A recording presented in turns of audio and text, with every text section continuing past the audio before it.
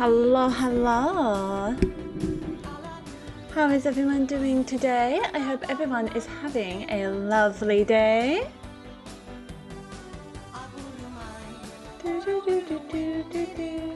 Oh, hang on, I'll close the window, close the curtain.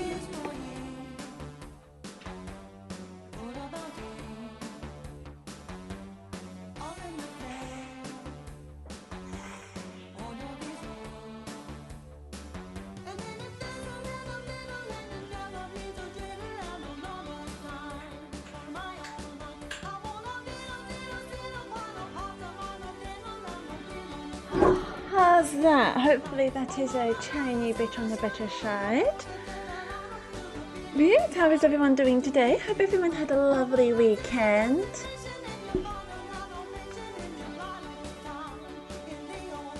And for people with me on Sunday, hopefully you enjoyed the streams.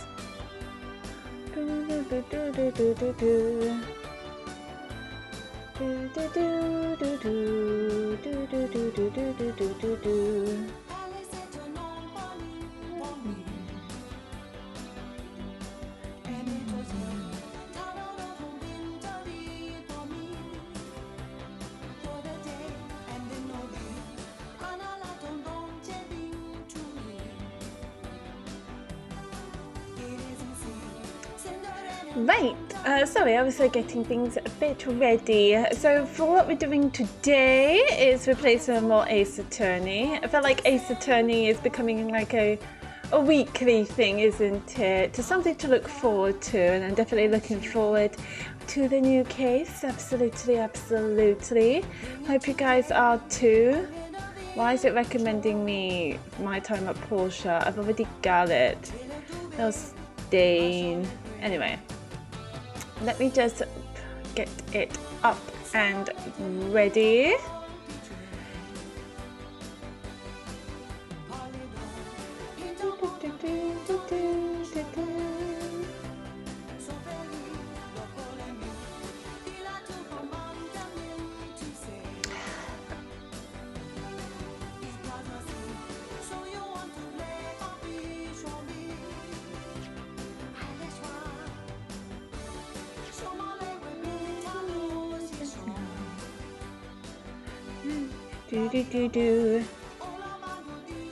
Sorry, we're just waiting for the game to turn up. Just to recap on what happened in the last case, we were on a cruise ship and yeah, our best friend was murdered. Fuck. Our best friend who was supposed to be on a voyage to Great Britain to got murdered. But we were with an inspector there. We were with Sherlock Holmes, detective, probably one of my favourite characters. I love him to bits. Where we get a new mode, the Sherlock Holmes deduction mode, which I find to be the most fun. I think that's brilliant.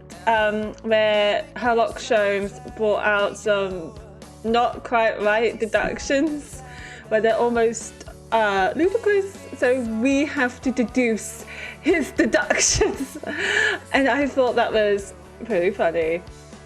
At the end of it, it turned out that the ballerina that we met on the ship was the one who unintentionally murdered Kazuha on the ship by pushing him onto the bedpost, I think, where it hit his neck, and that's what instantly killed him. My god.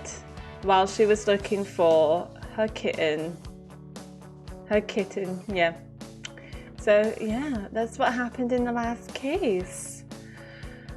Fucking hell. So should we get crack on with the other one? I'm going to pause the music.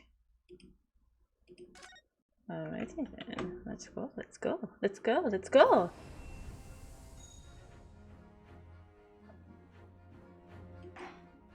I love the music. Can you hear the music okay? Let me just turn it up a little bit. If it's too loud, let me know.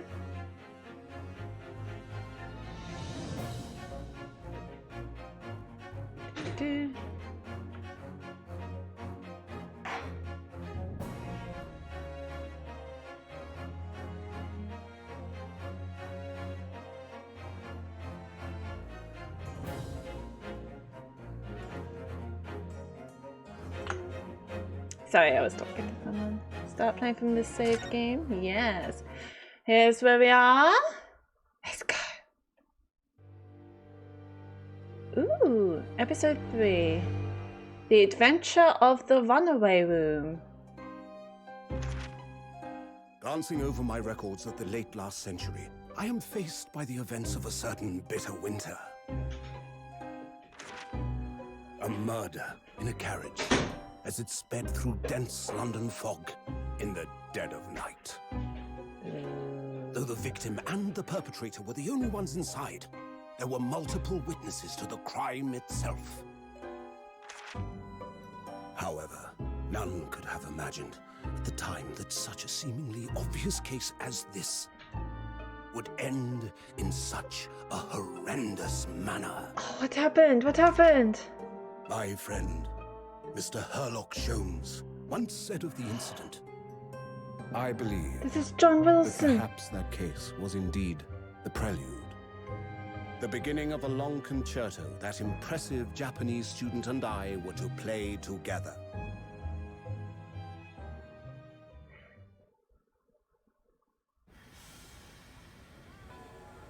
Oh, we get a little animation scene? Amazing. Is this really just a railway station? Railway station or not, I've never seen such an enormous building before. And look at all the steam locomotives. Apart from the steam stations, there are stations. country is Apart from the incredible. steam trains, the stations still look like that.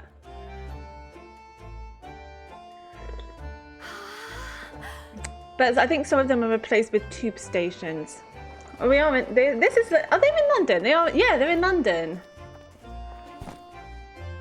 I feel like I'm dreaming. So this is the capital. So of is this Great- from like an anime? So, where to? Oh, hello. Climb aboard. I'll take you wherever you want to go.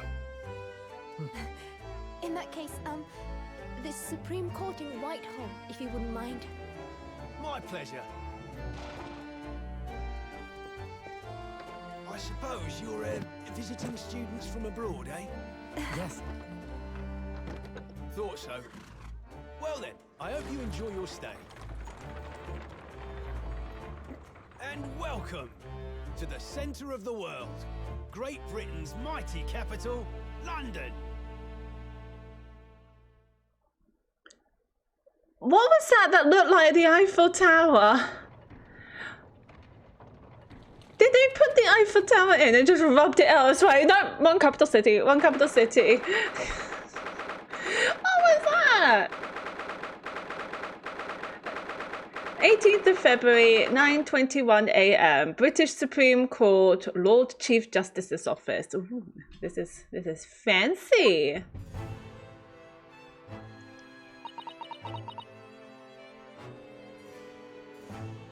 That looks like a clock. Is this Supreme Justice Court in the Big Ben? What an incredible place. Sorry, I thought Susato was talking. What an incredible place. It's so imposing. It's almost suffocating. This place is breathtaking. It looks like a fortress. There are some stone buildings like this in Japan now, of course. But they've only been built in a few short decades since we opened our borders to the outside world. Is this around the time where Japan became allied with Great Britain? This is around the time when Great Britain and Japan were becoming allies. And it did take a long time or when Japan was suddenly decided to open the borders. An authentic example like this has quite a different impact, wouldn't you agree? A far cry from the wood and paper most of our buildings are constructed from. It's certainly unfamiliar. But I think there's more to the differences than just construction materials. What is this place again? This is the Lord Chief Justice's office, Naruhado-san. In the Supreme Court of Great Britain, the Lord Chief Justice. We had instructions to report here at this time if circumstances were different. We were supposed to let the Lord Chief Justice know that we had arrived from Japan.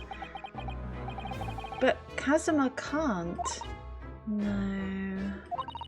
So instead we are here in a different capacity, as envoys to report the news of Kazuma-sama's death. Yes, and having delivered his or her message, an envoy's duty is done.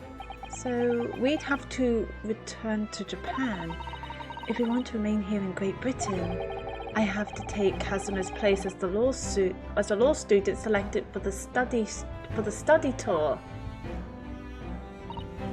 Yes, which means you need the requisite qualifications as a lawyer, which is what I've been studying for. Here in Great Britain, it is the Lord Chief Justice who appoints lawyers. So that's the second reason why we're here, to have you officially recognised as a lawyer. It's the only way that we'll be able to remain here in London. That sounds tough. I hope I'm up to scratch. Oh, good morning. Sorry for keeping you. Christ, you're terrifying! Okay. Oh, okay. I trust you aren't too exhausted after your long voyage from Japan. Oh, pocket watch. Pocket watch. I do love a pocket watch. I love pocket watches. I love watches. I love clocks. Sorry, I'm weird. It seems I'm 1 hour, 12 minutes, and 47 seconds late. My apologies. Oh, no, don't mention it. Oh, we're never happier than when we're standing around with nothing much to do. How fortunate. So, introductions. I am Mel Strongheart, Lord Chief Justice of the British Empire. And I feel like a little mouse under an elephant's foot. A little bit, yeah. Doesn't he have an intimidating look? Come on, Mr. Naruhodo, don't be a mouse. Is she a mind reader? Oh, it's an honor to meet you, Lord Chief Justice Strongheart. I'm Ryunosuke Naruhodo from the Empire of Japan. Well, Mr. Naruhodo, welcome to London, the capital of our glorious British Empire. Yes, thank you. Thank you, yes. Oh, we're conversing straight away. I presume we have nothing to present. Let's look at our core records. Oh, I have an armband I inherited from Kazuma. It identifies the wearer as a defense lawyer throughout the Empire of Japan. Looks like we're conversing with the... Yikes. London. Tell me about London, even though I've been there too many times. Mostly for Forbidden Planet, but hey, it's county. So, what are your impressions of our capital so far? How do you like London? Oh, well, I've been so nervous ever since I got here that I can't remember a single thing about the city. Big Ben, dude. Big Ben. Big Ben. It's simply splendid, isn't it, Naruhodo? Oh? We had a wonderful view of some of London streets from the carriage on the way here from the station. Everything is so impressive and grand. I must say I'm almost lost for words. I'm glad to hear you like it. The city boasts tramways, piped water and glass, even cables supplying electricity.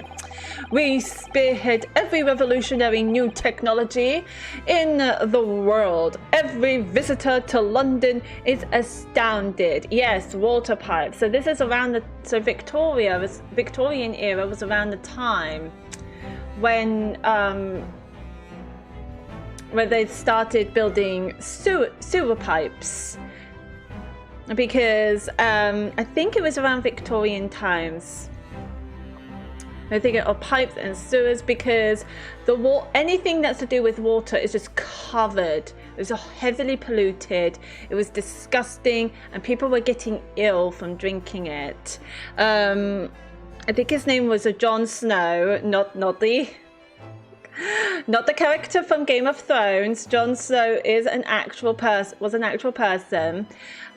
Figured out that the reason why people was getting very ill, there was some sort of epidemic, was because people were drinking the water where people were throwing baby nappies into the well, and obviously it's obviously full of disgusting diseases and stuff like that.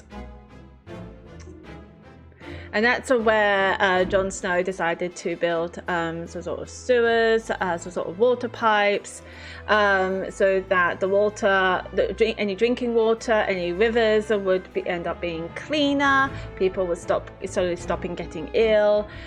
People are taking hygiene into consideration as well around that time. So yes, water pipes was a big thing during Victorian times.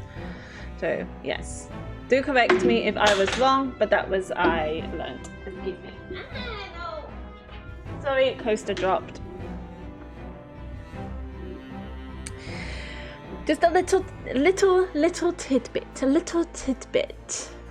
If you'd like to learn a bit more details, I've learned that from extra history, extra credits. So I do love extra history, so do look into that.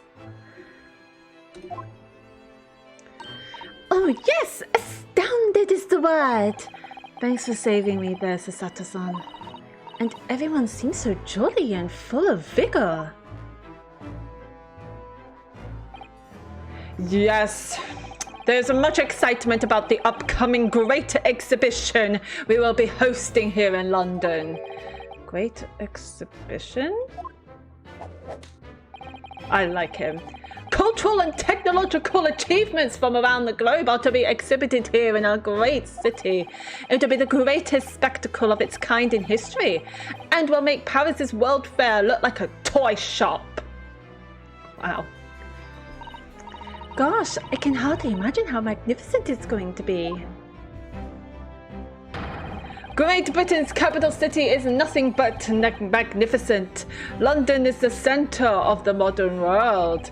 Even if you do say so yourself. The sun will never set on our great empire. Perhaps it is fate that in these progressive times, we welcome visitors from the land of the rising sun. My God, I love this guy. This guy has a way of words. He's going to get killed, isn't he? Law student. Lord Chief Justice. I think you were expecting a student of law for this study tour, weren't you? Absolutely. Mr. Kazuma Asogi, if my memory serves. That's right. The British government has already been telegraphed a full report on the situation. I understand the young man lost his life aboard the steamship bound for our shores. That's amazing. The news reached him before we even arrived. My country naturally extends its deepest condolences to yours. Oh, thank you. And you honoured this appointment specifically to inform me of the news? Yes. We are here in the capacity of envoys from Japan to report the sad news in person. They tell me you Japanese are a people of protocol and courtesy, and I see that it's true. And it is with some regret that I must inform you that the death of the young lawyer means this study tour arrangement can no longer proceed. If you would just hear us out, Lord Strongheart. What do you have to say, madame? It's about the study tour. Mr. Naruhodo here would like to make a proposal. His eyes are piercing sharp. Would he now? Well, Mr. Naruhodo? This is it then, the moment of truth. Continuing the study tour.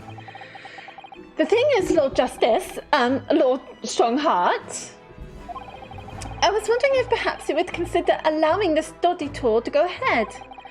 Don't misunderstand me. Britain would ideally like to see the tour go ahead, but without a lawyer from your country, there's nothing to be done.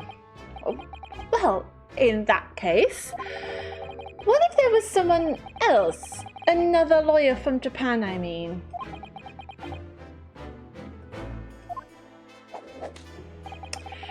Is there something I don't know? Only a single lawyer was invited to Great Britain from your country, and that was Mr. Asogi. At least, that is what I've been led to understand. Well, the thing is, this really isn't going well at all. I just can't seem to find the right words to say to this man. Mr. Naruhodo, I could ruin things here if I'm not careful. What am I going to say? If there is someone else here from Japan who could be described as a lawyer, it's me! It's me. I can do it. Is that so? I mean, I don't actually have any qualifications as such, but... No qualifications, you say? And yet you still claim to be a lawyer? I have acted as a lawyer in court before. Only once, as it happens. And I had Kazuma to help me, and I was the accused.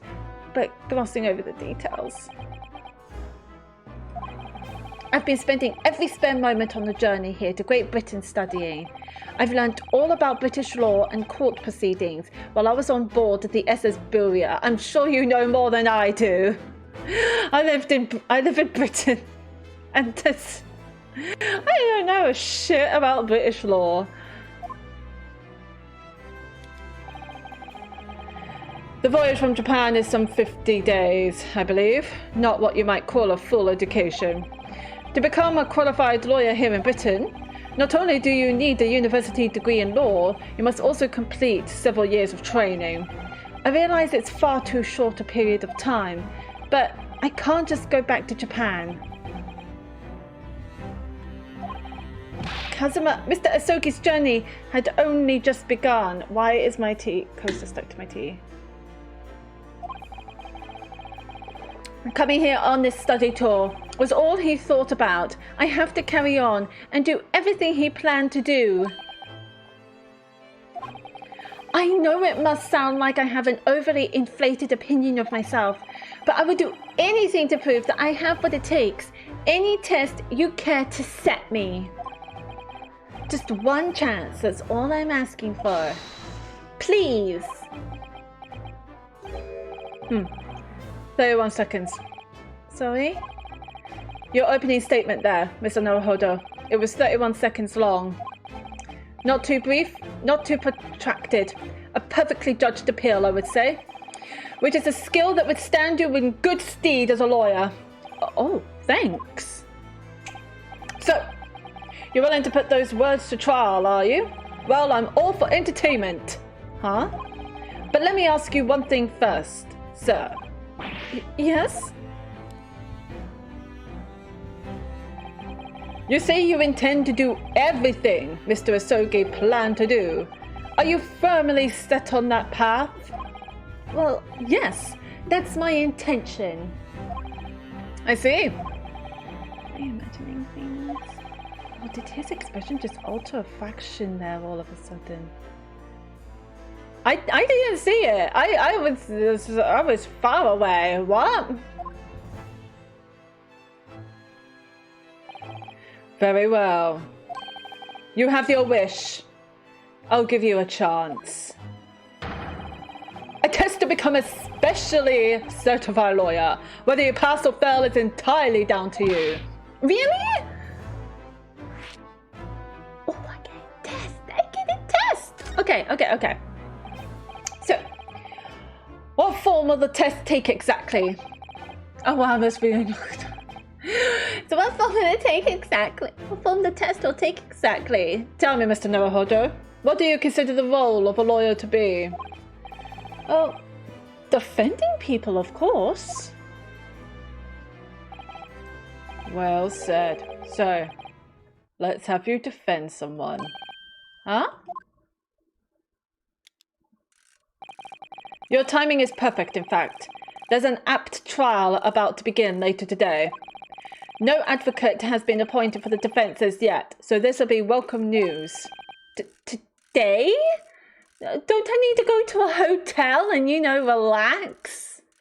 Why didn't we go to a hotel to relax before seeing the Supreme Justice of Court? Straight away? If you manage to secure a verdict of not guilty, you have passed my test. What could be simpler? How do I get myself into these situations? I don't know, Inosuke. You're like Donald Duck. You're like the most unluckiest man alive. Could I ask, what sort of trial... Sorry. My microphone went limp. What sort of trial is it, Lord Strongheart? Yes, good question. I remember. I love this outfit. It's a murder trial, absolutely. Of course it's a murder trial. Why did I pick court records? It's a murder trial? A murder? Murder?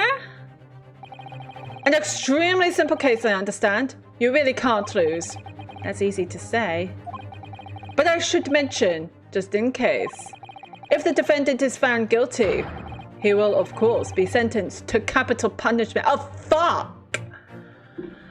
Fuck! So, if I do a shit job and he's still innocent, he'll be sentenced to death. Yikes! Yeah, capital punishment was a thing then. God, ooh.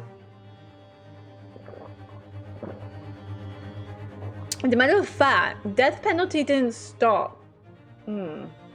This was America though. Death penalty didn't stop until the 60s, where they hanged a woman. I can't remember her name though, unfortunately. But they hanged a woman because she murdered her husband, who was horribly abusing her. So, but yeah, death penalties. My God, was it high back then, back in Victorian times? Holy shit! Capital punishment? He'll be put to death? And what kind of death penalty though? Was it hanged back then? I'm pretty sure it was hanged.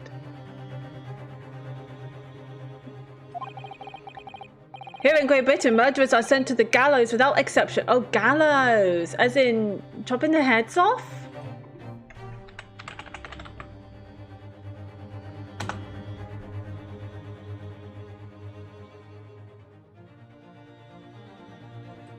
Nope, forms of hanging. Well, I was right, it was hanging. I was thinking of guillotine. Guillotine was chopping people's heads off. Right, no worries. Look, oof, it's gone dark too quick. Presumably, you read that much in your short sea-based introduction into British law. We can't possibly agree to such a test. We would be toying with a man's life. I am the Lord Chief Justice, and I've decided it's acceptable. Fuck. Just an innocent man's life in our hands. No biggie, everyone. No biggie. But you can't do that. Can you?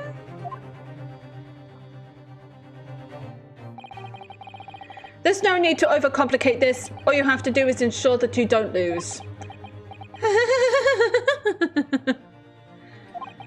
So the defendant may live or die depending on how well I perform in court. No pressure, no pressure. If I lose, he'll be hanged. Fuck. Mr. Naruhodo, you've come to me claiming to be a lawyer. If you want me to take you seriously, you need to prove you're willing to do a lawyer's job. And you say you intend to see through the will of your compatriot, Mr. Asogi. I would like to understand just how far you're willing to go in order to make that happen. He's testing my resolve. I see. What's the matter? You've fallen silent. Just thinking, about this poor man's life, I'm sorry, but time is pressing. The trial begins shortly. I need an answer from you now.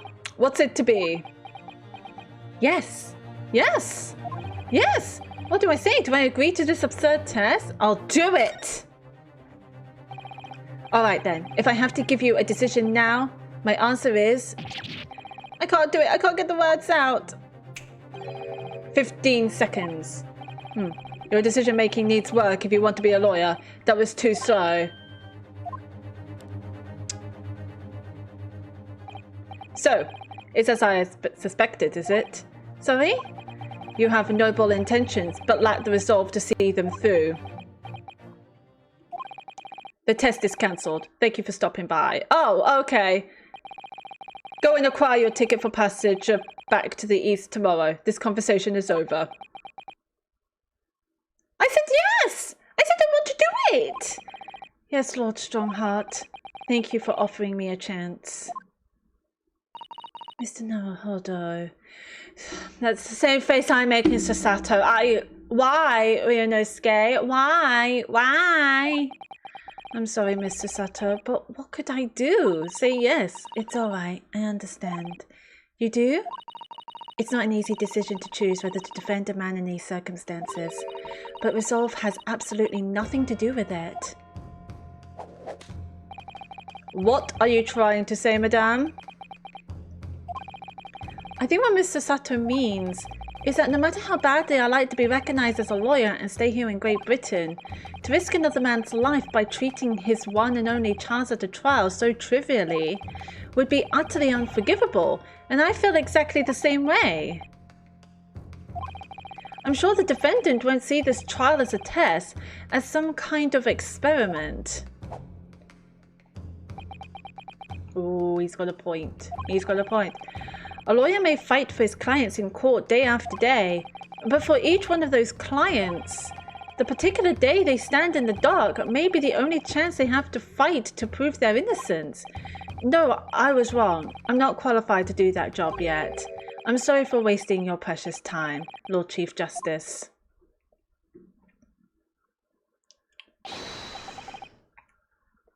Oh, ooh! Wait, Mr. Naruhodo! Where is it? Was there something else? It's approximately 20 minutes by carriage to the Old Bailey from here. If you leave immediately, you should still be there in time. But I just said that I was quite serious in what I told you. The defendant in this case has literally no one to advocate for him. What? At this point, he can't hope to find someone to represent him. The trial will begin without a defense, and if that happens, there's only one possible outcome. He will receive the most severe sentence the judge can pass down. Being hanged-ish. But that's awful! But that is the truth. Why does it have to be like this? Please don't expect an answer to every question. The cold, hard truth of the matter is that there is only one person now with a chance to save this man from a very miserable end. Hey, Naturaholic! And that is you. That is me. No pressure, though. No pressure. Oh, God, help me, Lord. How are you doing, Naturaholic? How are you? We just, getting a test from saving a man from capital punishment. No biggie, no biggie. No biggie, Yeah, saving a man from being hanged. Defending him against murder. Murder. Okay, well. Is it you? Am I defending you, Strongheart?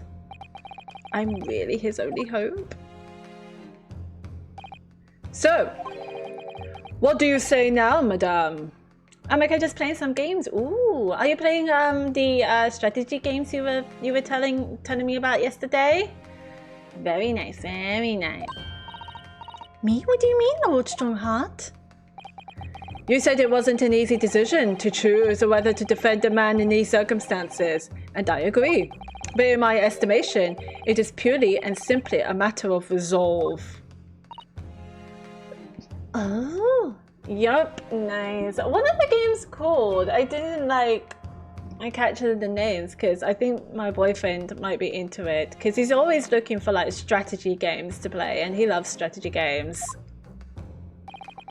Our time is up here. I have a meeting to attend. I must leave in 2 minutes and 16 seconds. So, venture into our great city and enjoy yourselves. Yes, sir. He's gone. The Old Bailey. It sounds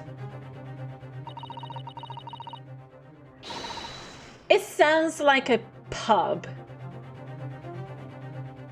Combat Mission 3, Africa Corps. Oh, okay. Nice, very nice.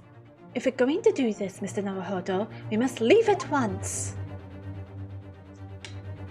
Are we conversing with her? So what to do? What to do? What to do? What to do? Mr. Sato, can I just ask you something? Careful! From this position, I can perform a Sato takedown in an instant. I know. Mr. Naruhodo, you heard Lord Strongheart. The trial starts imminently. Imminently. If I need to throw you, I will. You know, you could just say, I think we should hurry to the courtroom. If you need to ask me anything, you had better wait until we're at the Old Bailey. So, we're on the move, we're on the move. Let's go. To the Old Bailey we go. It still sounds like a pub.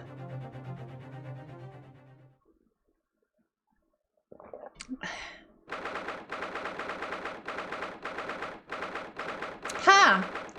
It looks suspiciously like the courtroom we were in the first case. Who would have thought?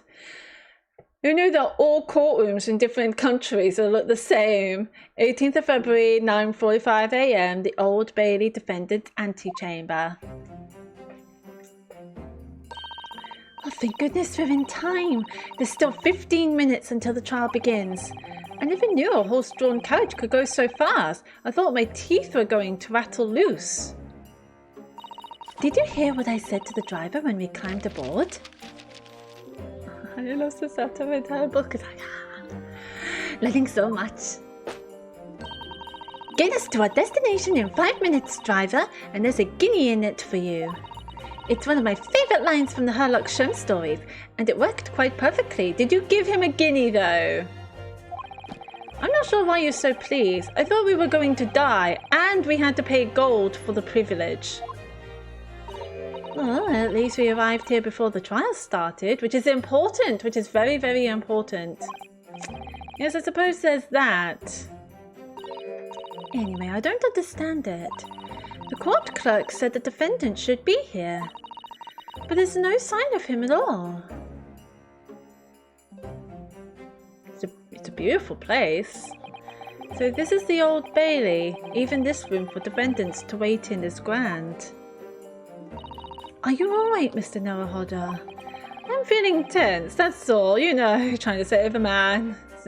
Save a potentially innocent man from being hanged, you know, just the normal things to feel pressured about. This place gives me the same sense of foreboding that I remember from the Supreme Court of Japan. An oppressive air, almost as if the building itself is going to crush whoever's about to be sentenced. It feels like only yesterday that I was the one about to be crushed. Yes, whoever the man you're to defend is, I imagine he's feeling very lonely at this moment. Good morning, dear madame! Sir! Oh my god, is it Jacksepticeye? Am I defending Jacksepticeye? Good morning, dear sir! I could not do Irish accents, but I will try my best. What are you doing following me here? Things are fair desperate, are they? That was terrible. Sorry. Would you look at those expressionless faces? Are from the East, are you? We're from Japan. Yes.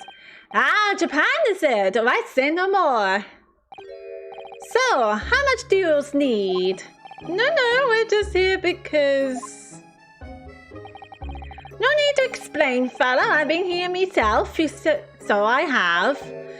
No place to go, nothing to eat, barely a penny to your name, and all while in a strange, faraway land. Well, actually, we haven't found a place to stay yet, no. It's grand, it's grand. And let me start by giving you 1,000 guineas. Say nothing now. 1,000 guineas? Please, Mrs. Sutter, you don't have to shout. But 1,000 guineas is enough to build an entire mansion in the most prestigious area of Tokyo. What? Tis nothing to me at all. I like to ensure I have sufficient funds to weather a rainy day, you see. I have enough wealth to buy the city of London 2 or 3 times over. Who the heck are you? Could that much rain even fall in one day? He's a scammer. He's a scammer. You can instantly tell. But, well, even so, we couldn't possibly accept such a large sum of money. Ugh, that hit me in the eye. Don't get me wrong, fellow. I'm not giving it to you. No strings attached.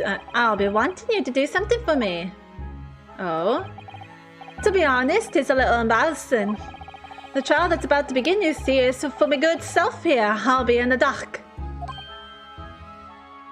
Oh, fuck. It's you. We're defending you. So now what I want you to do is come along with me and stand there beside me.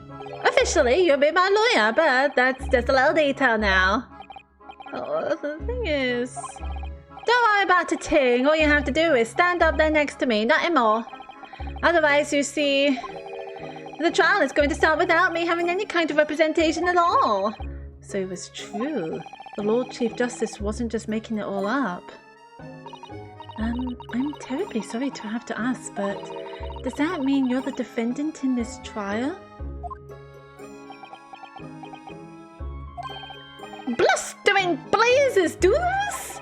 Doos not know who I am? Me, one of London's biggest names? No, sorry, we've only just arrived in the city, you see. I see. I suppose it isn't altogether impossible. Well, just next to Hyde Park and there in the centre of London is another beautiful park. Sorry, a park? Why? I mean, he's not wrong, but why?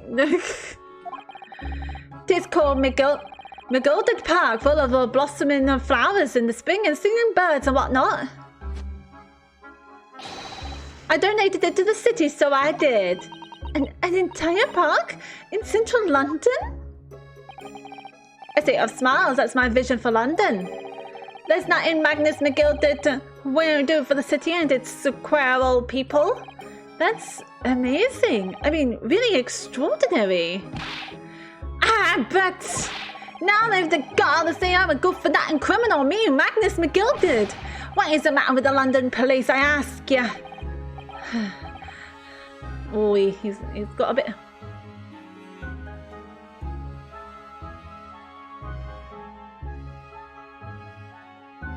Why so surprised? There are loads of parks. Yeah, there are loads of parks. But they're surprised because he's saying that he donated lots of funds to the park, to a park next to Hyde Park. Apparently he's super duper rich. And we're defending this dude. Also, we came from Japan into Great Britain. So we don't know anything about Great Britain or London.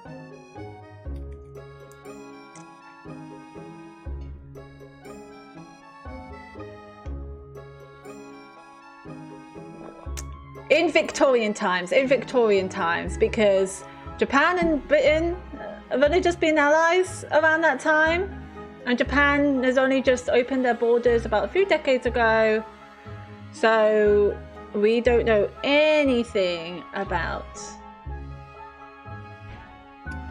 We don't know anything about London. Everything is amazing at the moment. Alright, don't pass out. Mr. Naruhodo. Perhaps now would be a good time to introduce ourselves while the gentleman catches his breath. Good idea.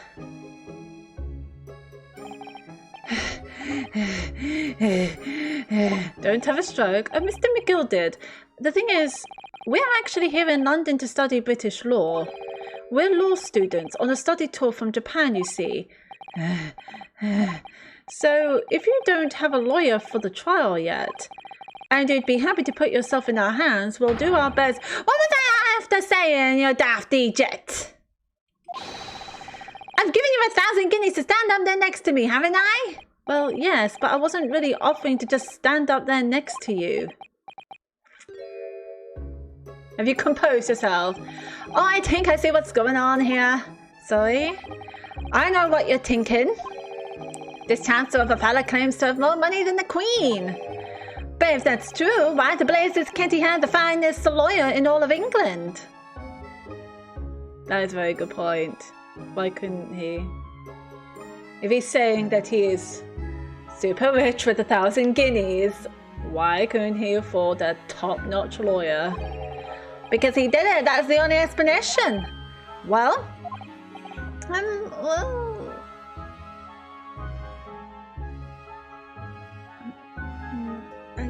exactly. Yes, exactly. Well, like you said, if you have all that money but you don't have anyone to represent you in court, there's no other logical conclusion than that you're guilty of the charges.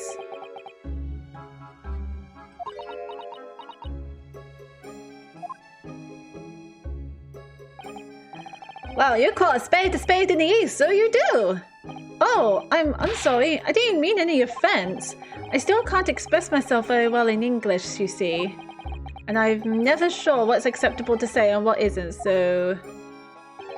Is that so? Because you sounded fluent enough when you were telling me what a blackguard I must be.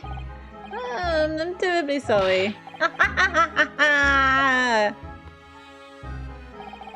I can't say that I blame you for thinking it, fella. Oh, I said the right thing. It is a little strange, to be honest. Why you don't have a lawyer, I mean. That would be the fault of the Reaper. Who's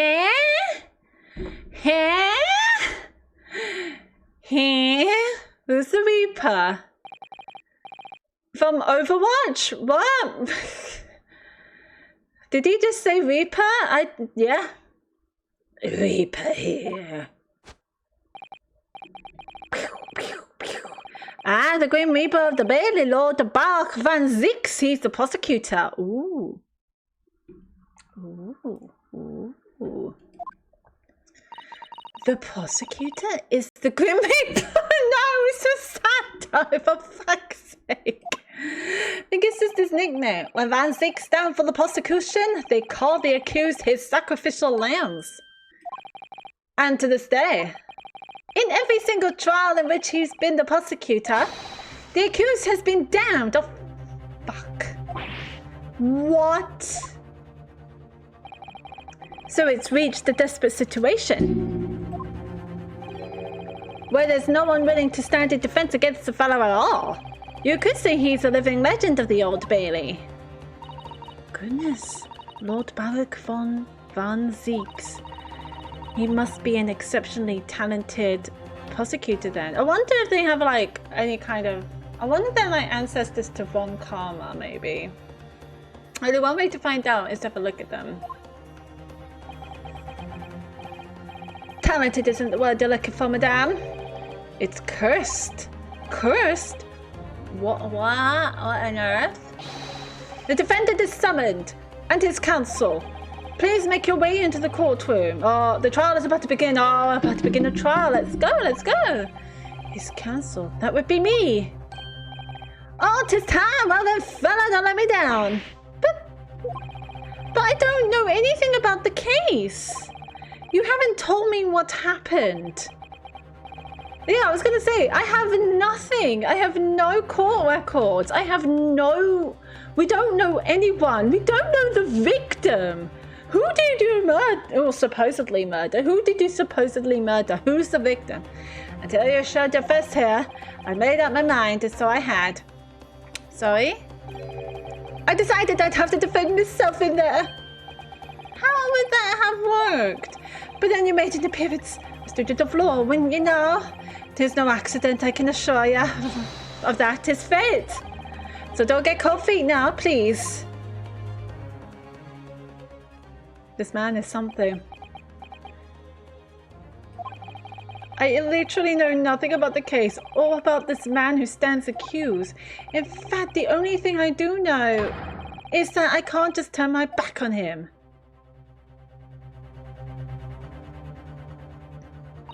Mr. Naruhodo, the man has no one. He'll have to stand alone in that courtroom, armed with nothing to defend himself. Yes, something that Kazuma would never have allowed to happen. Counsel for the defense, what are you doing? If you're late for the start of the trial, you will lose your right to stand. I'll be right there. Right, let's go.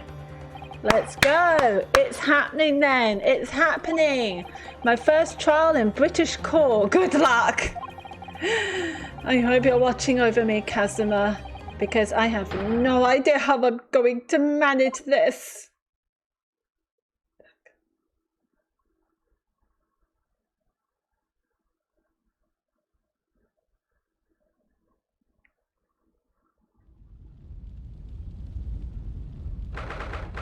18th of February, 10 a.m. The Old Bailey courtroom. Let's go. Let's go.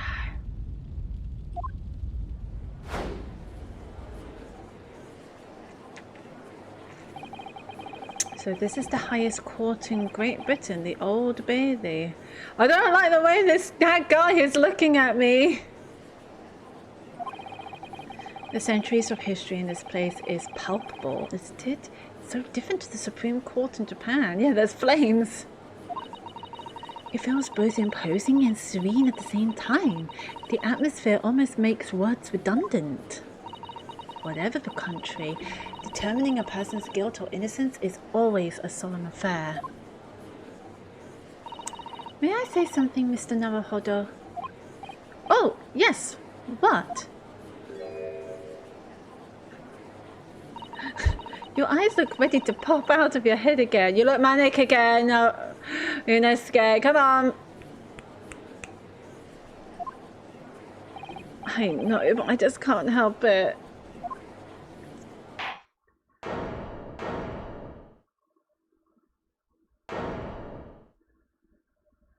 So we're with Father Christmas and a vampire. Fantastic. It does look like Father Christmas. Doesn't he look like Father Christmas? In the name of Her Majesty the Queen, I hereby declare this court to be in session.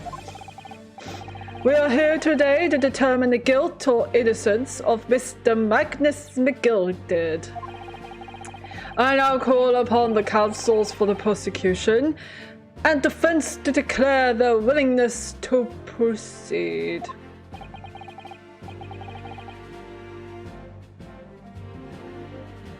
Why is he a vampire?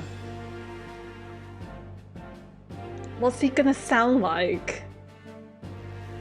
What do vampires sound like? The prosecution is fully prepared. I don't know. I don't know. I mean, he didn't sound a little French. I don't... That must be the Reaper of the Bailey. It's really hard to tell whether he looks more like Von Karma or Miles Edgeworth. What do you guys think? He really does look fully prepared to dispatch his next poor victim to the underworld.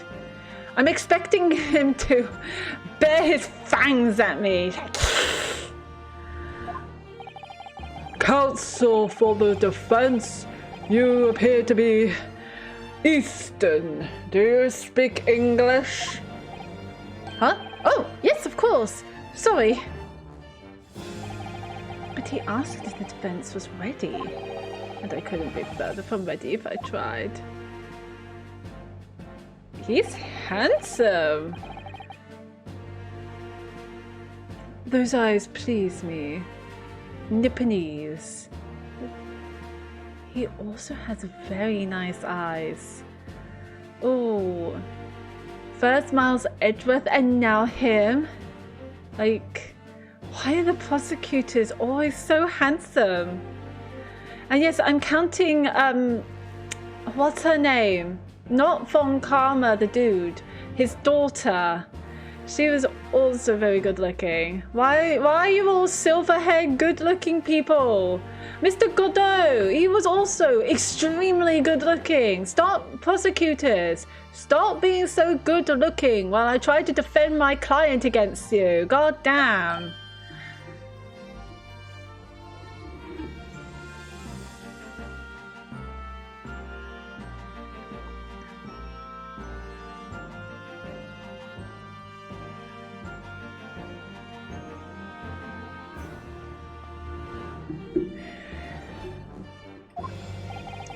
They shroud your fear, your doubt, your trepidation. They run wild, clinging to some phantom notion of courage. The quintessential look of a sacrificial lamb. Ugh, a cold shiver just ran down my spine all the way to the tips of my toes. What are these prosecutors? Now, Mr. McGilded. Yes, my lord? You stand accused of murder, a capital offense. You could be sent to the gallows if found guilty. Are you quite sure you wish to entrust your defense to this foreigner? No one else will defend him. Do you want the pasta? I had pasta at some point. Yesterday. I had pasta yesterday. So yeah, you go ahead and have it. Have it all. Because it needs to be eaten. Yeah. Also, I know that we need milk.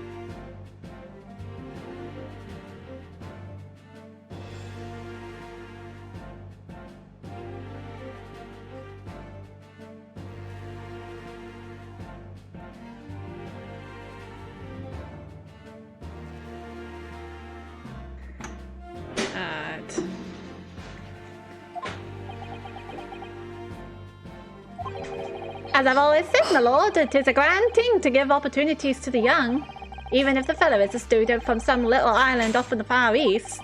Is it not the British way to ignore the dangers to yourself and give those less fortunate a fair chance? My Irish accent is so terrible. I don't know how to say things in Irish accent except top of the morning to you. Why are you doing an Irish accent when he's British? He's Irish. Why does he want to be British? I don't know. They're not the same thing. I know they're not the same thing. Tell that to the makers of the game. I will tell that to the makers of the game. Who are the makers of the game? I'll fucking tell them. Capcom. I'll send them an email.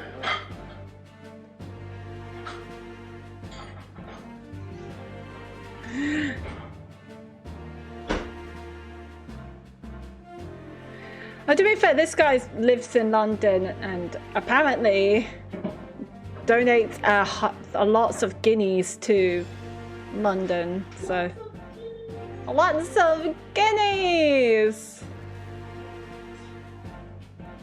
I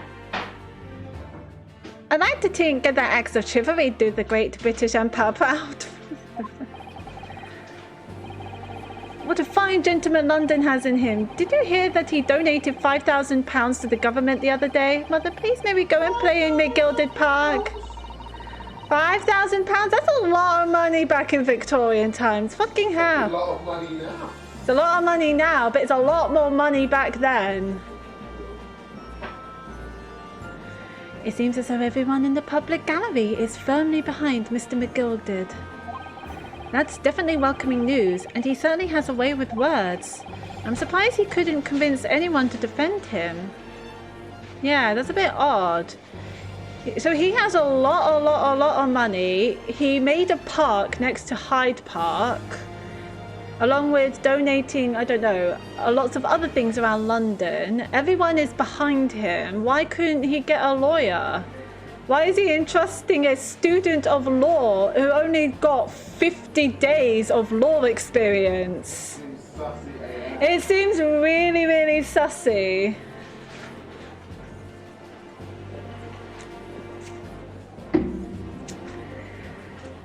And it's not Japanese law I had to study, it was British law. The worst kind of law. No, British law, good law, best law. British law, good law, best law. It probably wasn't back in Victorian times though. That's pretty good.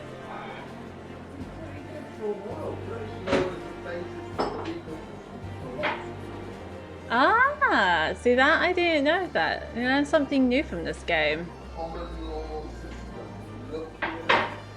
Do you know when hanged stopped being a thing? Was hanging. Hanging where? Well, in America it stopped at the 60s. I don't know when it stopped here.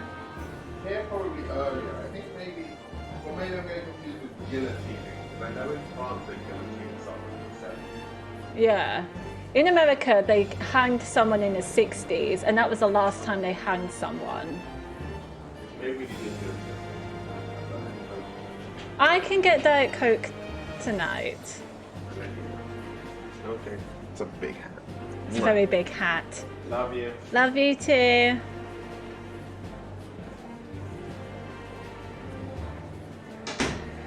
Alright, so he couldn't defend anyone. I'm the one defending him. Gotcha.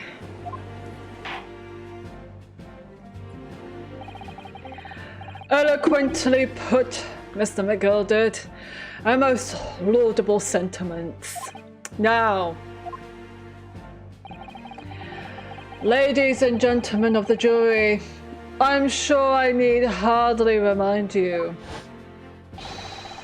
that you 6 members of the public have been selected for your impartiality. Are you ready to proceed? So we got a sweet old lady knitting. We got a guy with a whiskey. We got a very tall, no-nonsense woman with a typewriter. A very psychotic-looking dude throwing a dagger in the Supreme Court. Why? I think I know who the murderer is, everyone. I think I know who the real deal is. We got a very young-looking maid. Maybe she started being a maid, you know. She looks bored out of her mind. And a rosy-cheeked, a finely adjusted gentleman here. Righty-ho, I presume. Yes, my lord. If the task is to send rotters to the gallows where they belong, I'm more than ready. Oh, the jurors. At the man, we haven't used jurors yet. This is interesting. Okay, I'm all for this. This is the first time we actually see the jurors' faces. At the manor, His Lordship always says we should dispose of rubbish promptly. Naturally, I agree. Ha! Any criminals here will soon be wishing they never set eyes on me. I think there should be a... I think someone should say about him not being a knife over.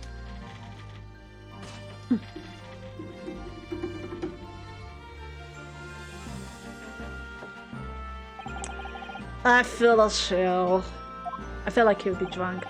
No, Oh, don't mind me, my dear. I'll just be getting on with my knitting. Must finish these mitts for my grandson. Ah, Mr. Naruto, those people are... the jury. Yes, that's something we don't have in Japan yet. That's right, I've only ever read about it. But here in Great Britain, the court's final verdict depends on the opinions of these 6 jurors. The judge passes sentence according to the law, but the jurors determine guilt based on common sense. So the defendant is ultimately judged from 2 completely different points of view. But how exactly do the jurors give their verdict? That I don't know, but I'm sure it will become clear as the trial progresses. Yes. Ha! Let's go. Prosecutor von Zooks. My lord. My lord, it's been a number of years since we've seen you here in the courtroom. I thought you'd renounced your fame. I've known as the Reaper of the Bailey, my lord. Infamy rather than fame, I would say. But yes, 5 years have passed since I last spread my wings in this capacity. So what brings you back? Is there some change of circumstance of which the court should be aware?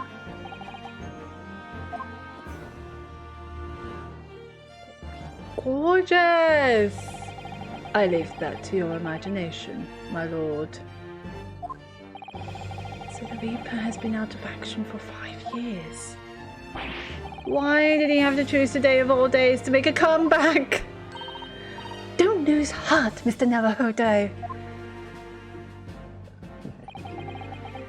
As you wish, sir. The court nevertheless welcomes your return. Sorry, I've got a text message. I should probably read that.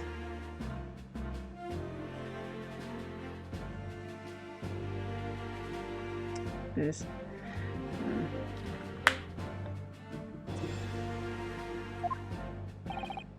Now then, opening statements, I think. A summary of the case, if you please. Certainly, my lord.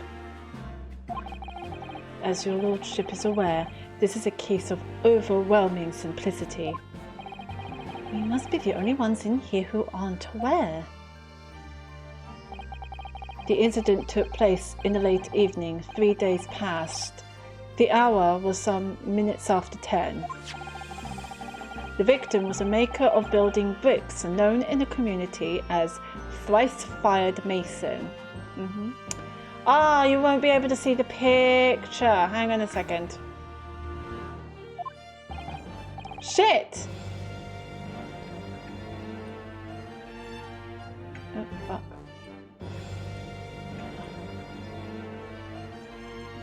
Let me plump myself down here and put this down here so that you can see the pictures. Don't worry, I will read the writing. Don't you worry, darlings.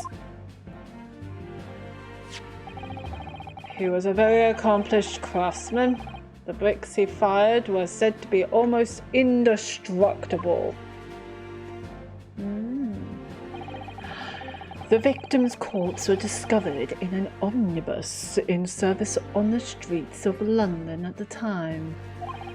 A dagger that had been thrust into the victim's abdomen is believed to be the ultimate cause of death. Here is the autopsy report from the investigating medical officer at Scotland Yard. Thank you, counsel. I shall accept that and the photograph as evidence. Yeah, okay, so what do we have here? So a report prepared by the Scotland Yard coroner. It gives the cause of death as internal hemorrhaging as a result of a single stab wound to the abdomen. A photograph of the victim taken on the omnibus. The knife in his abdomen is clearly visible, and his face is partly obscured from view by an old crooked hat. And one further item of evidence. The prosecution wishes to submit these as well. And these are... Good lord! Is it blood, counsel? Yes, my lord. Seized by a policeman who arrived at the scene. These gore-soaked gloves were taken from the hands of the accused when he was arrested. What? Mr. McGoldrick's glove had blood on them? Yes, I will accept these as evidence as well. So the leather gloves the defendant was wearing at the time of the incident. There is a blood stain on the right glove. Right. Yeah. Right glove. How did I get into this? I backed into a corner before I've even started. Continuing. According to the driver of the Omnibus, there were only 2 passengers travelling inside his vehicle at the time. Only 2? Obviously, one of those passengers was the deceased brickmaker, Mr. Mason. The other was the accused, Magnus McGilded.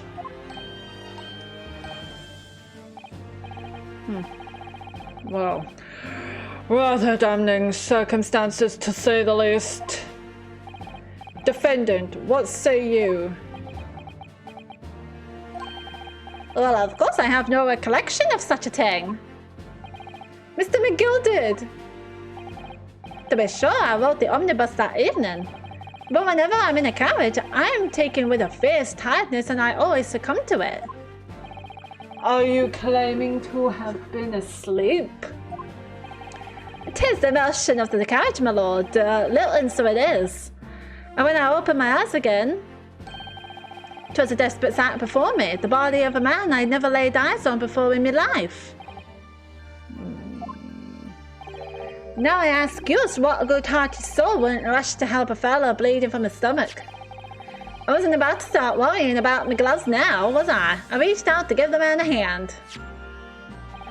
So the blood got onto the gloves then after the man had been killed. Unfortunately, that statement of the driver's is only the beginning. What? That's not all of it? There were multiple witnesses. How? How were there multiple witnesses when there were 2 passengers? To the precise moment at which the brickmaker was fatally stabbed. Oh, look at her typing away. Order, order, order. When the killing took place, only the victim and the accused were inside the carriage, and there were witnesses to the crime. This is not just a case of compelling evidence. It's the nail in the coffin for the accused.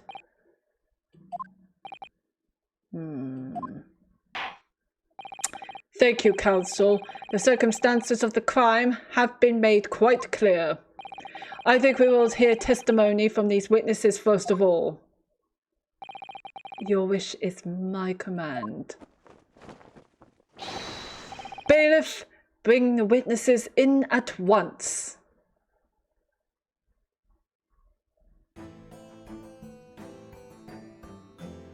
So we have 3 gentlemen. Witnesses, your names and occupations. Oh fuck, I did not mean to click that. My bad. My name is...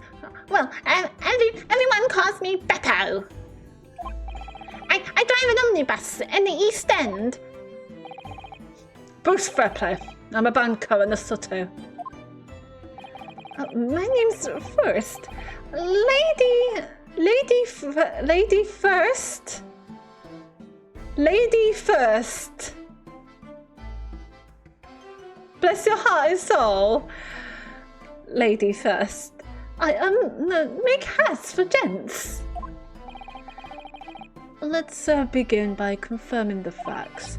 3 days ago, at a short time after 10 o'clock in the evening, all of you present in the stand were in an omnibus and witness to the aforementioned incident. Is that correct? Yes, sir. Quite right. Oh, yes, sir. That's right, sir. Very well then, let's proceed to your formal testimonies, please. Each of you will tell the court precisely what you saw. Go, go, go. What the witnesses saw. Let's go. It was the last bus of the evening, so I had few customers. I remember it well. The victim and the man accused of killing him were sat next to each other inside the bus. Then out of the blue, the accused just reached over and plunged a knife right into his guts. I feel like he's going to be so... That's right. He stabbed him. I screamed, I did. Couldn't help it. As soon as I heard the scream, I stopped my bus, and then I saw it too.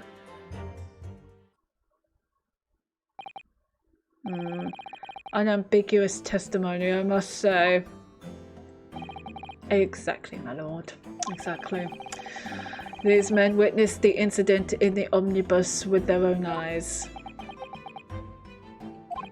I'd like to ask a question, if I may. Yes, counsel?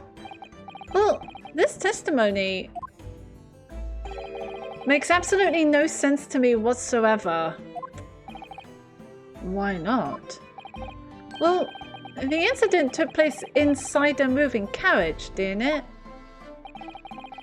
As has been clearly stated from the outset, yes. Well, in that case, how could those two witnesses possibly have seen what happened? There's no way they could have seen the inside of the moving carriage.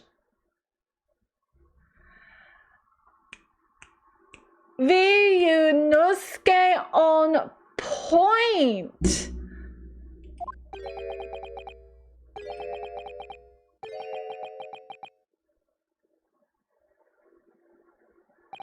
How quaint. I'd read that civilization in the Eastern Island nations was a good century behind our own. But you're here in London yourself. Are you really so ignorant about our omnibuses? Huh? Tell me, my Nipponese friend, have you ever even travelled in an omnibus? Well, no. We only arrived in London this morning. No matter. I've arranged for us all to see for ourselves, the actual scene of the crime, that is. What do you mean, the actual scene? How? A carriage is designed to be moved, after all. Presumably you understand that much. Yes. The omnibus in which this bloody crime took place is here today, in this very building. Here? What? The entire carriage? Bailiff! Bring forth the stricken omnibus.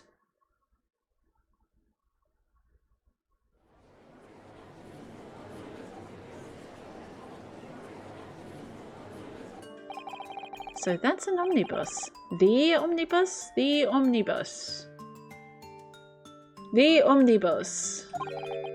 I can't believe they could bring something so enormous in here.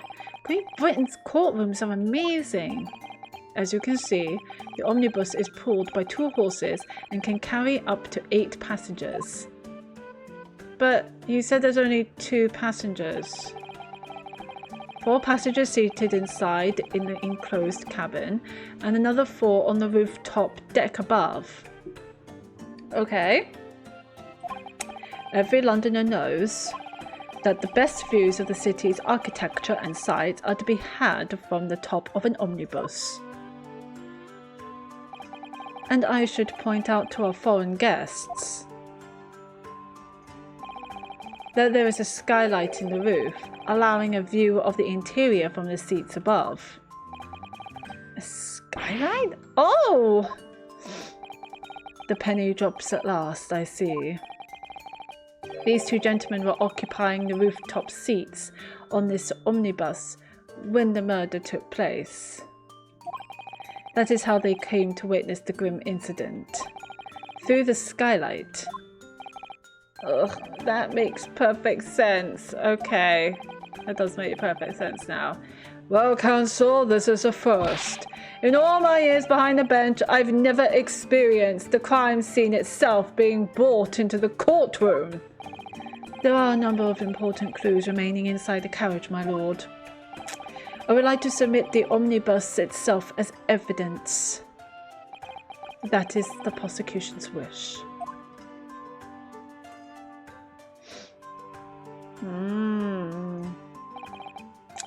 Very well. I see no reason why not. This omnibus is hereby formally accepted as evidence. The 8-seater omnibus that was the scene of the crime. There were passengers both inside the carriage and on the roof deck that night. Okay. I can't believe it. The entire crime scene entered as evidence.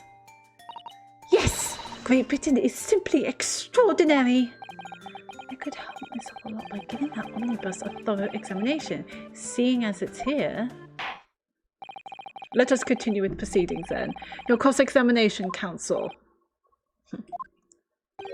Pray don't expect this Nipponese stray to understand the intricacies of a British court's cross-examination rights. You got this, Vianosuke. Oh, right, my first cross-examination in a British court. Focus, Vianosuke. Focus.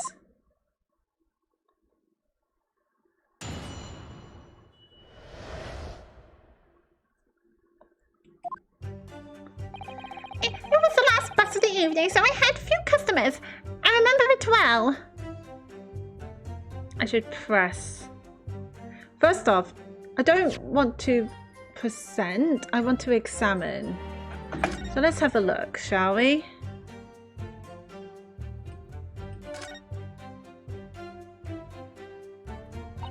Well, let's open the door and go inside, shall we? The scene of a murder, it's horrible. Let's have a look. Ooh, I love this! So this is the blade.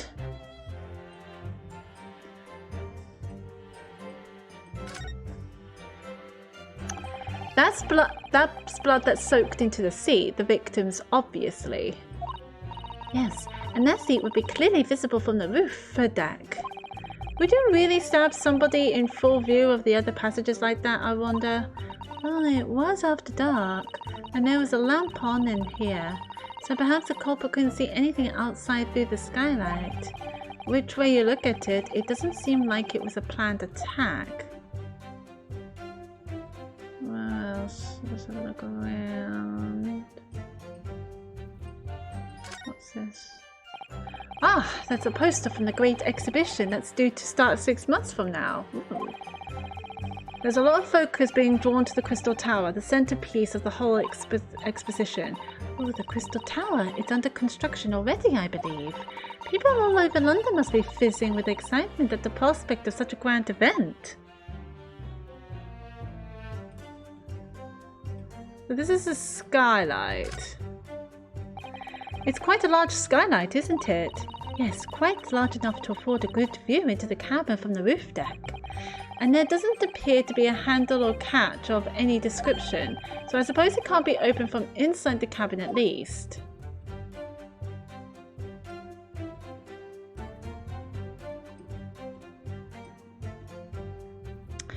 How did the driver witness it?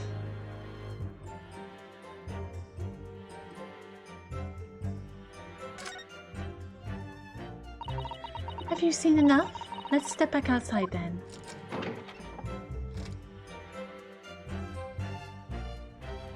Alright, let's have a look around. Where does the driver sit? So this is where the driver sits?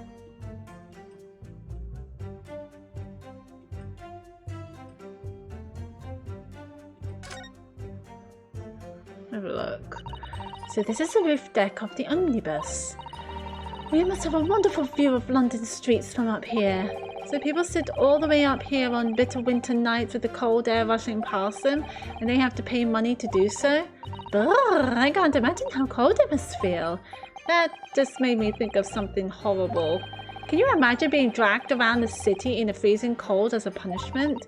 Perhaps that is the real price you pay to stay out late.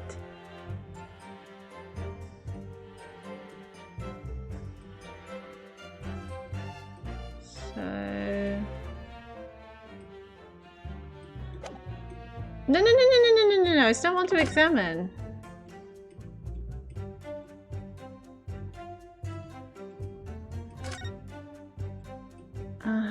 So you can see. You can certainly see inside the carriage through this opening, that's for sure. Yes, and there's a lamp in the enclosed cabin, so I'm sure the witnesses would have been able to see quite clearly. That's not good for us. Hang on. Are you sure? These are the driver's... This is the driver's butt and feet. I can see it. And this is where people come in.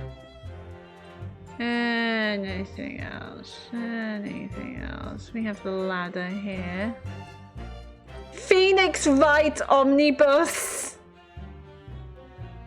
Phoenix Wright Omnibus! Ah, nice.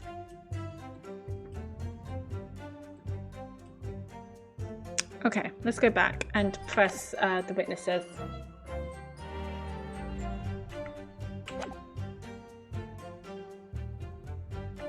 Hold it!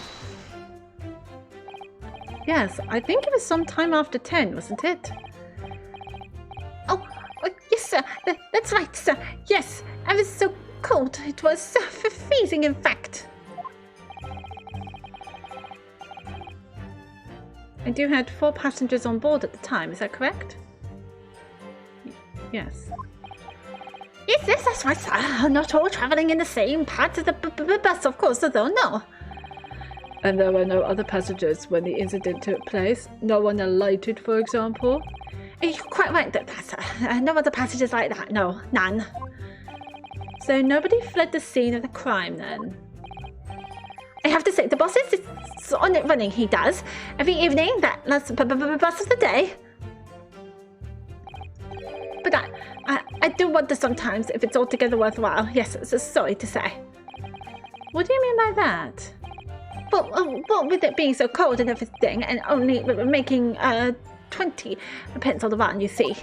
Yes, I spend that much at the pub on the way home, and just trying to warm up again. The victim and the man accused of killing him were sat next to each other inside the bus. Hold it! And you saw them through the skylight in the roof of the carriage? That's right. When you sit up on the top deck, the window's right there at your feet.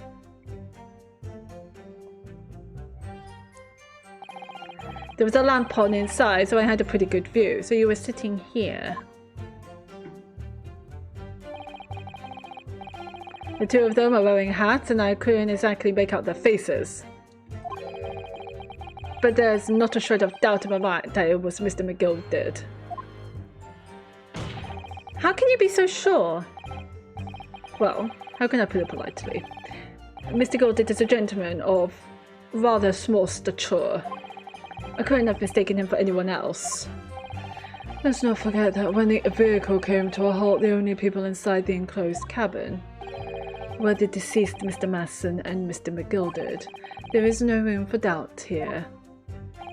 Ugh, I really wish there was. Say. Then out of the blue, the accused has reached over and plunged a knife right into his guts.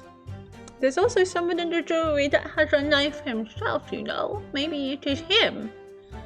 Hold it! Hold it! You actually saw the exact moment it happened? Didn't I already testify to that? Or fair dinkum hard-working city bankers not considered trustworthy these days? Oh, no. I didn't mean that. This is no good. I've really got his back up. Perhaps you could just tell us what you saw in a little more detail, if that's... My lord! Oh god, you. I already hate you. I hate you so much. Juror number 3. What's the meaning of this? My mind is made up, my lord. Completely and utterly made up. Made up about what? I don't like the stinking rich. Never have. Oh, well. They're always up to something or other that they shouldn't be. Every one of them. And that little leprechaun of a man is no exception. Well, he can't fool me. Hi, toads and dwarves. Hello. What do you call a fish wearing a bow tie? Sophisticated. Nice, nice. How are you doing, totes adored? Welcome to the stream.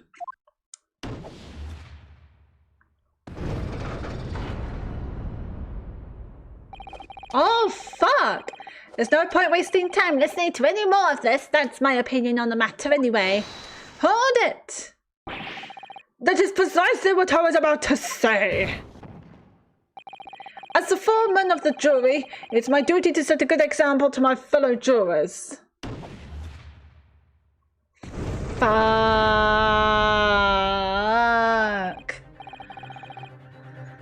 Fluffy and Pink, how you all? I am good. I had to go out this morning to give my CVs to a couple of places for part-time jobs, but yeah, apart from that, I'm doing good.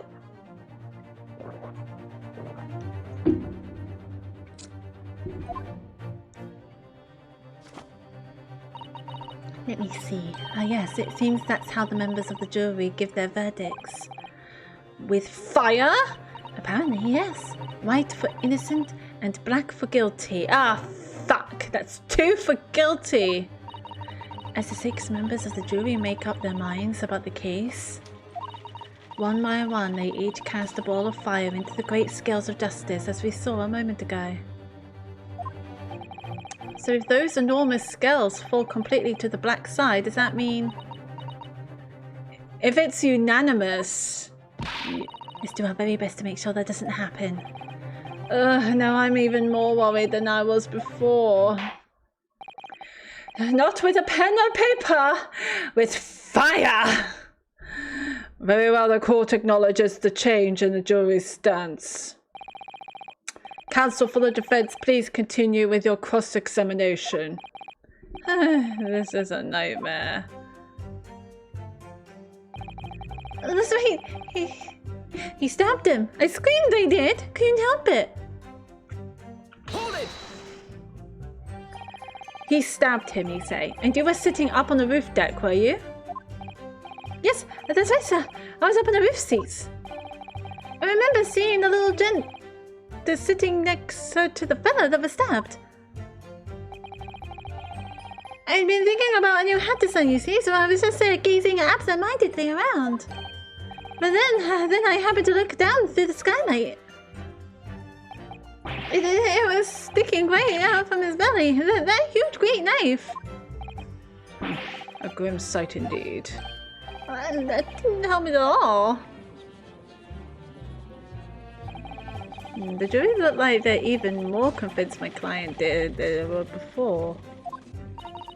That appears to have made everyone even more dubious that Mr. McGilted is telling the truth. If only we had some evidence to counter their suspicions. Mr. First! Yes, sir? Is this the knife you saw? It don't look big. Oh, good grief, yes, that's it! The very one, sir! Is that? Yes, counsel. This is the blade that was driven into the victim's belly like a stake through the heart. You vampire weirdness, I love it. That is a blade of considerable size, counsel. Why do you look like Father Christmas? Why am I in a courtroom, a British Victorian courtroom, with Father Christmas and a vampire? It is, and furthermore, the scabbard is emblazoned prominently with a certain initial. the letter M, which seems oddly familiar. Please, no. M for Magnus, perhaps? Or McGilded, possibly? Take your pick. It seems this particular big name in London made a magnificent mistake. Objection! I don't care if he's against me. I love the prosecutor. But there are M's everywhere. Yes, like in Mason. Objection! Objection! That's a very posh objection. This blade is far too extravagant for a poor brickmaker to have owned. No, this weapon of murder almost certainly belongs to the accused. Ugh. Not conclusive, but certainly compelling counsel. The largest knife that was found lodged in the victim's abdomen, its quality and fancy ornamentation suggest it must be quite valuable.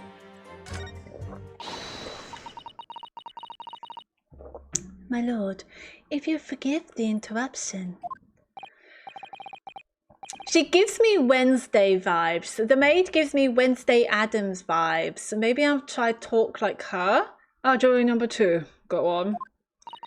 Mr. McGilded is a pillar of society and a gentleman's word should be sacrosanct. However,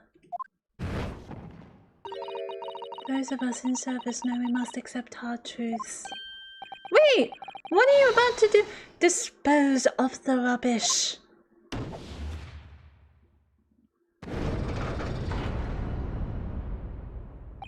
No! Fuck. I don't wish to cause offence, but I do like to eradicate all traces of filth and grime. Hold it!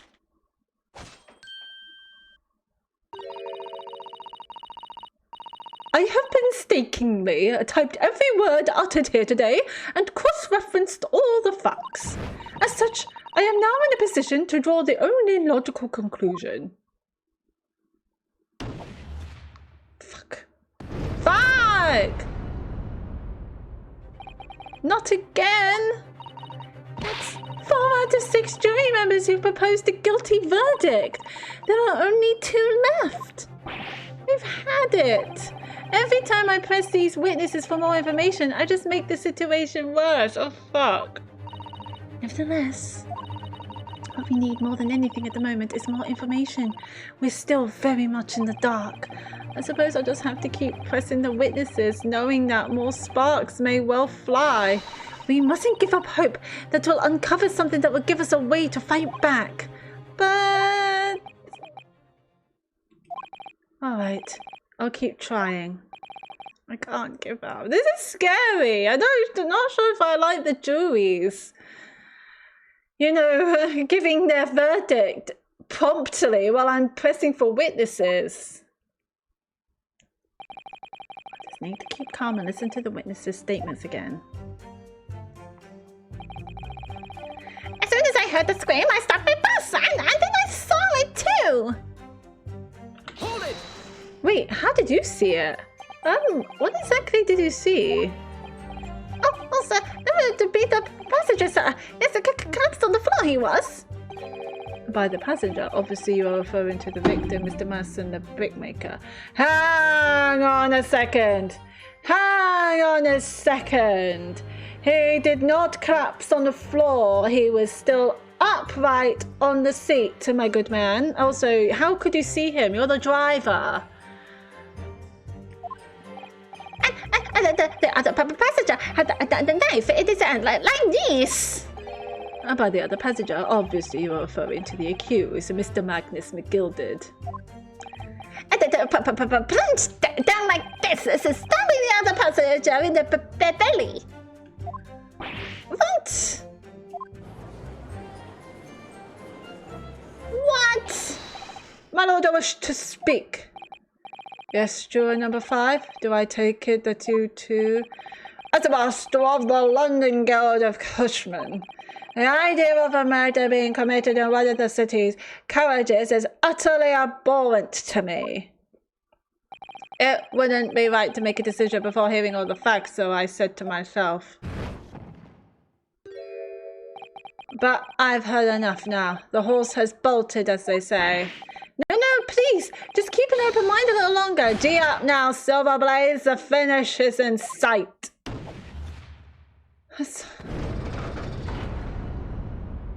Who is... Oh, it's the granny! The granny whose knitting is still haven't made its verdict. Beppo is a long-standing member of the guild, and I trust what the man says. There he is, sir. You're too kind, sir. Ugh, this is too unkind, sir. Which now means that 5 juries agree to condemn this man.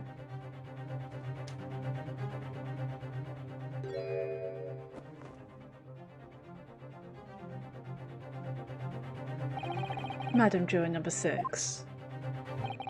Yes, dear, what can I do for you? You have heard the testimonies of the witnesses in the stand.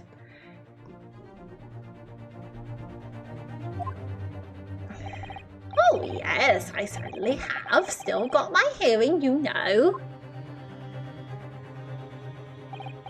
Then pray tell, why are you yet to pronounce your meaning? Well, dear, the thing is, I'm a creature of habit, me.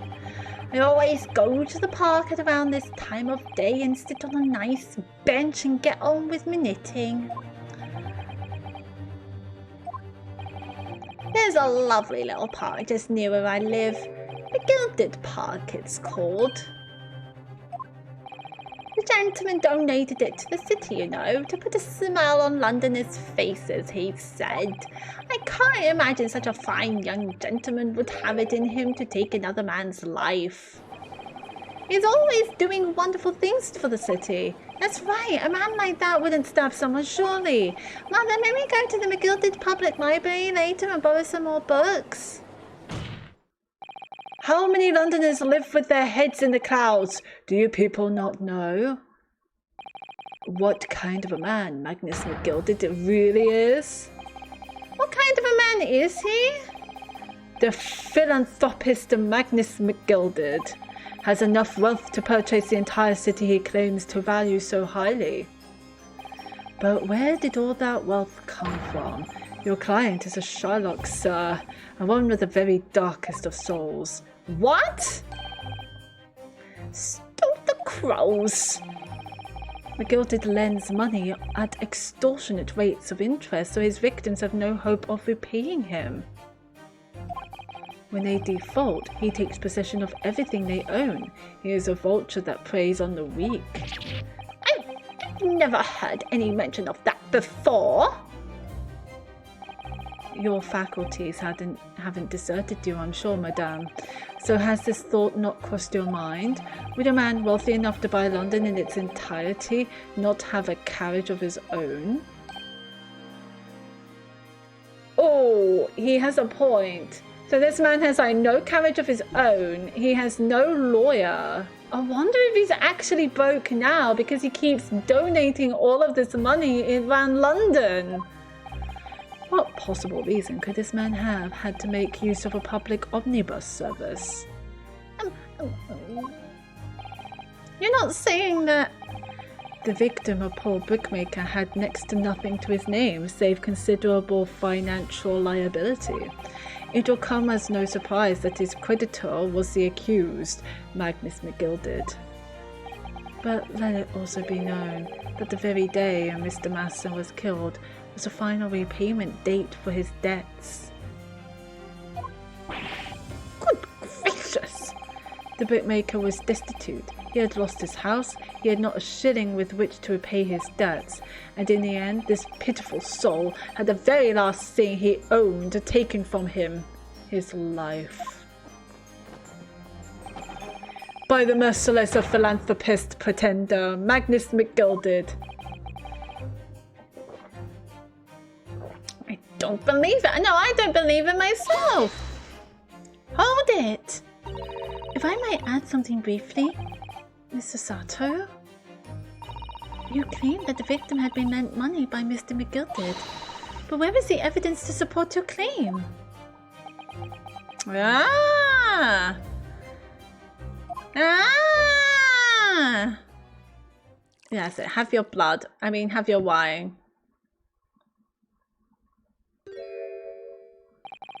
Pray forgive the discourtesy of filling my hallowed chalice in a court of law. There it is. Lord Van Zeek's hallowed chalice. How can this be considered acceptable? But I find myself in unexpectedly good humour. I had heard ladies from the Far East could show great courage, but I didn't expect to experience it myself. Huh? As a judicial assistant to the defense, I am simply doing my job. What a pity that your display of courage is in vain. This is the debtor's ledger, which details all monies loaned by the accused. You will find the victim's name clearly recorded inside. Oh. Allow me to present this ledger as evidence. And pray forgive the discourtesy of raising my chalice in a toast to the enigmatic East at the same time.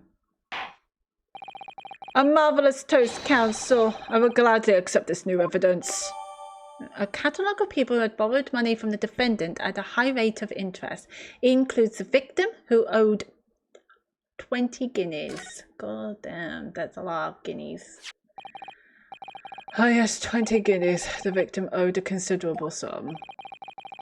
And the accused made quite certain he had ample recompense. No.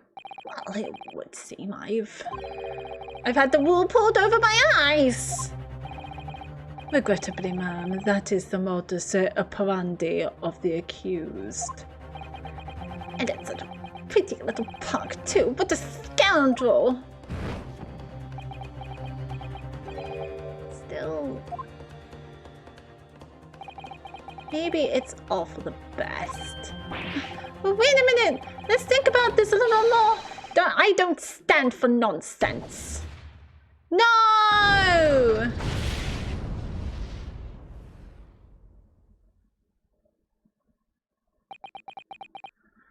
No! That was it. The last juror's decision.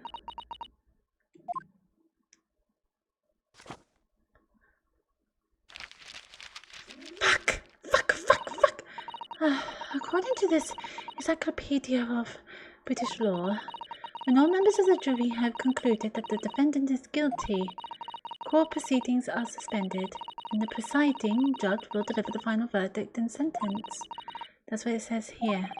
The final verdict is over then. Oh. There's a footnote though. A footnote. However, the defense... All 6 members of the jury are now in agreement in this case. Allow me to convey my respect for your swift and righteous decision.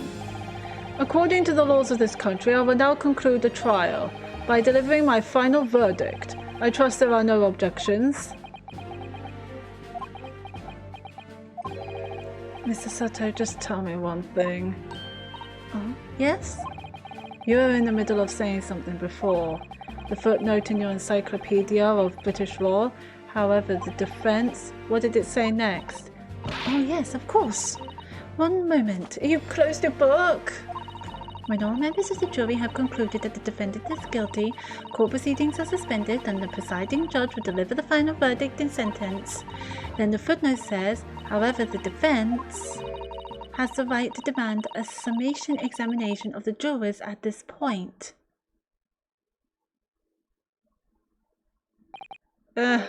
Summation? What's a summation examination? What is that? Objection! A summation examination? From which century has that tome you have there been resurrected? Huh? Judging from the binding, it would say that book is at least 50 years old. Any modern text on British law wouldn't even give such an antiquated procedure a mention. It's a relic, long forgotten, and certainly no longer practiced. So you're out of luck. Oh. What even is it, Mr. Sato? This so-called summation examination. Oh, one moment, and I'll read about it. You would demand the right to a procedure before you even understand what it entails. Typical Nipponese. Alright, Mr. Naruhodo, I think I understand.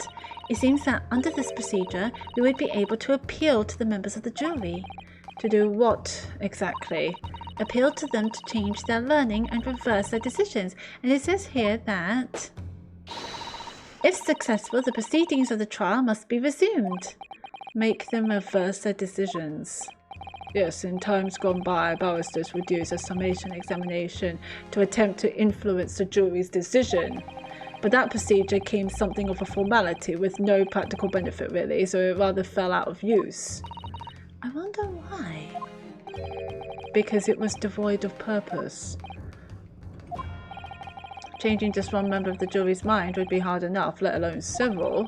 No self-respecting defense barrister would even assert his right to try in this day and age. Still, I don't see any mention of the procedure actually being formally revoked. What are you suggesting? I'm suggesting that although it may be antiquated and largely forgotten, it isn't yet extinct. What do you think, Mr. Naruhodo? We can certainly give it a try. We can give it a try. A summation examination. Our last possible option.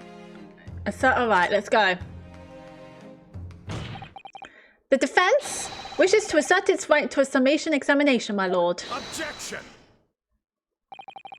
London is the capital city of the most powerful nation on earth. We have a duty to the world to exemplify the very highest standards of judicial procedure. Summation examinations are an embarrassment that should remain buried. Objection! But if it's alright, it's alright. I believe it could prove vital in this trial. The defense's petition is perfectly valid.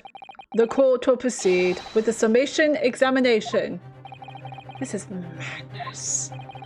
Foreman, are you and the remainder of the jury ready? Well, I'm not. There was no mention of this in the letter I received, you see, so all members of the jury will be asked to explain on what grounds they have reached their decision. On what grounds? What grounds? You must all justify your decisions and explain why you believe the defendant to be guilty.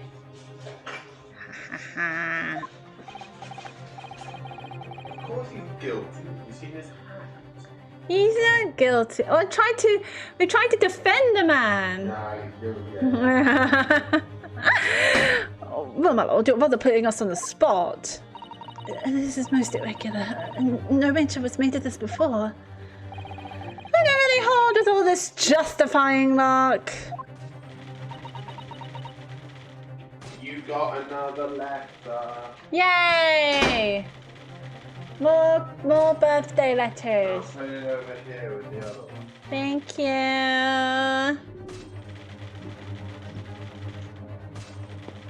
Hey. Mwah.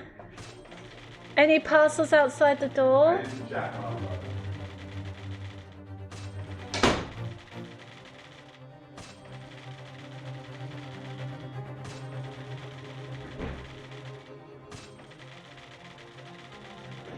no.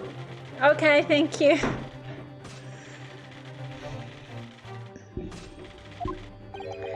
That seems to have thrown the jurors off.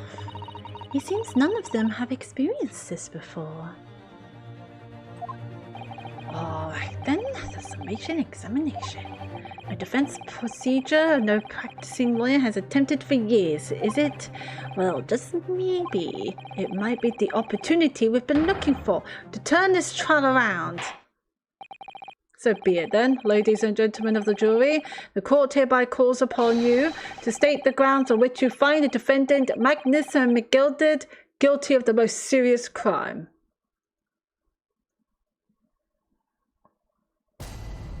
Oh my god, this is so much to handle. The jury's contentions. Okay. There was no one else inside the carriage at the time, so it has to have been him. I trust the driver. He has an excellent memory, it seems. 4 passengers with fares totaling 20 pence. He stuck the chap next to him just like this. Brazen, I must say, absolutely brazen. I have simply typed in collated all the statements made thus far and drawn the logical conclusion. You can trust the guild. Fair fares is our motto. We haven't raised prices above for 4 pence for years. Scoundrel stabbing that poor man on the floor, it beggars belief. I'm starting to wish I hadn't pushed for this now. Some of the jurors don't seem to have wonderfully formed arguments, though, do they? Well, let's see what we can do. We need to get these 6 people to change their minds. I'll have to throw everything I can at them and use some very persuasive language. Just a moment, Mr. Naruhodo. What? According to my book, that's not quite how it works. Oh? I thought I was going to have to thaw their icy minds with some heartwarming rhetoric about the defendant. Unfortunately, once the jurors have decided the defendant is guilty, they're unlikely to heed anything the defense says. But then... They've reached their conclusions by their own reasoning, you see. Your pleas will sound like excuses. In fact, it could recoil on you. The more you try to persuade them, the more entrenched that they may become. Then what on earth am I supposed to do? Oh dear, I'm just citing what I've read about British law, Mr. Naruhodo. Right, I'm sorry. Do you have any idea how to make this work then? Well, from what I can understand, the key to this procedure is using the juror's own words to make your arguments. What do you mean? Well, the 6 members of the jury are randomly selected members of the public. They may appear to present a united front, but the truth is, they are complete strangers who just happen to find themselves in the courtroom together. And that's the way to bait them down, you mean? Yes, exactly. Okay. We must listen very carefully to what each member of the jury says, and see if we can identify any contradictory statements. If we can, we then contrast the statements and pit the corresponding jurors against each other. This is all a little too complicated. I see, so it's contradictions of what 2 or more jurors say what we're looking for. In a way, then, this is similar to a regular cross-examination. Oh, yes, I suppose you're right. Okay. Find contradictions in their statements and pit the jurors against one another to break them down. Alright, I might be able to pull this off. No, that's not right. I have to pull this off.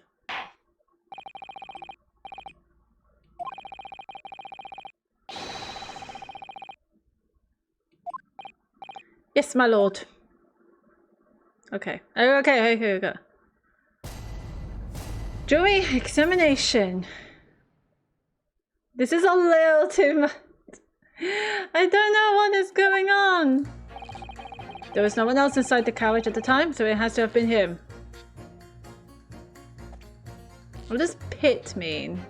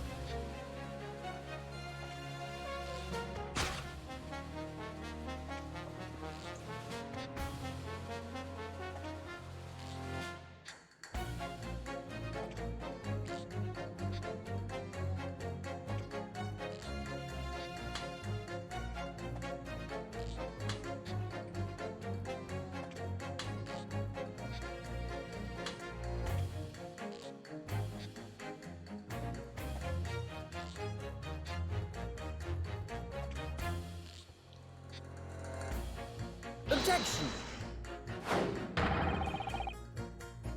Hold it!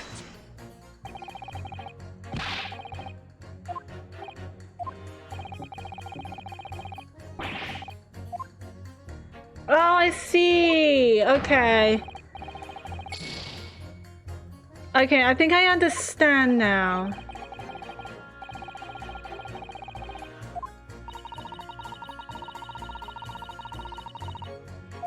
It's something to do with the driver.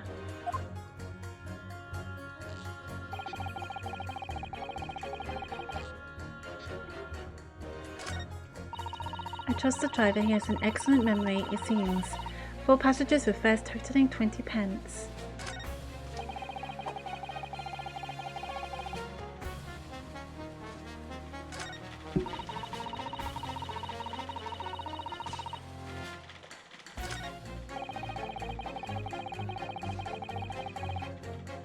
Wait, what?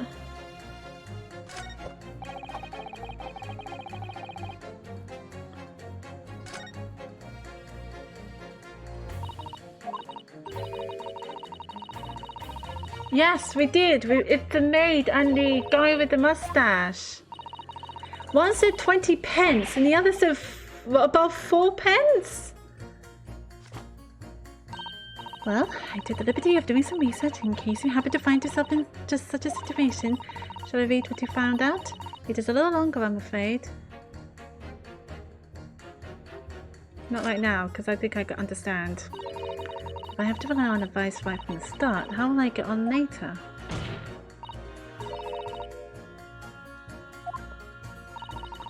Is that perhaps what you were just thinking? How did you know? Oh, that sort of attitude is most admirable, Mr. Naruhodo. I know what I have to do. Let's listen to those assertions one more time. So it is the maid? Because she says...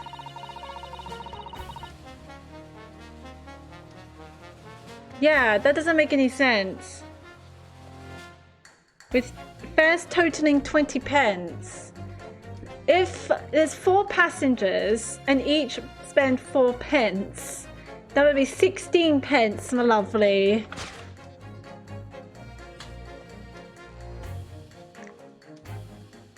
Which means there's another person.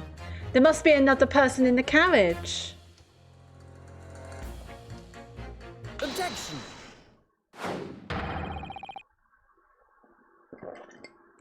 Those two statements clearly contradict each other. They do. Explain yourself, counsel. Me? Oh dear, what have I said? I swear on Silver Blaze's main and name, I haven't the first idea what you're talking about. According to the group testimony we've heard so far, there were 4 passengers on the omnibus on the night in question. And according to the coachman, Mr. Beppo, he took 20 pence in fares. Quite right. I have those precise details typed neatly here in front of me. And juror number 5 also told us the following. The fare for the omnibus is always 4 pence. That it is. A fair and convenient single price, just the way London's carriages should be operated. But that doesn't add up at all. In fact, it leaves a glaring discrepancy in the facts. Why, man, why? 4 passengers paying 4 pence each. If you do the multiplication, it would be 16 pence. Exactly. As I said, it doesn't add up. The figures are different. By 4 pence, in fact. Or precisely 1 person's fare, which means there's another person! 1 person's fare? Yes. In other words, on the omnibus that night, it's distinctly possible there was another passenger we've heard nothing about. Good gracious! This can't be right. The coachmen of the guild are good, honest men, one and all. Trustworthiness is our watchword. The figures your coachman claims most certainly do not add up. Your watchword, good sir, is a falsity. I beg your pardon?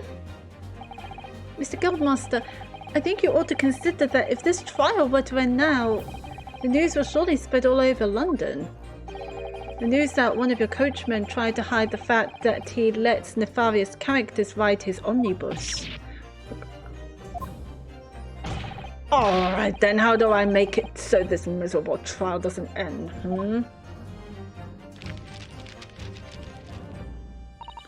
Well, according to my book here, you simply launch a ball of fire onto the innocent side of the set of scales. No, don't horses there, coachman. We were all in agreement. Why do you have to go and... Wait till I get my hands on you, Beppo! Oh, and the colour behind them shows the black or white. That's quite clever. Oh, this is all very irritating. Begging your pardon, sir. I'm going to do the same.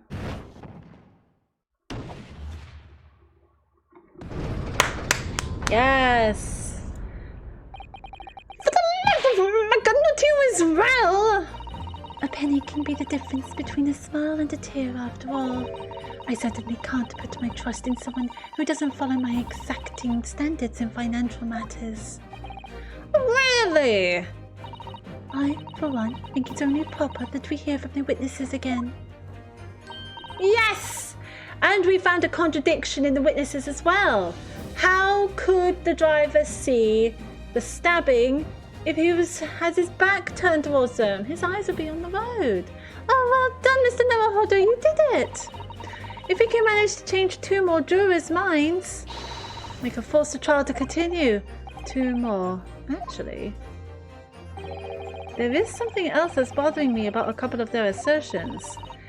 Then that's where you must strike next. So I need to pit 2 more jurors against each other and show there's another contradiction in their assertions. Exactly! You can do it! Oh god, I haven't found another contradiction to pit. Well, the scale of justice has shifted, but they still weigh heavy on the side of guilt. Counsel, you have the floor again. Continue with your summation examination. I'm changing my learning to innocent. I should like to hear what the slipshod bookkeeper has to say for himself.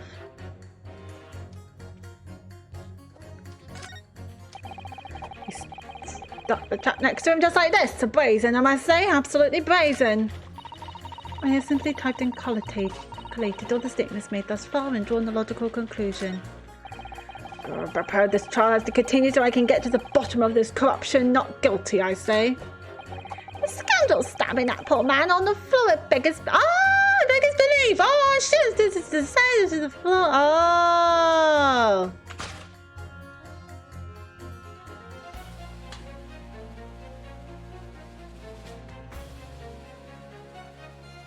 Objection! Those 2 statements are completely contradictory. What? Explain, counsel, post haste.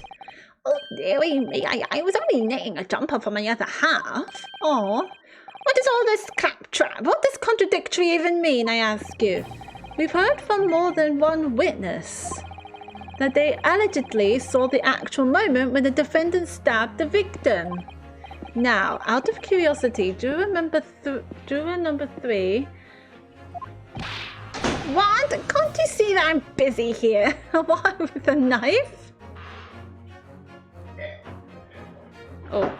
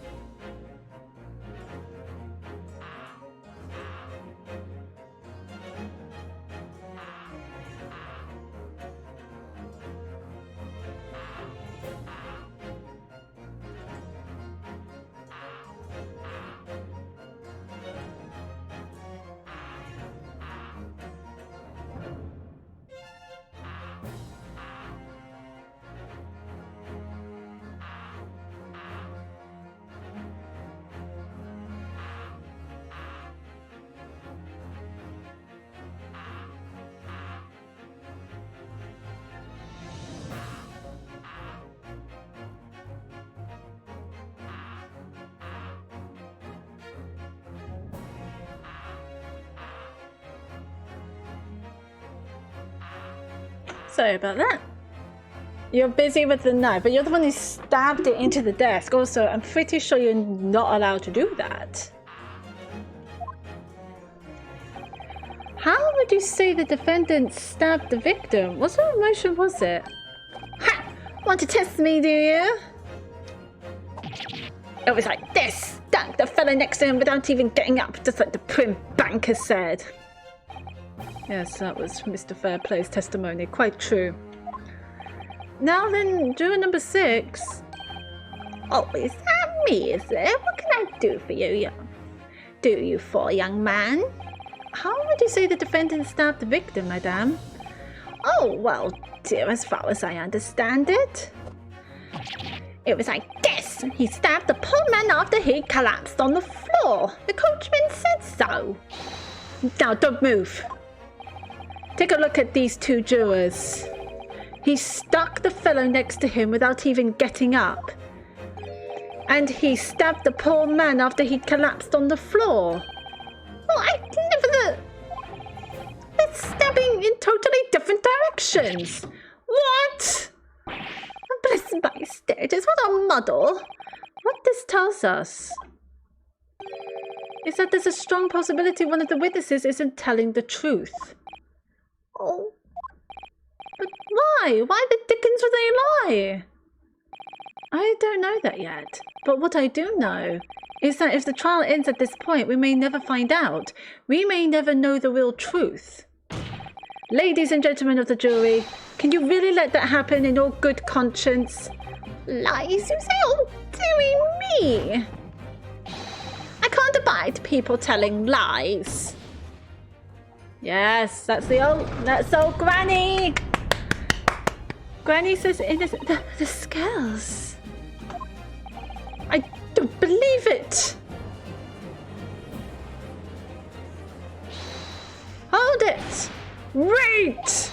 Now hear this, my fellow jurors. I warn you, you cannot listen to this man. Look at him in his black suit. He's clearly some devious Eastern sorcerer using magic on us all. I could use magic. Do you really think I'll be putting myself through all this? Answer me this, dark jinx. Okay. Huh? Me? What exactly is the problem? What of it if 2 witnesses have slightly different recollections of evidence? What of it? Let's say the Shylock did stab the victim as he was sat next to him in the omnibus, and this young dandy saw him do it. And now let's say the victim collapsed on the floor, and then the Shylock stabbed him again, and this old lady saw him do it. Well, what's to say it didn't happen like that, Who are you calling a dandy, sir? Why, I should take this knife to you. Why are you calling old? Why, I should take this needle to you. Oh, they're ready to kill each other now. But could the foreman of the jury be right? Did the 2 witnesses see 2 different moments of the same crime?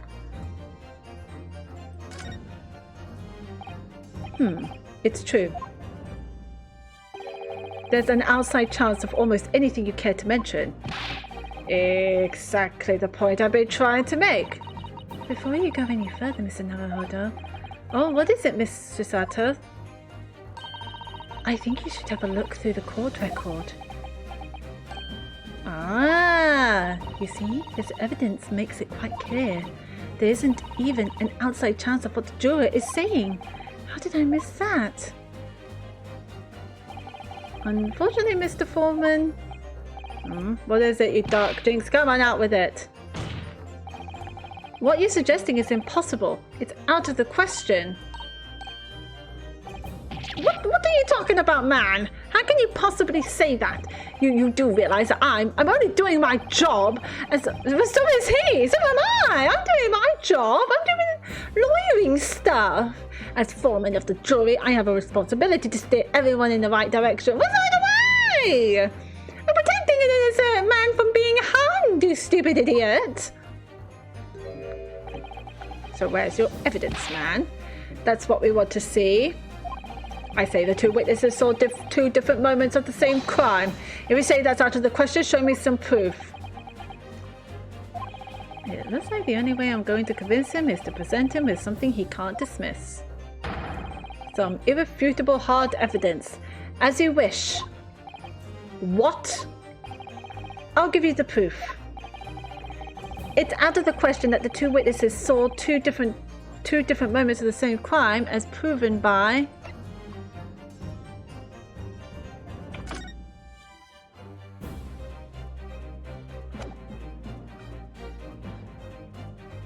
Take that! It's a clear piece of evidence. Well, Mr. Foreman?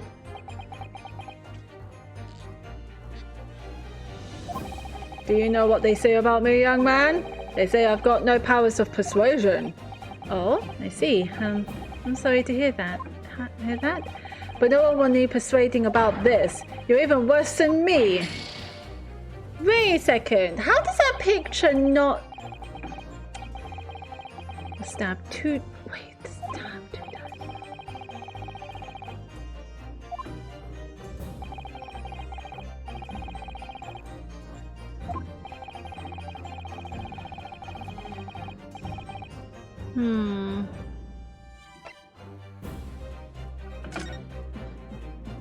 No. Maybe it's the... we haven't read the autopsy. A single stab wound to the abdomen. Once in the abdomen with a knife while sojourning in an omnibus. It's the autopsy report. Take that! This is the victim's autopsy report. According to what's written here, Mr. Maston was stabbed in the abdomen. Only once. Only once? It's quite simple. The victim was stabbed precisely one time. Which means these witnesses can't possibly have seen it happen 2 different times. Alright, I can see defeat.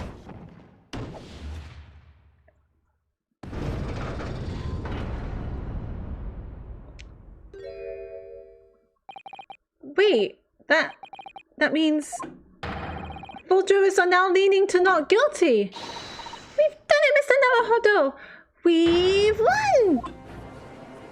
But what about the old lady?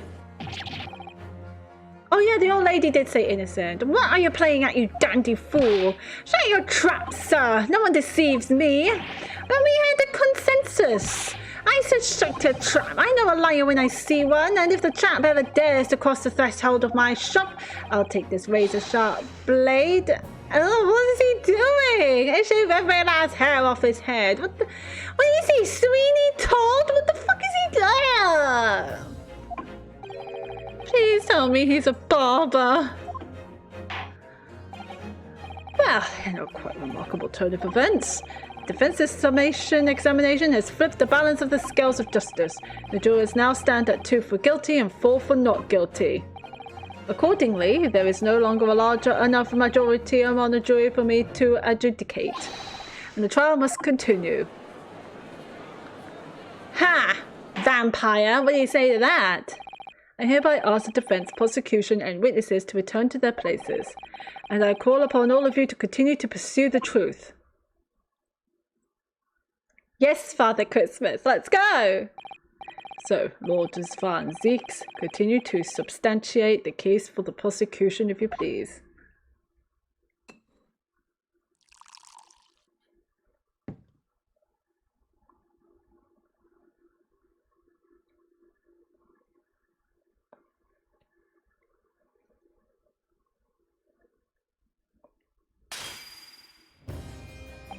Oh, he's not a happy but having severed the rich aroma of the calming contents of this hallowed chalice. It may seem crass to crush it to dust. Pray forgive the discourtesy. Lord Van Zeeks. Is it cold in here, or is it just me? As your antiquated tome no doubt says, the prosecution may not speak during a summation examination, so I honoured a deathly silence and listened to the charade.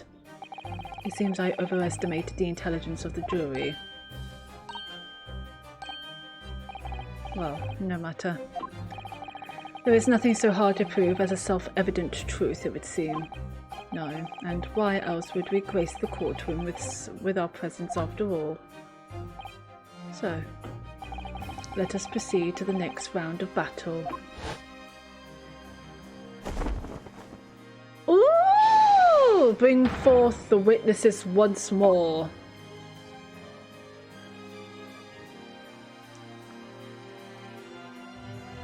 They seem very nervous. Witnesses, I trust you heard the summation examination we have just had to endure. Oh, yes, sir, that I did, sir.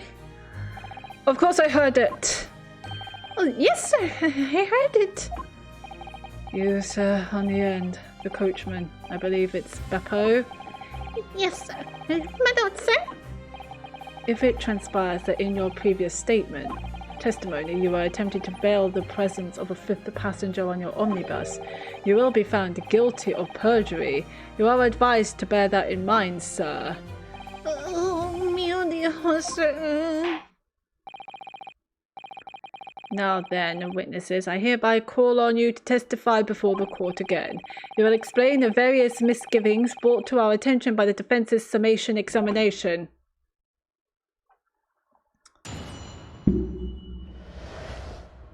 I only carried 4 passengers that night, I swear, but Well, I, for one, was told I had to pay 5 pence for the bus.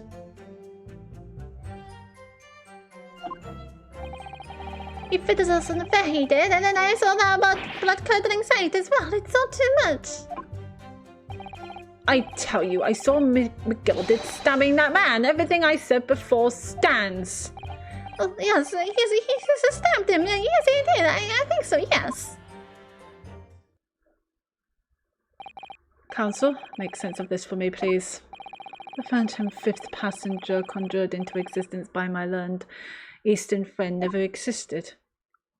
The confusion has arisen from the coachman's sly little cousinage. So instead of 4 pence each, it's now 5 pence each.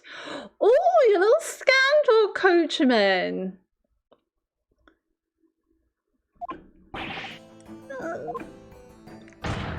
Beppo, explain yourself! I'm terribly sorry, Guildmaster. The guild's fare is 4 pence across the board. You know that. Am I to understand that you've been overcharging our passengers by a penny a fare? It's so cold, and the last one of the day is always fancy. Oh, okay. I feel bad for Beppo. Dear old Beppo. You have been dishonest, coachman. Oh, I'm so sorry. You're a disgrace, Beppo, a disgrace! And your selfish actions have brought dishonour on the entire guild. If I may, sir, I had to pay 10 pence on the bus just last week. What? 4 passengers at 5 pence each is, yes, 20 pence. I've done the arithmetic 10 times already, but I just can't make the result come out differently. Well, yes, because 5 times 4 is 20, darling. No, that figures. Well, it would appear that one of the aforementioned misgivings has already been explained. So, counsel for the defence, your cross-examination if you please. We've already had the pleasure of a protracted summation examination today. I see you intend to continue the parlour games. Absolutely. While his eyes is going...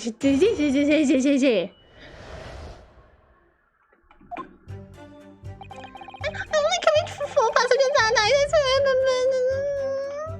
Hold it! Hold it. So, there were only 4 passengers on your carriage, but you didn't charge them the standard 4 pence fare. Is that right? It's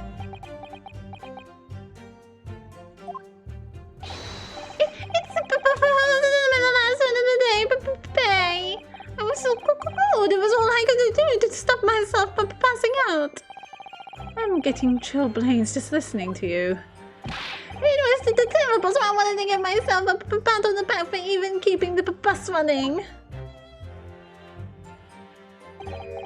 Doesn't the dedicated coachman deserve an extra penny per passenger? You're digging a deeper hole for yourself here. If only there had been a 5th passenger on the omnibus that night, then we would have had another suspect.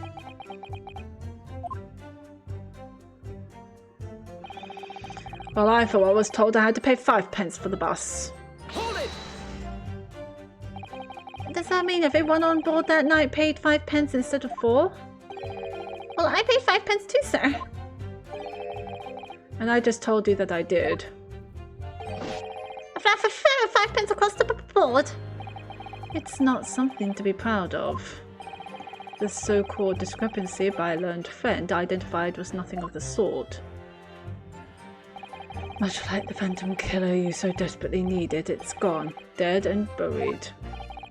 I'd have been happy if it had ever existed in the first place. God damn it. He fitted us on the bed, he did, and then I saw that blood-curdling sight as well. I saw too much. Hold it! This blood-curdling sight? You mean the murder, I presume? Yes, sir.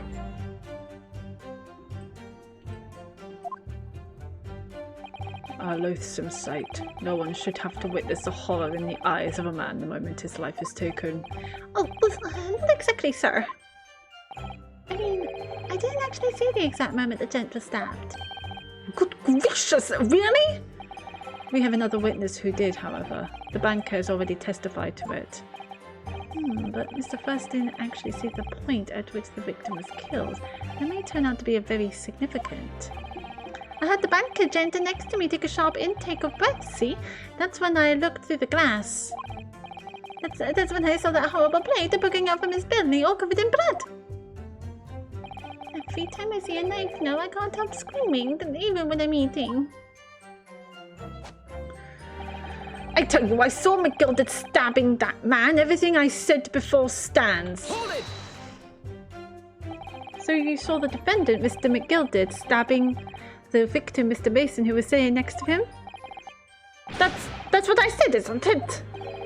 It was bothering me before, this was. For just a brief moment, he hesitated before answering the question. Anyway, there was only the two of them inside the carriage, wasn't there? There's been much talk of a fifth passenger, but as yet, zero evidence. Then what are we wasting all this time for, eh? It's black and white. The man's guilty.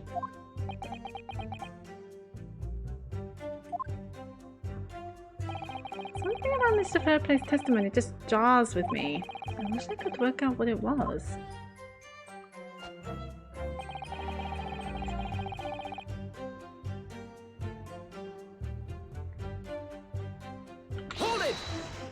You think so? Earlier you testified that you saw the moment when the defendant allegedly stabbed the victim, didn't you? Oh yes, that's right. You said that the victim was on the floor and described the assailant holding the knife in an ice pick grip. I suppose I might have, yes, put the cart before the horse, maybe? What's this? Oh, I'm quite sure about most of it. I was stood driving the horses when I heard a scream from the seats of the roof deck. Well, I was going to say. Oh, I expect that was me, sir. When I turned around, yes, I saw it through the skylight. The gentleman was on the floor and the knife was sticking out of his midriff. So yes, the fellow holding the handle was the famous man, yes. So I'm sure you didn't see the moment when the victim was actually stabbed at all. I really thought I did, but when I got it in my head, I suppose I didn't actually see the precise moment of the stabbing, did I? Excuse me? Excuse me! Do you have something to say about that, Mr. Fairplay? Now you listen to me. I know what you're thinking. He didn't really see the exact moment the fellow was stabbed. What are the chances of that? Eh? Are you asking me or telling me? He's getting flustered. I might be able to extract some new information from him if I answer him cleverly. Could he have just happened to see the exact moment the crime was committed?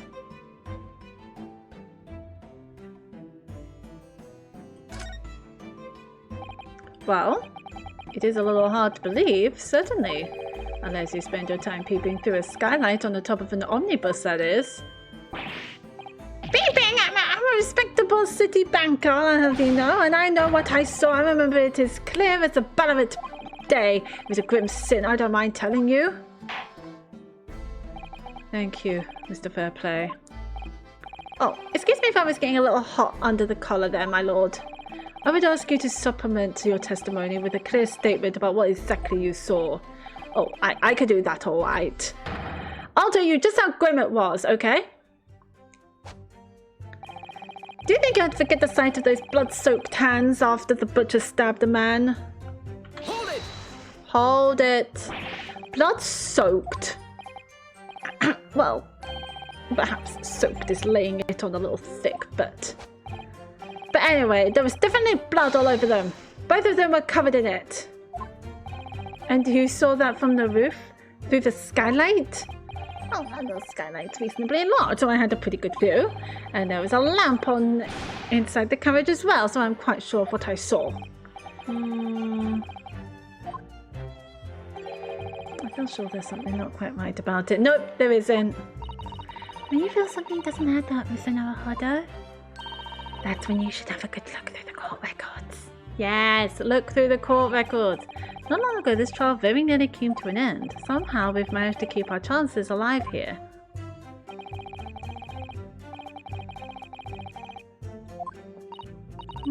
If you're not careful when you press these witnesses, the danger is that the jury will end up believing something unhelpful as they did before. Maybe, but we can't let the fear of that happening stop us from uncovering important new information. Yes, you're so right. I need to pay careful, close attention here. I don't want to miss even a flicker of a reaction among these witnesses. Remember, if you happen to spot one of the witnesses reacting in a strange way, don't hesitate to pursue them as to the reason. I already did that.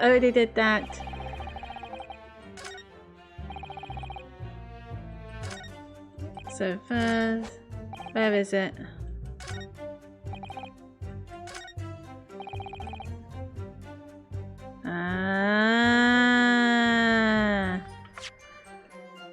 Blood-soaked are they? There is a blood stain. Objection! Blood-soaked hands? Well, I admit that soap might be laying it on a little thick, but anyway, there was definitely blood all over them. Both of them were covered in it. Well, I'm very sorry to disagree, Mr. Fairplay, but that's more than a little peculiar. What? Here are the gloves worn by the defendant, Mr. McGill, did on the night in question. Oh, yes, right. And there certainly does appear to be a sizable dark-coloured stain there, but as I'm sure you can clearly see, it's only on the right-hand glove. In short, Mr. Fairplay, your testimony is inconsistent. But no, that can't be right. So you're the liar here then? That's right, you were quite clear about it. It was both hands. Everyone's on my side now. Mr. Fairplay, if your last statement was a lie, it calls your entire testimony into question.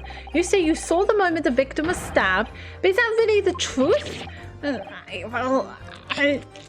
Objection! It was a simple mistake. You can't justify accusing this man of lying. Yes, it wasn't both hands. It was only one, but the fact remains. The victim's blood was on the accused. No, Mr. Fairplay categorically stated that he saw blood all over both hands, which means there's a strong possibility that this witness was deliberately trying to mislead the court. Oh, everyone is shaking. I mean, the coachman is probably, cold, but everyone is shaking. Why? I'm a city banker, for pity's sake. My word should be the gold standard. I'm a gentleman, not some gutter snipe. Upstanding members of society don't prevaricate. He's claiming to have no reason to lie. But is that really the case? Mr. Naruhodo, If we had some evidence to explain why Mr. Fairplay might be lying, it could turn the tide in this trial completely. There's a compelling reason to lie in his testimony. Wait, let me have a look.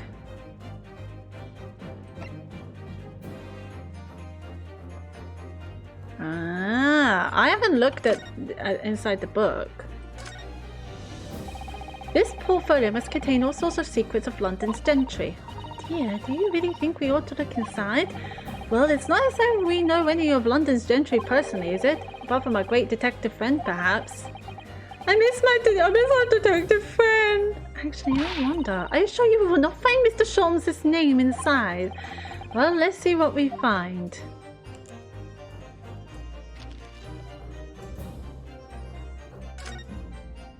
Gosh, it's crammed full of gentlemen's names, isn't it? Well, I suppose they're probably not all gentlemen at all, are they? After all, not everyone in this country is well off. Ah, goodness! What is it? Look at this! Do you see the name here? Bruce Fairplay. Should that mean something to me? It does sound strangely familiar, actually. Bruce Fairplay, the witness testifying at this very moment. Oh, yes, of course, the banker! Why is his name in here? Oh, he borrowed 20 guineas, did he? And look, the repayment date is fast approaching. It's possible that this is just a coincidence, of course, but this could be very useful information. We found it. I thought it was something within the book. I've been meaning to check that book. I have evidence. My lord. Yes, counsel. The defense is ready to present evidence. By Jove, are you sure? Yes, evidence that would clearly demonstrate why Mr. Fairplay had reason to lie in his testimony. Very well. I hereby call on the defense to present its evidence. The evidence that demonstrates the motive for the witness's alleged deception of the court. Take that! This is a list of the debtors who owe money to Mr. McGilded. Yes, a list of innocent victims crippled by the accused's extortion. The point is, among the names of these debtors is your name, Mr. Bruce Fairplay.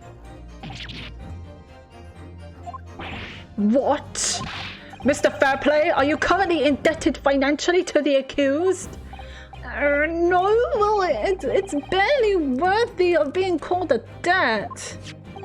According to this ledger, you owe 20 guineas, not an inconsiderable sum of money, wouldn't you say? Well, what of it? Let's suppose Mr. McGilded were to be found guilty of murder. What would become of your debt in that case? These documents state that the loan agreement is forged between two individual parties. Therefore, were the creditor, the defendant here, to be sentenced to a capital punishment, all outstanding debts which were owed to him would be annulled. They would cease to exist. Ah! Cease to exist? Mr. Fairplay, is it not the case that you claimed in your testimony to have seen something you never in fact saw in a devious attempt to annul your debt of 20 guineas to the defendant? Oh! Order, Mr. Bruce Fairplay. I thought it was the coachman lying. He's not. He's just... It's the banker. Yes, my lord. What's that, lord? Let me ask you again, and be aware that your answer may have most serious implications upon your future, sir. Did you or did you not see the precise moment in time at which the defendant is alleged to have thrust a knife into the victim?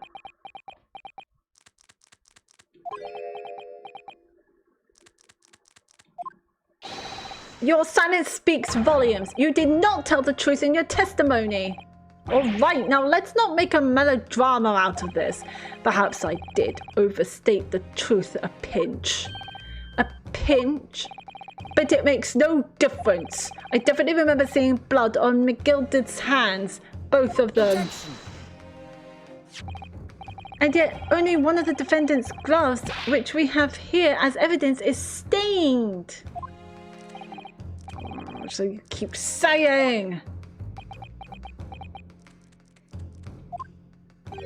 I wonder if I might be allowed to speak, sir. Go ahead, Mr. First. Well, the thing is, I think I remember seeing it myself as it happens. Seeing what? The blood, sir, on the assailant's hands. I think, yes. I'm almost sure that it was on both of his hands, not just one. What? What? I'm so... What is going on? It would appear that we're going to need further testimony from all you witnesses. This time I would like to know precisely what you did and what you did not see. Do I make myself perfectly clear? Yes. Mr. Naruhodo, this is good news. The course of the trial seems to have shifted slightly at last. Yes! I might finally have the chance to turn things around here. Okay, before I do the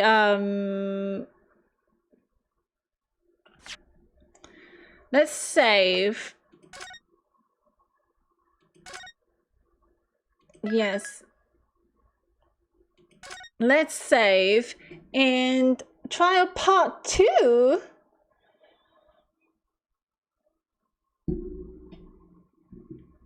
Oof. Trial part 2. Yeah, I'm gonna need the loo and go get myself some lunch. I will play a bit of music and oh, it's a tiny bit on the loud side. And I suggest you guys do the same. Go get some lunch, go get a drink, go to the loo, go get some eggs, stretch your legs and glutes and whatnot. And yes, I shall see you guys in a little bit.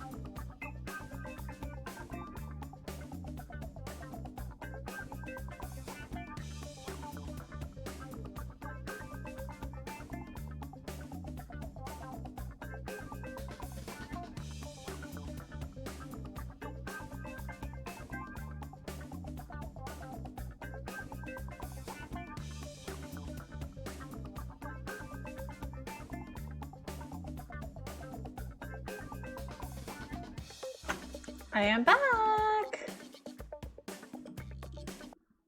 I am back. Oh man. I have lunch. I got tomatoes. I got chips and cheese sandwiches.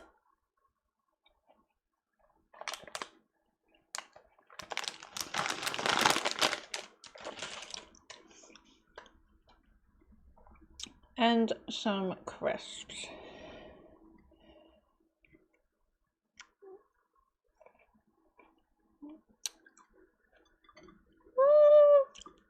No, everything is falling.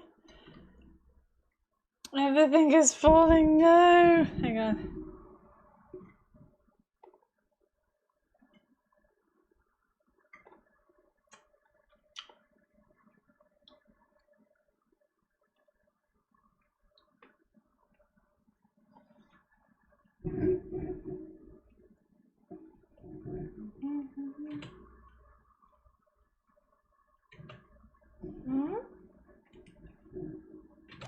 Okay.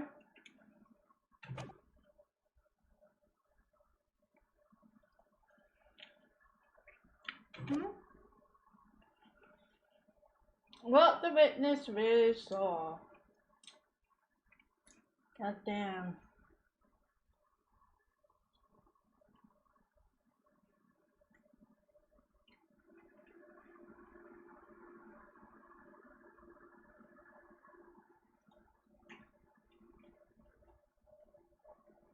Okay.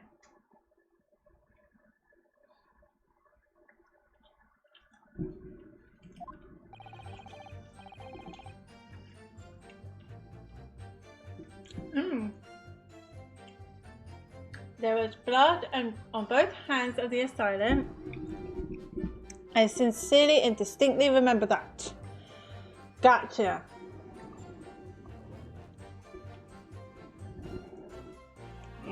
So?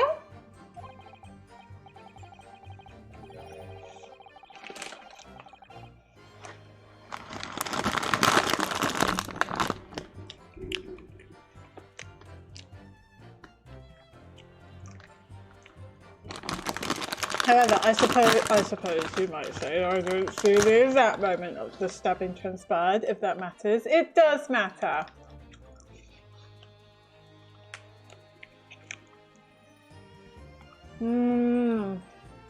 My dude. It does matter. I remember seeing the knife, and I remember seeing both of the attackers' hands with blood on them.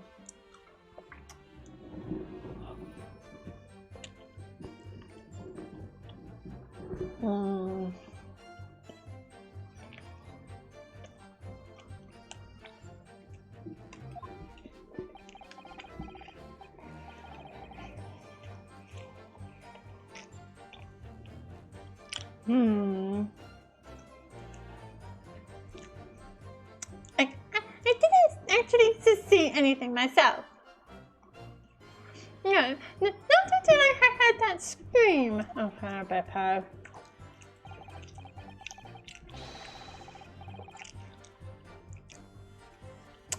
Anyway, the fact remains, there can't have been anyone else inside that carriage, or we all would have seen.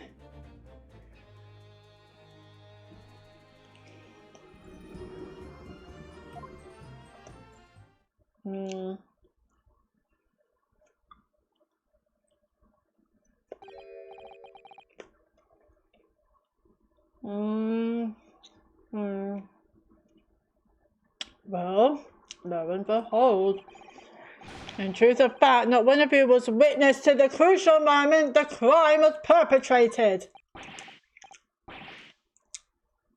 Oh, Father Christmas is angry.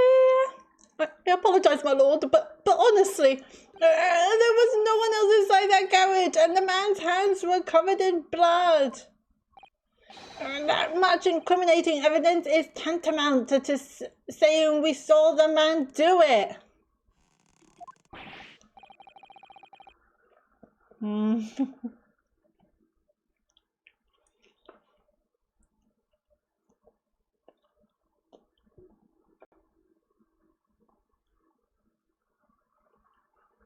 That's really not what testimony is about.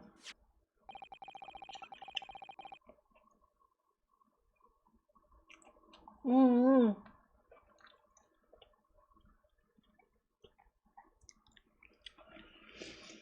so sorry.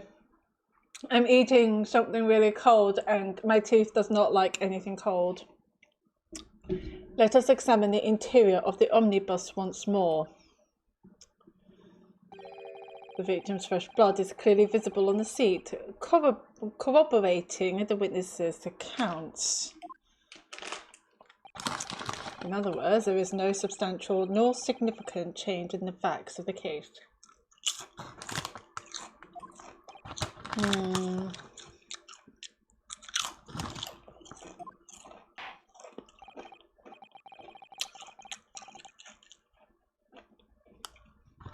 Very well, your cross-examination, please, counsel.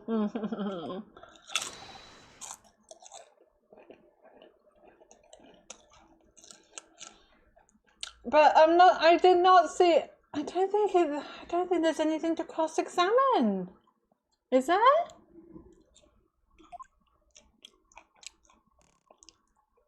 I don't know, maybe. There was blood on both hands of the assailant. I sincerely and distinctly remember that.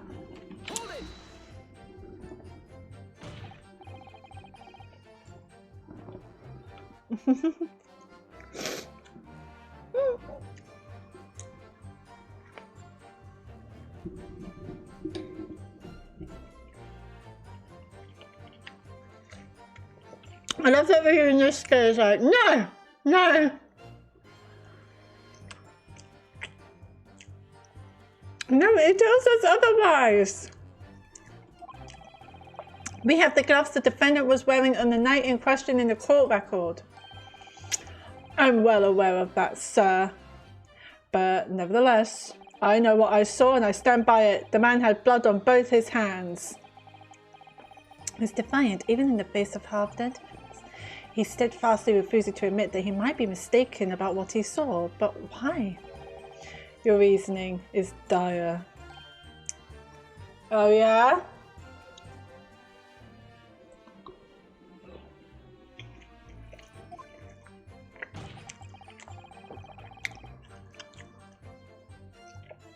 One hand or two, the salient point remains unchanged. Minutes after the grim crime, the victim's blood dripped guiltily from the accused's fingers. However, I suppose you might say that I didn't see the exact moment the stabbing transpired, if that matters. We have Realistic saying, yes, it does matter. Don't try to downplay this.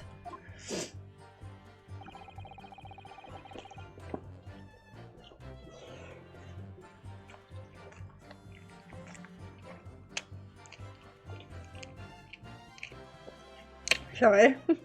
Hope you don't mind me munching and crunching. Whether or not you saw the exact moment of the crime is a matter of fundamental importance as well, you know. But for crying out loud, we all know that no one else could possibly have done it. I was just trying to save us all some time. You have a loan of 20 guineas outstanding with the defendant, do you not? Had you hoped to release yourself from that financial burden by ensuring the defendant was found guilty?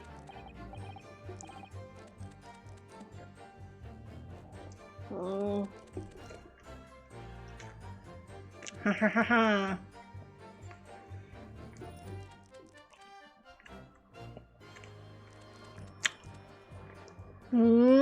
Sounds like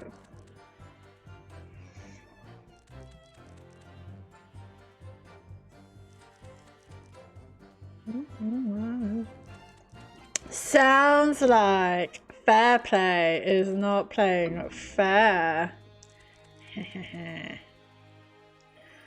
I got something on my hand and now it's stuck.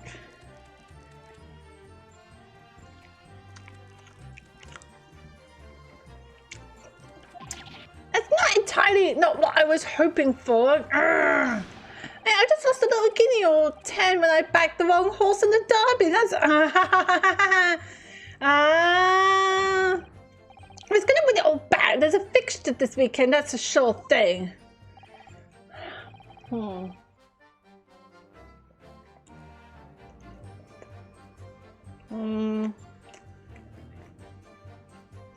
Sounds like this dude has a bit of a gambling problem.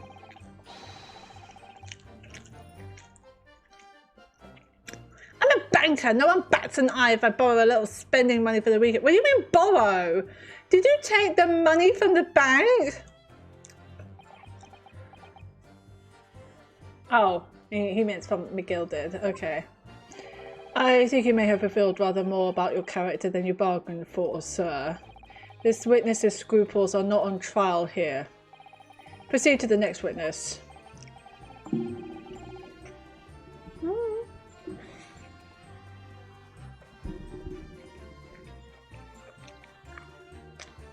God damn it.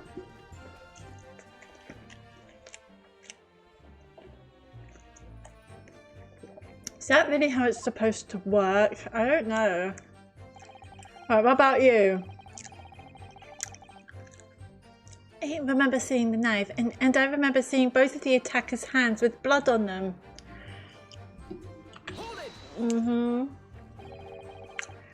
You definitely saw that too? Blood on both hands?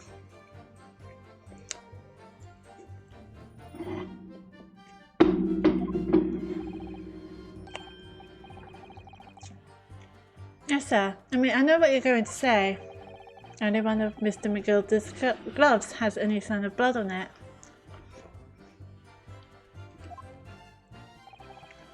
That's right.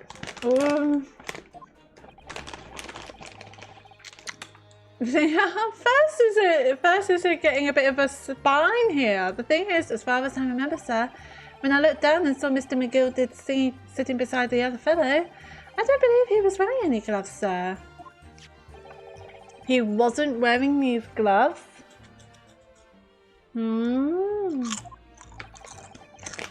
That's correct, sir, and I saw the blood on both his bare hands quite clearly.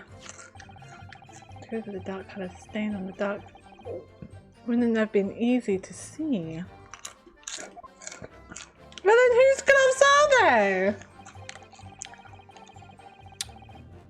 I should point out that the police officer who apprehended the accused on the night in question reported that there was no trace of blood on Mr. McGilded's gloved hands. There wasn't blood on his hands? This is puzzling indeed. This is really weird.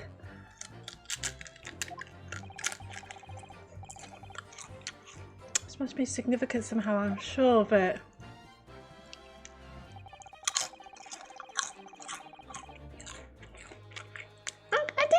Didn't actually see anything myself. No, not until I heard that scream. Oh shit! Well, I forgot to press him.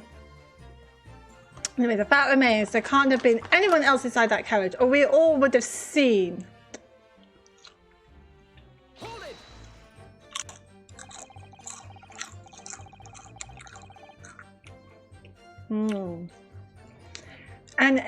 And everything you saw of the incident was through the skylight on the roof of the omnibus. That's right, it was fiercely cold that night, but the glass wasn't frosted over. Oh yes, I remember I was shivering, it was so bitter. Which rather begs the question of why the pair of you were sitting on the roof deck in the first place. Well, I don't know about this young fellow, but I couldn't enter the cabin. Why not? The seats opposite the victim and the murderer were free. Oh, why not? It was locked from the inside. I tried knocking, but no one opened it. Opened the door. It was locked. That's right, and it's a public bus service, for pity's sake. That's not what I call fair play. Yes, I had exactly the same experience. I tried knocking, but the gent inside just gestured at me to clear off. So I had no choice but to climb up to the roof deck and look down longingly into the warm cabin below. Well, I can assure you I wasn't just looking down, I was glaring long and hard, and that's precisely why I can tell you with absolute confidence that if there was anyone else at all in that cabin, I would have noticed.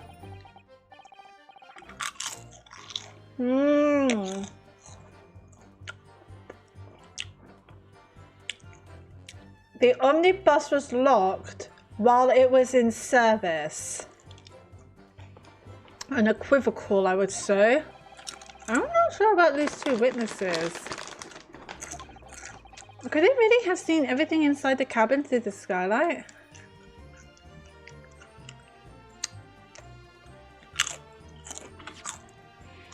I'll have a look. Alright,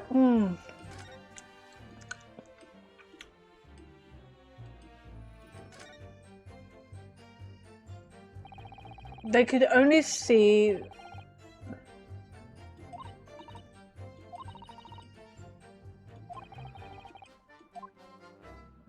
I don't think they could see everything.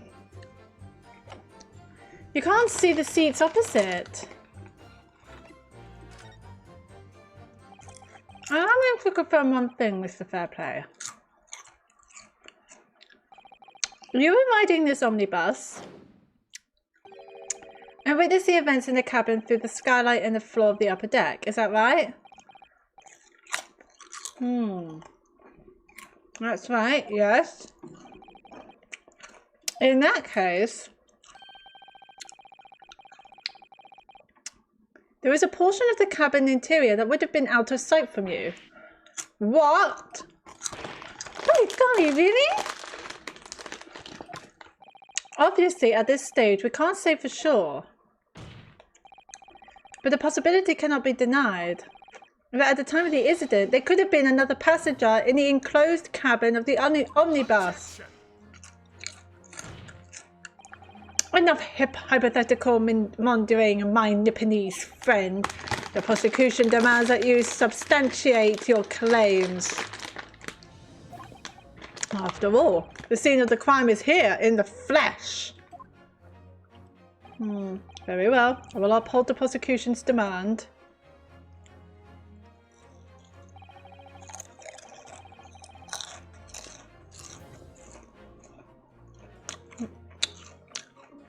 So this is where the driver is.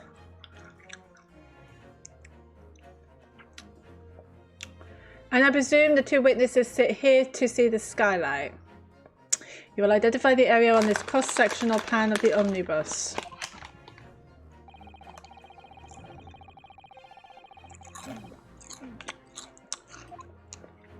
So if they could only see that area, so I'm guessing that would have been here.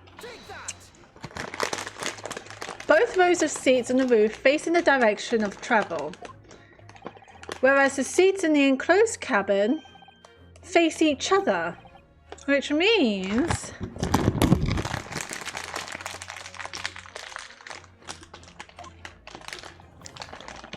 the visible part of the cabin which passengers on the roof deck can see through the skylight is as I've drawn here. Ah, that's right, my lord. As you can see, the seat opposite the one on which the victim and his attacker were sitting is obscured from view. In other words, if someone had been sitting on that seat, it's quite possible that these witnesses would have been completely unaware of it. Objection.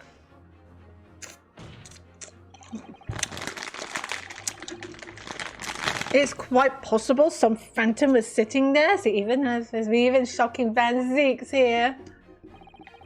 You Nipponese have a forbidding habit of obscuring the truth with ambiguity. Okay, he's good looking, but I really hate for the fact of how racist he is.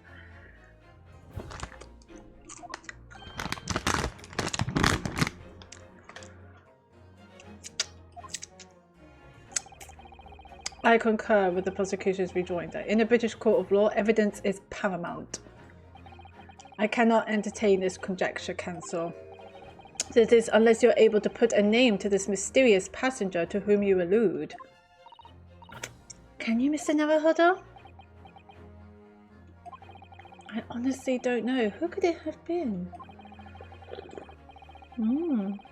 Which was out of sight from the witness on the roof deck. I do have an inkling. Don't you find it weird that the richest man could not get a lawyer? I wonder if it might be this scary dude. I have an inkling. I understand, my lord. The defense would like to put forward a name. You are a fool. That response was a desperate attempt by a man who has no notion of his own limitations. A toast to hard lessons not yet learnt. Let us not delay, counsel. The defense is still to name the passenger in the other seat.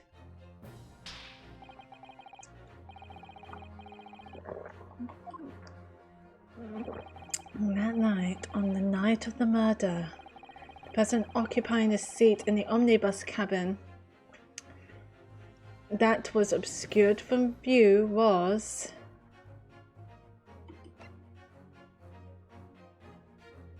including the appointment of lawyers. So why couldn't this man get a lawyer?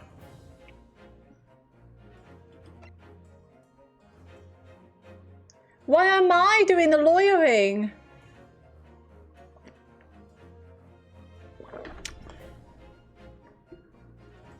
Take that! Yes, concealed in the blind spot of the cabin that night was none other than this unexpected passenger. Ah, goddammit. It matters not, because your answer has made one thing abundantly clear. The real blind spot is inside your head, and it would appear to be unusually large. Fuck!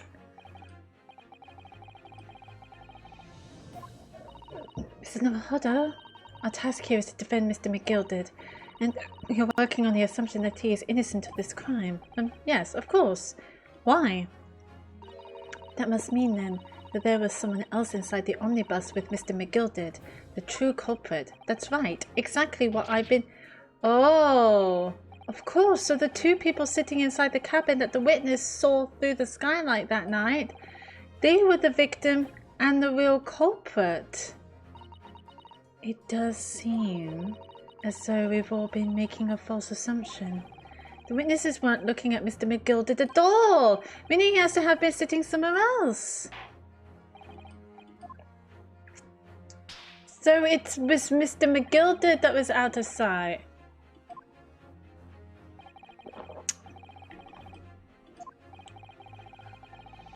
That was my fault. See, I'm terrible. Take that! The passenger in the enclosed cabin that the witnesses on the roof deck failed to see has to have been Mr. Magnus McGilded. Mr. McGilded? What are you talking about, counsel? That's the name of the defendant. Objection! If I desecrate this chamber by smashing my hollow chalice, do forgive the discourtesy. Lord Van Zykes. People talk of those tiny island nations in the Far East as having a learning and culture of their own, but I see they use the terms ill-advisedly. What are you trying to say? Let me explain in terms that even a student of an artless backwater such as yourself might understand. When the bloody scene unfolded, the victim and his assailant were sitting side by side. That doesn't look like Mr. McGilded. Multiple witnesses have attested to the fact it's the very premise on which this case is built. Objection! But that premise may be wrong. What? If the victim really was sitting beside Mr. McGilded, it creates an inconsistency that can't be reconciled in any way. What inconsistency, counsel? The defendant's gloves, my lord. Both witnesses made the same testimony. They claimed that there was blood on both hands of the person sitting next to the victim. Objection! Yet we know the truth to be otherwise. Only one glove bears the gory remains. Objection! The point is, even in the face of this irrefutable evidence, both witnesses have maintained their stance. Yes, their testimony remains unchanged. Exactly. They both adamantly swear that they clearly remember seeing blood on both hands of the assailant. In short, their memory of events is correct, and their testimony reveals the truth. It was somebody else sitting beside the victim that night, a third party we have yet to identify.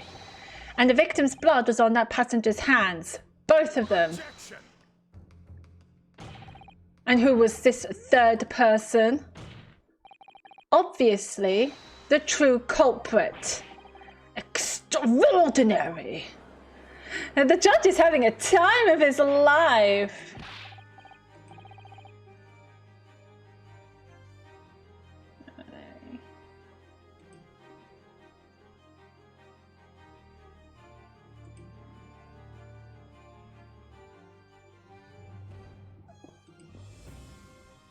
The judge is having...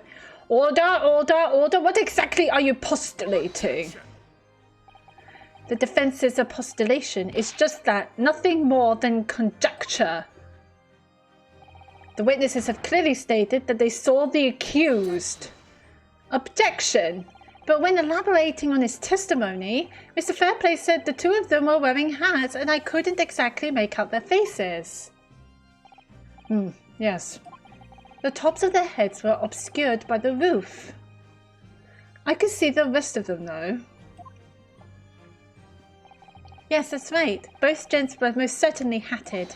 Hatters do tend to notice such things, sir. And what particular styles of hat did the two gentlemen sport, Mr. First?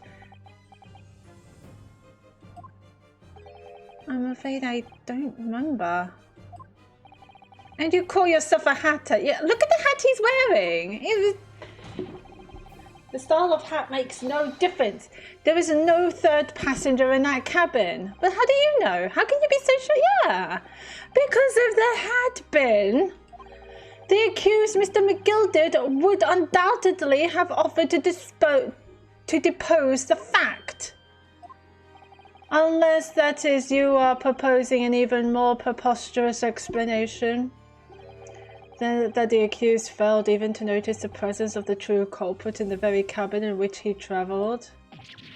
Yes, that's a very good point. Oh, God. If McGilded... If there was a true culprit stabbing the victim and McGilded was there, why didn't he say anything?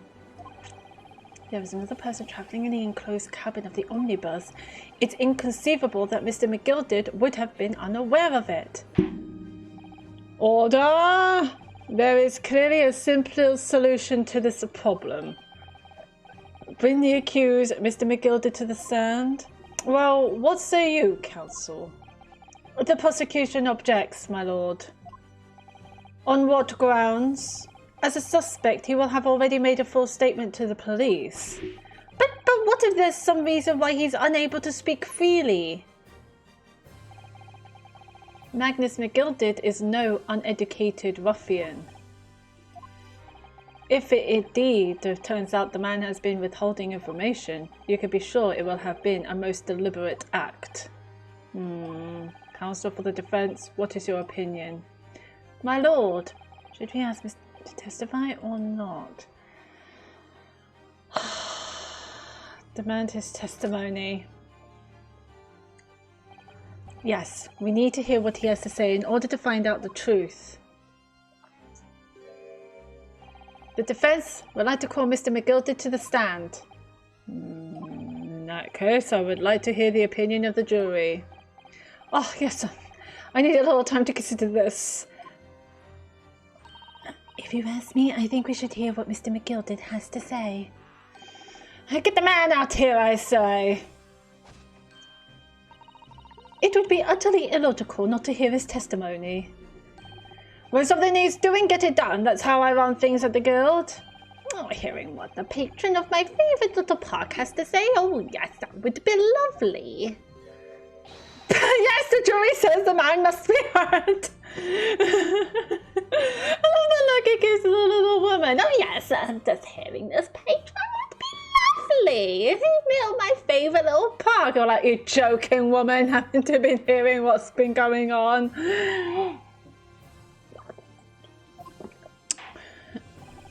Yeah, very well. The court will hear the defendant's testimony.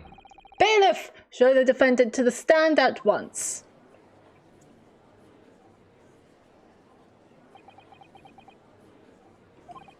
Now, maybe what actually happened that night will finally become clear. Okay, here we go. Let proceedings be resumed. Mr. McGilded, have you been listening to the discourse of the day? Oh, I'm sure I have, my lord. There are now two matters on which the court desires to hear from you. The first is whether or not there was a third party with you in the Omnibus cabin, as proposed by the defence. The second is that if such a person was indeed present, why did you conceal that fact from the police? No, it is not in my nature to hide anything at all. Just answer the questions, please. The truth of the matter is, I've been desperate about this all along. Do I tell you all or keep my mouth shut? Tell us what Mr. McGill did. The fine fellow representing me is absolutely right. In a carriage on the night with myself and the other man, there was another passenger. It's true? Aye, and 'twas me who helped the little urchin get away after it all happened. You... What? Why? Yeah, even Zeke's was pissed. What the fuck? No, Magnus McGilded, that convenient excuse can't save you now. And trolley, so I am, Lord Van Zeeks. I'm sure you'll be wanting to know why I said nothing when I was taken in by the police. I do be having a very good reason, I assure you. Which was? Well, the little child was just in the wrong place at the wrong time and not in any way involved, you see. What? If the police had known the wee one was there, they'd have assumed she'd done it. They'd have hauled her into this here courtroom just like myself. I was only trying to spare her that. Young hearts and young minds are easily damaged, my lord. So he was a child? He was a child? And who was this young child of whom you speak? No, that I don't know. You don't know? Ah, well, the wee thing just happened to be in the carriage that night. I never saw her before or since. We have absolutely no reason to believe this man. The prosecution calls for the witnesses' statements to be disregarded by the court. I was going to say, based on the picture, it looked like a man. He was wearing like a full-on suit and he had the top hat and everything. You know, I wouldn't be surprised if the urchin isn't here in his courtroom as we speak, listening to the proceedings. You saying it's one of the jury? What? Smoke! Fire! There's a fire! Look, someone's trying to get away! After them! It's no use! What is going on? What is going on? Be careful, Mr. Namahodo. Cover your face. Bailiff, don't let the accused escape. Secure the omnibus. I hereby call an emergency recess. Bailiff, ensure the defendant is in custody and clear the courtroom. What is going on? We were hurriedly removed from the smoke-filled courtroom by the bailiff, amid scenes of chaos as people stumbled over one another in a desperation to flee the chamber. Hi, hello! Oh my god, let me give you a shout out first. Oh my god, I do not know. So we are defending the richest guy in London. Okay. Oh my god, you're playing Cult of the Lamb! How is that? I've seen other people play Cult of the Lamb. It looks so good. That's my kind of game. Creepy, cute things. But yes, it's so fun. Is it really fun? It looks like Cozy Glow or Cozy Grove. Cozy Grove. It has that kind of atmosphere. But yes, basically we are defending the richest guy who is a suspect for murder. And that's happened in an omnibus. Two people on the roof seeing what is happening through the skylight into the cabin. They claim to see the specific moment of the stabbing of a guy. However, that testimony turned out to be not true, and they said, actually, we haven't actually seen the moment of the stabbing, but we did see the culprit having blood-soaked hands on both of them. And we like, well, hang on a second. What if there was a third person sitting opposite them that you can't see because of the way that you were sitting and seeing through the skylight? And like, ew. So there's a chance there might be another person that Mr. McGill did claimed to have seen be with another person and actually admitted to let out because it was a child. They said it was a child, and now there was a gunshot, there was smoke, everyone is panicking. It's like, what is going on?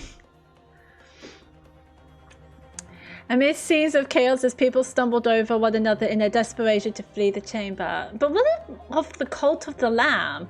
You have to follow people on Twitch in order to get more followers in the cult? Is that the point?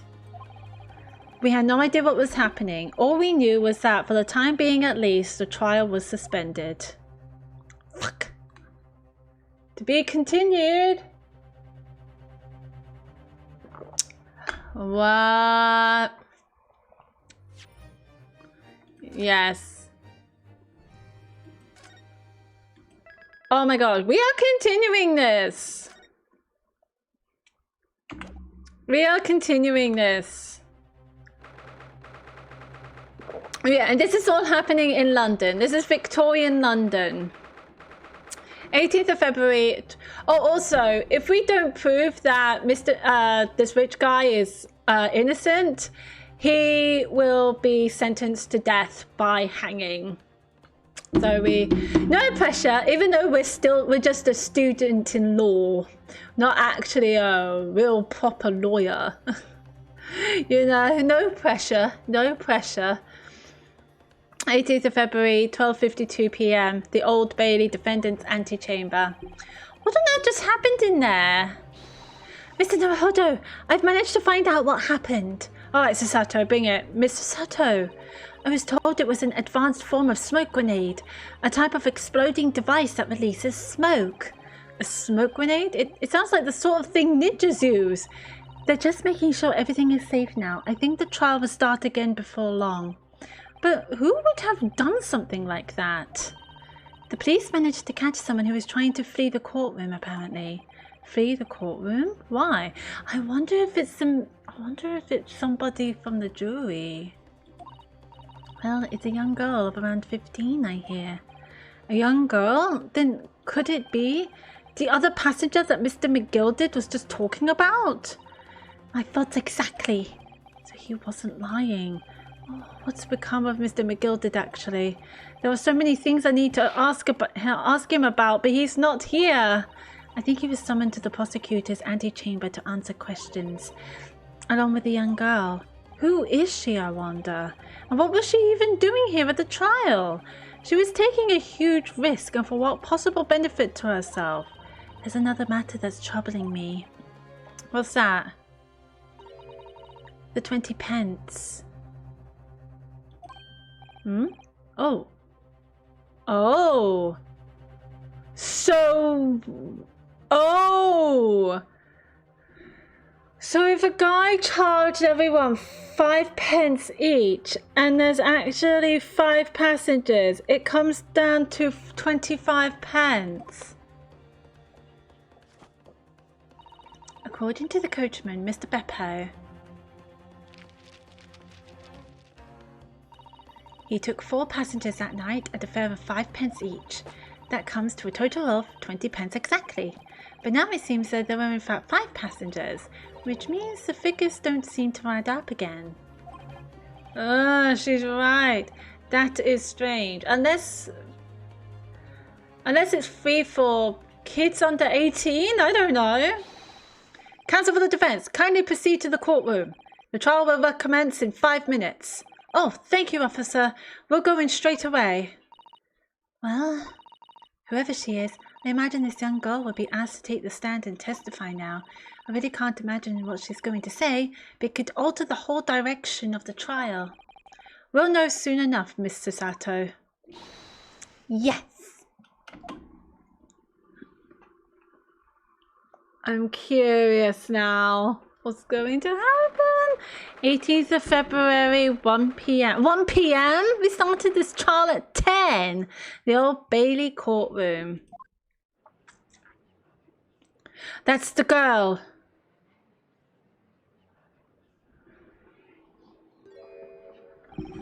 Oh, sorry. Hang on. She looks familiar. Doesn't she look familiar? She kind of looks like that ballerina from... She kind of looks like the ballerina, Miss Pavlova from the last case. There's a young girl next to Mr. McGilded. Look. She must have been the one who caused the disturbance before. Well, after that rather eventful recess, the court will now resume the trial of Mr. Magnus McGilded. Now then, Lord Van Zeeks. My lord? I believe you have established the cause of the smoke which veiled proceedings earlier. It seems to have been an advanced form of smoke grenade, of the sort typically employed by the army. Good gracious, the army? What in the devil's name? It was an elaborate attempt by a young girl to cloak her escape from the public gallery, but she was caught. And now occupies the stand. Your name, girl? Are you responsible for the smoke grenade which induced such a pandemonium here in my courtroom? What is the meaning of this deplorable behavior? If I may, my lord. Yes, Mr. McGilded. I think perhaps I ought to explain here why it is that this real ass was here in the first place and why she tried to bolt like that. It is all tied up with the events of that night, so it is. Very well, Mr. McGilded. Give your testimony. You will explain to the court exactly how this young woman is involved in the case. Alrighty then. Is this another cross-examination? Let's go! Just what did happen that night? It's not like a defense lawyer needs that information or anything. Doesn't she? She does look like the ballerina from the last case. On the night in question, I took the back seat in an omnibus and promptly nodded off. Then begorra, a loud thud and a wee scream woke me up with a fair start. There was a fella collapsed on the floor at my feet, so I sat him up on the seat across from me. Then I turned to find out where that scream had come from, and bless my soul, what did I find? And there was a child in there, all curled up in a ball, hiding her wee self away.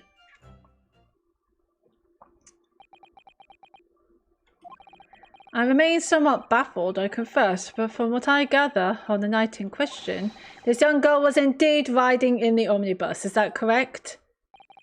'Tis exactly as the defence counsel said. This lass was the 5th passenger, my lord.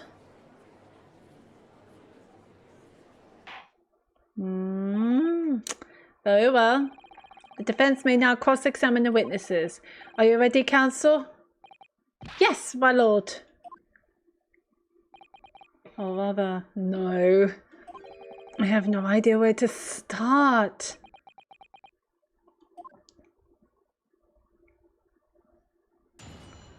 Alright. Let's start pressing him. We only got 2 shots. Backseat. I'm prompting, not a dog. Hold it! And when you first got into the omnibus, were there any other passengers already on board?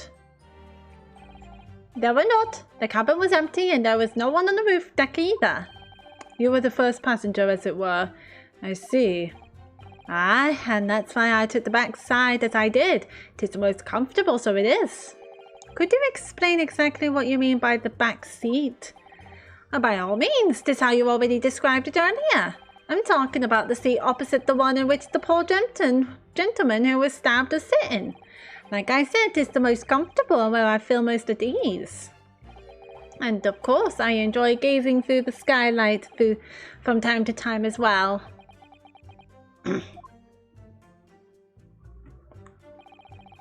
Then begone around thud and a wee scream woke me up with a fair start. A loud thud, you say? And a scream? Ah, that's right. How can I explain it? Just like the sound of someone falling to the ground. That sort of noise. So you think it was the sound of Mr. Mason falling to the floor, having been stabbed? Well, now, you'll remember I was asleep at the time, so I wouldn't like to say. But when the sound woke me and I opened my eyes, there wasn't a soul to be seen in the carriage but the fellow on the floor. You didn't see anyone, but at the same moment, you did hear a scream? Ah, from the seat above you on the roof deck, I presume? Not above me, no, my lord. 'Twas from inside the cabin. But I wasn't altogether thinking about the scream. No, I was too stunned by the desperate sight before my eyes. There was a fella collapsed on the floor at my feet, so I sat him up on the seat across from me. You sat him up? The victim, you mean? I did, on the seat across from me, as I said. I could plainly see the poor devil was already gone. And you wouldn't leave a dead man just lying on the floor now, would you? 'Tis common courtesy, so it is. I find that a little hard to believe. Oh, Lord Van Six, now why would that be? You wake to find a man lying dead at your feet in a carriage. Any normal person would hail the cabman. Any upstanding member of London society, that is. I get the feeling Van Six does not like McGilded. Well, now, as you know, I'm in something of a special line of business. The business of lending money at exorbitant rates of interest. Unfortunately, my lord, not everyone is thankful for the help I offer them, and some would even see me dead. So I do try, where at all possible, to avoid getting myself in a tangle with trouble. Are you suggesting you were just going to leave the man there? No, I was always intended to report it, so I was. Only I had a mind to find out the whys and wherefores first. The whys and wherefores? Right you are, there were some details I wanted to understand before anyone else got to meddling. That wee scream I heard, for example? Wouldn't your good self do just the same? Yes, the scream he says he heard at the same time as the thud of the victim collapsing. Then I turned to find out where that scream had come from, and bless my soul, what did I find? Oh, there was a child in there all curled up in a ball, hiding her wee self away. You say she was hiding herself? Ah, that's right. It was hard to see in the dim lamplight, but she was all curled up in a wee ball when our eyes met. Well, my heart nearly stopped beating in my chest. Oh, you're really overreacting this. Still and all, I pulled her out from under there and sat her on the seat opposite so I could have a wee chinwag with her. The seat opposite? That's right, just next to the dead gentleman there. You set this young girl next to a corpse? Oh, that's not... Dude, what? Well, as I'm sure I mentioned, a gentleman in my position can all too often find himself in mortal danger. So, I needed to find out just who this urchin was, you see. And while I was in the middle of talking with her, I heard another scream. A fella's voice this time. Presumably that scream was Mr. First, who was sitting on the roof deck seats. Right you are again, I would say, sir. Looking down through the skylight, he must have seen this young girl and a gentleman with a knife in his belly. In other words, the previous witnesses did not in fact see you at all, Mr. McGill did. What they believed to be yourself and the victim was in fact this girl and the late Mr. Mason. Mr. Mason? Ah, my lord. I was, as I think everyone understands now, sat at the back of the carriage out of sight. What do we do in this situation? It is utterly plausible. The defendant is somewhat diminutive in stature, and readily confused perhaps with this young girl. After that, of course, with a scream from the gentleman over us, the driver realized something was wrong and pulled up the horses. I do wonder how you must be feeling, Mr. Naruhodo, being the defendant's lawyer and yet finding myself as stunned as everyone else at his testimony. Let's just say it's trying. We certainly had precious little time to talk to Mr. McGill did before the trial. But we mustn't be dispirited. We must just try to learn all the facts we can. When we arrived in London this morning, I didn't see my day panning out like this. Mr. Naruhodo, no grumbling, even in your head. How did you know? So on the night, there is a one I didn't press.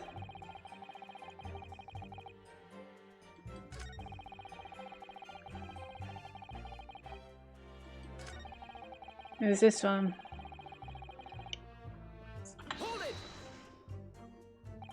I'm afraid I don't understand. I'm sure you told the court that there was no one else in the carriage except yourself and the victim. So I did, sir, so I did, as far as I could see, that is. What do you mean by that? Well, now, 'tis a queer thing, the wee scream I heard as I woke up. It came from, if you'll excuse the vulgar expression, under my backside. Oh, good gracious! Under your backside? Wait, what? And when I lifted the seat on which I'd been sitting, I found there was a wee cubby hole there for storage. Mr. Naruhodo, we can examine the omnibus ourselves, remember? Yes, of course, the whole bust was submitted as evidence. This would be a very good time to have a thorough look around inside. And that's when I found her. Thank you, I've heard enough. The events as explained are clear in my mind. Wait, I need to see this. I need to see this.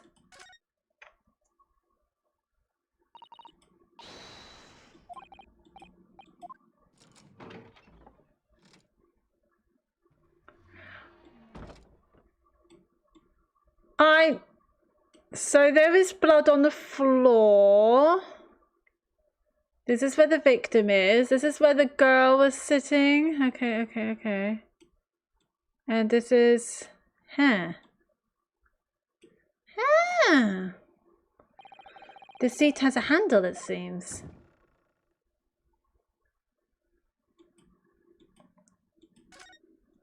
What? This is a storage compartment, but there's nothing in here. It's totally empty. Something doesn't seem right here. I can't put my finger on what it is. Fucking hell. I would not have seen that. However, at least one conundrum remains. Who is the girl? Her name is Tina Lestrade, my lord. She's a chancer, earns her crust among large crowds, reliving people of their purses. What's commonly called a pickpocket. The what? This girl here, a petty thief? Okay. Order. Is this true, Miss Lestrade? Miss Lestrade, you will answer the question. dare you? What is the meaning of this? Oh my god, she's gonna get in so much trouble. Oh, she ran! Ah, the girl, she's gone. Open your eyes. I'm over here. Good gracious, how? What was the point in that little sidestep? I know what you're all thinking. Grown-ups are all the same. This dirty little dipper, you say, slipped up and got caught on the job? Just got herself backed into a corner, so she knifed the gent. Go on, that's what's in your heads, ain't it? No, not at all. This is a court of law. We're here to determine the truth, not cast...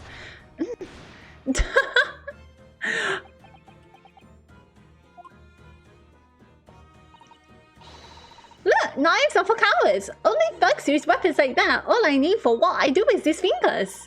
I'm a professional, alright? Maybe not in your eyes, but I got pride in what I do. Let me guess, you don't count smoke guns among weapons for thugs. Oh, this? Yeah, this was in a bag I lifted the other day. Down where they keep the four-wheel drags. It's nice, isn't it? I like the pink best. Oh, do not wave that thing in my direction again. Zeke's is like, oh fuck, I need a drink. What am I dealing with? So you admit that you were riding the omnibus on the night in question?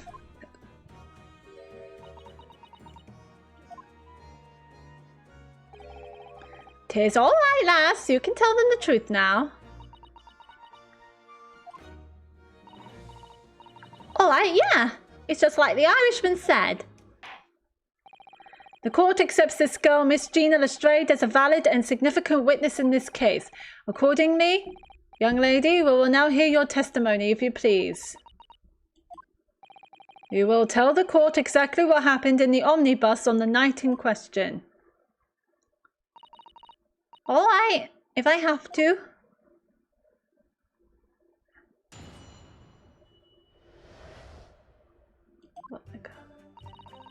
So I snuck inside the carriage before they hooked up the horses, just like always. But it was alright, all waste of time. I got nothing to show for my troubles that night. I'll tell ya, you can't see a blind thing in that hiding place. It's pitch in there. Then after a while, I hear this loud bang. Nearly jumped out my skin, I did, and the scream just came out. It's because of that. This swell found me. He did help me get away, mine. Yes, he let you go. I fail to understand why you would let this street urchin go, Mr. McGilded. Oh, 'tis simplicity itself, my lord. You see, she couldn't possibly have killed the other passenger. I knew that for a fact. How? As I'm sure I said before, sir. Well, somebody did.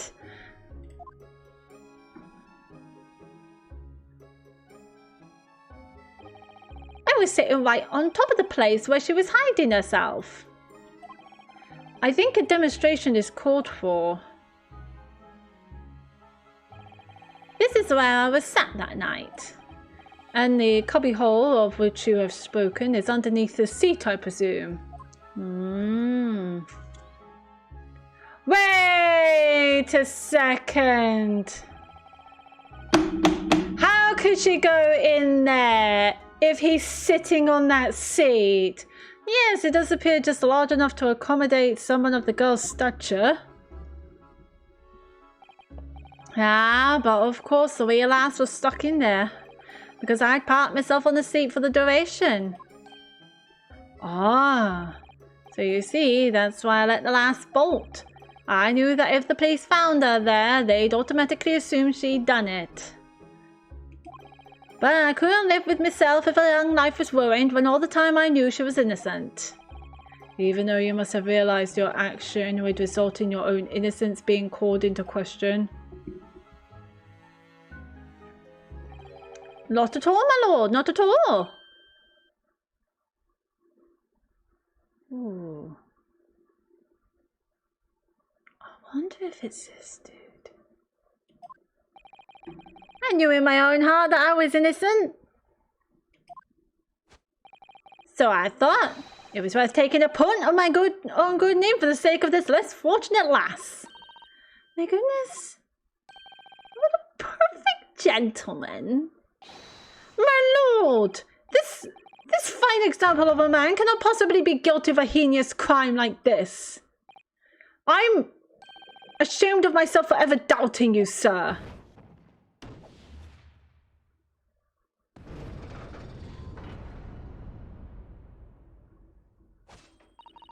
With calm, calculated reasoning, one arrives clearly at the truth every time. Woo, they all think he's innocent. So wait, who's secure? Saints alive! All 6 members of the jury consensual in their learning to a verdict of not guilty? Mr. Naruhodo, but it must mean... It must mean what? That we're victorious! We've won? Are you sure? What the fuck? If the sight of my iron-heeled Wellington offends, pray do forgive the discourtesy. What is going on? What is he doing? Oh my god. The girls is like, what is going on? This really is a consummate example of the one monumental flaw in British judicial practices. Where evidence and reasoning should be paramount, emotion rules the day. Emotion? The witness's latest statement gives us a clear insight into his true nature. What do you mean, his true nature? Do you really think Scotland Yard would have made such a glaring omission? After the incident, the omnibus was comprehensively searched by officers of the police. Obviously, the interior of this cubbyhole, as the witness put it, was included in their investigation. The compartment under the posterior seat was full of the coachman's belongings. It's noted in black and white here in the police report. Good lord! The evidence has been tampered with. In order to corroborate Mr. McGilda's story, someone has unlawfully removed everything from under the seat. What? Shit! Gina, what did you do? Order! Order! How could such a devious contrivance possibly have been effected, counsel? Naturally, we must acknowledge the deficiencies of the constabulary in allowing this to have happened. However, I assure you, when the omnibus was wheeled into the courtroom this morning, the compartment under the seat was not empty. Oh, shit. Well, my Nipponese friend? Me? When the carriage was submitted as evidence, doubtless you examined it in fine detail, as would any self-respecting practitioner of the law. How? Pray, what did you find the condition of the under-seat compartment to be? Oh, to be sure, the young gentleman will be able to clear this up in a jiffy. Sorry? Go ahead. You tell the court now, fella. How this is all an elaborate excuse by the desperate Lord Van Zix. Well, counsel, do you have something to say on this matter? No. How am I supposed to answer? What can I say about the state of that little compartment under the seats in the omnibus?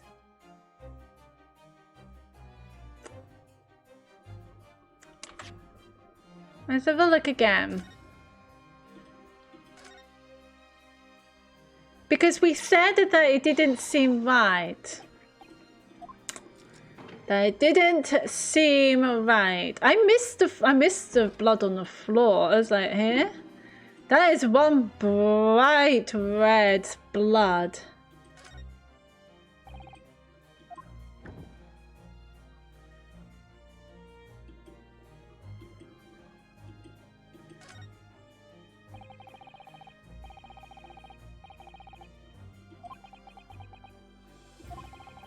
Something doesn't seem right here. It just says something doesn't seem right.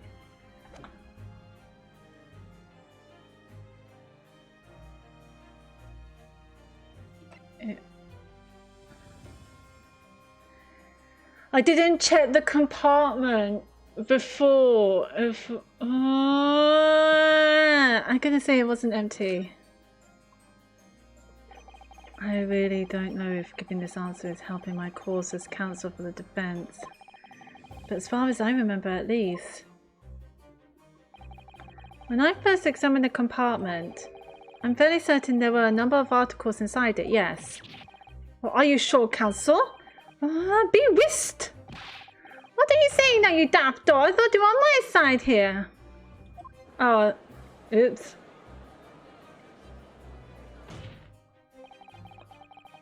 Oops, I don't know. You said it didn't seem right.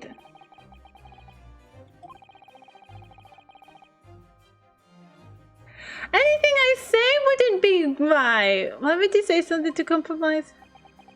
Shit.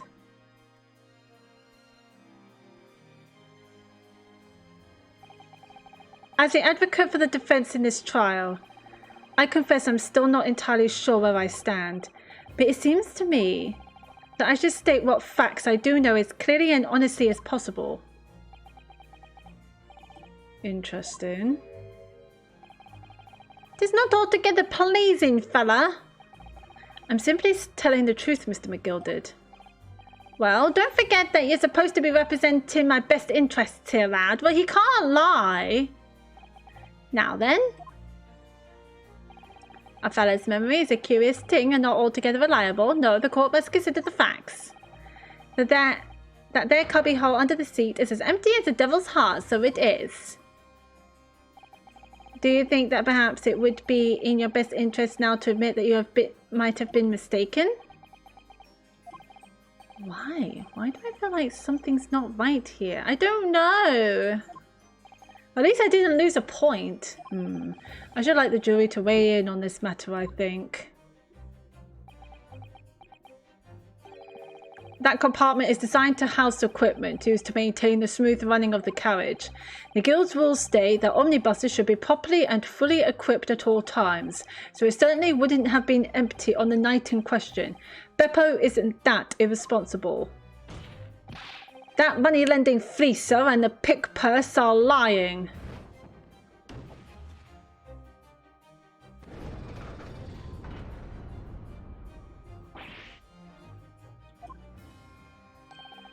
I can't believe I was nearly taken in. The stinking rich are always stinkers. Nothing but cowards, a lot of them. What? Oh no. It's a trick, of course it's a trick. Are all of them saying this? Quite so. I must concur there. I love the girl with the typewriter's outfit. With calm, calculated reasoning, one arrives clearly at the truth every time. Yes, but every time a different truth, it seems.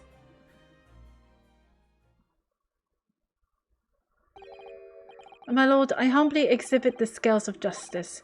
Clearly, a verdict of not guilty at this time would be wholly inappropriate. Thank you, counsel. But before we proceed any further, there is the matter of the outstanding cross-examination. Counsel for the defense, begin your questioning of the witness, please. I believe I picked the right one. What just happened? I don't know. The whole balance of the trial just shifted almost beyond recognition. The Reaper of the Bailey is at work, it would seem.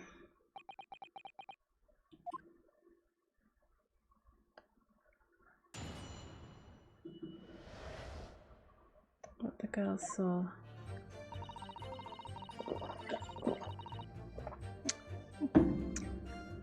So I snuck inside the carriage before they hooked up the horses, just like always.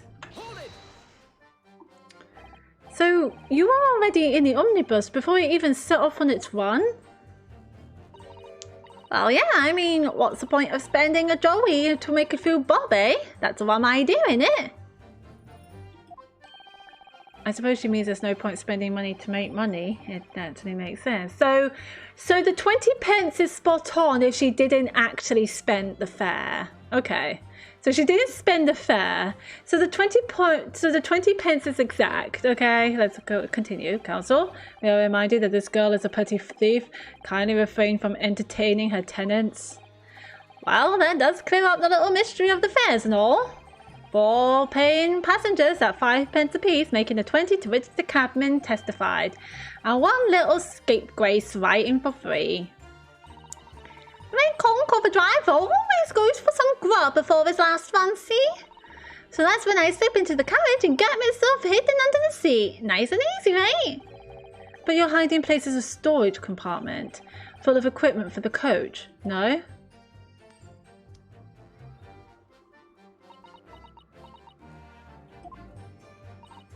Yeah, there's bushes and buckets and whatnot in there, sure. I always chuck all that out and cram it in a corner somewhere. No one ever seems to bother much. And yet, according to the report filed by the police officer who first arrived at the scene, the compartment was full of such paraphernalia. Well, I don't know nothing about that. Like I said, I moved all that stuff out so I could hide under the seat. That's all I can tell you. It seems we've reached the end of that line of inquiry. Continue. But it was a right old waste of time. I got nothing to show for my troubles that night. Waste of time? Why is that? Well, most nights I'm on my own in the God permit, at least some of the time. I beg your pardon, did you say God permit? Oh, yeah, well, that's what my kind call it. You say the Omnibus, I suppose?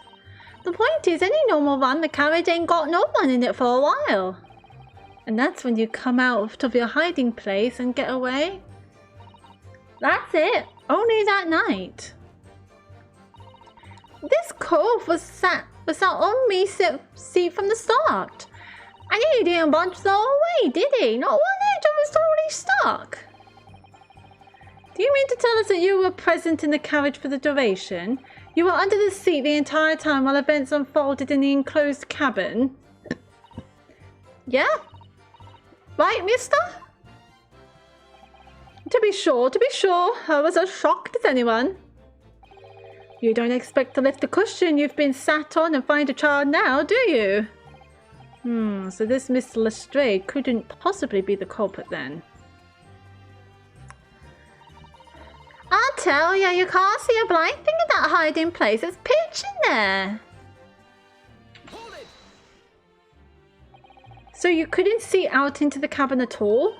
Not a shot. Most days I push the cushion up with my head and I look out the crack.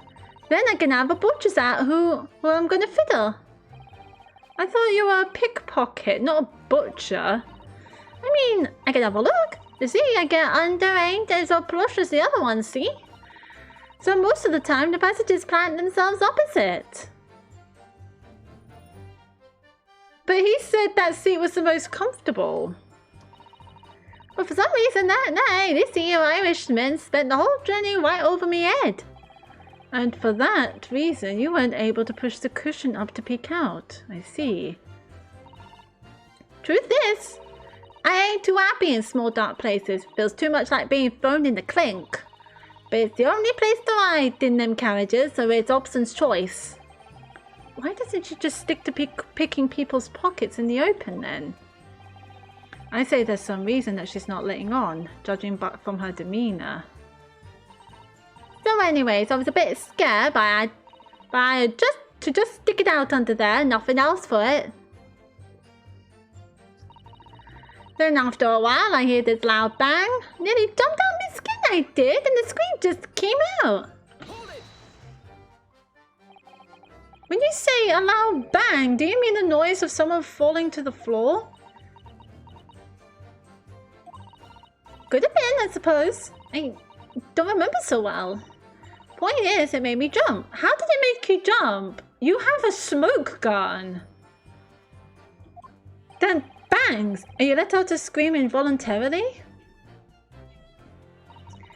That's right. And then I felt the cushion over my head get lighter all of a sudden. Presumably when the defendant got up in order to help the victim, yes. Or not. It could equally have been the moment to accuse stood in order to stab his victim, could it not? Well, girl, did you see what happened at that crucial moment? Yeah, I saw it. I pushed up the cushion and had a quick butcher's while I had the chance, didn't I? The Irishman was sitting up the block when I fallen on the floor on the seat opposite. That matches Mr. McGilder's account, of course. But then the fella suddenly turns around and looks right at me. Man, okay. Oh, I'm sorry.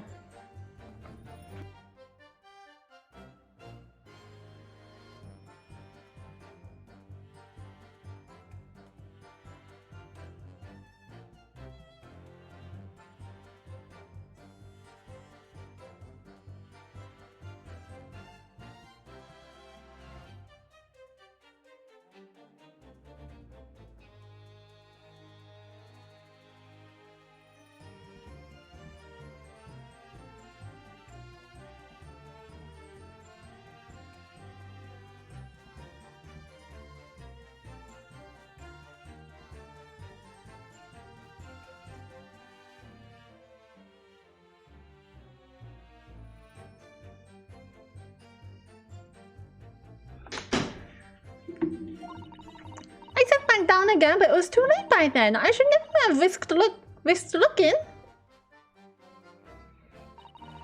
It's because of that the swell found me. He did help me get away, mind. And when Mr. McGilder discovered you, he pulled you out from your hiding place? I was scared stiff I was. He dragged me out and sat me down on the seat and all. Next to the victim, Mr. Masson? Yeah, the bloke had a knife in his guts. He was still bleeding. Then the carriage lurched a bit and he ended up falling onto me. Wait, what? Ugh, how awful. Both my hands got covered in blood. It made me feel sick as a dog. Both her hands covered in blood. That must be what the rooftop passengers saw. After that, I believe you talked with Mr. McGilder for a while, is that correct? And asked me some stuff. Wanted to know my name and what I was up to and that. Then I heard something from up above. Someone screamed. Yes, Mr. First on the roof deck, one would presume. Well, I didn't want no one seeing my face, so I didn't look up. Then the horses were drawn up smartish, and this here Irishman says to me, "Get back onto the seat. I'll see that you can get away later." All 6 members of the jury had decided the defendant was innocent. For one brief shining moment, yes. It's clear they are all still very unsure. If we could just find some conclusive piece of evidence among this new testimony, I'm sure we could clinch the verdict we want. Yes, I think you're right, and I have this niggling feeling something's bothering me, but I just can't quite put my finger on it.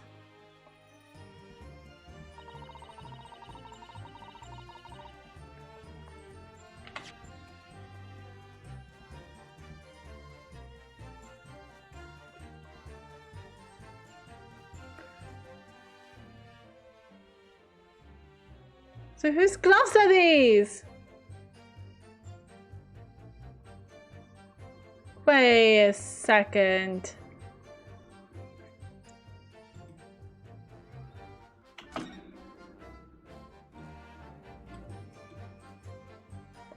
Okay, so it's just the right, okay.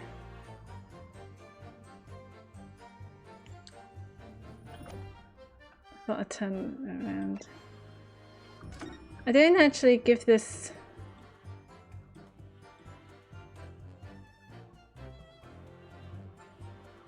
What if it's W? Oh, but maybe it isn't M.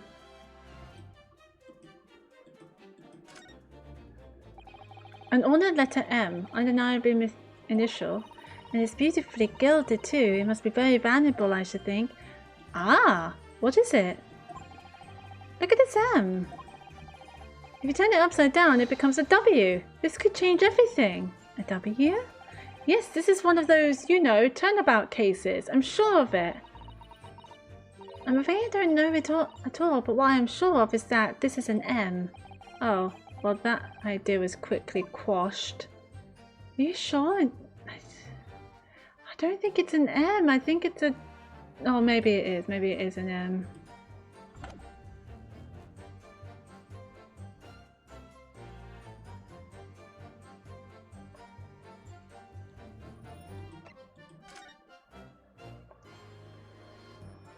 So who took the photograph? Oh, the police.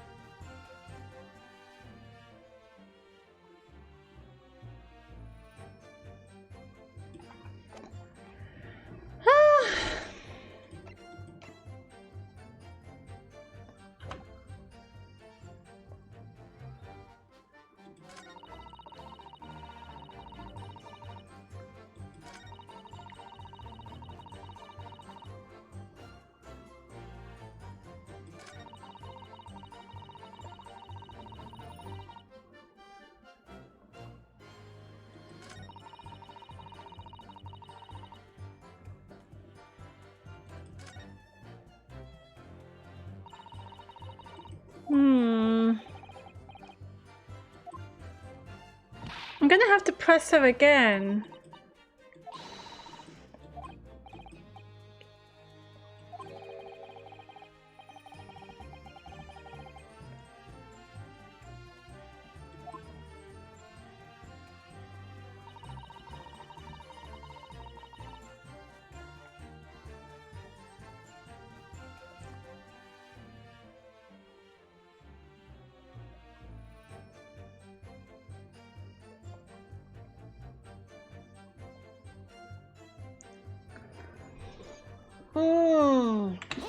Let me press her again. So you were already in the omnibus before it even set off on its run? Yeah, I mean, what's the point of spending it? Yeah, so she went on without spending any money. So that explains the mystery of the fares.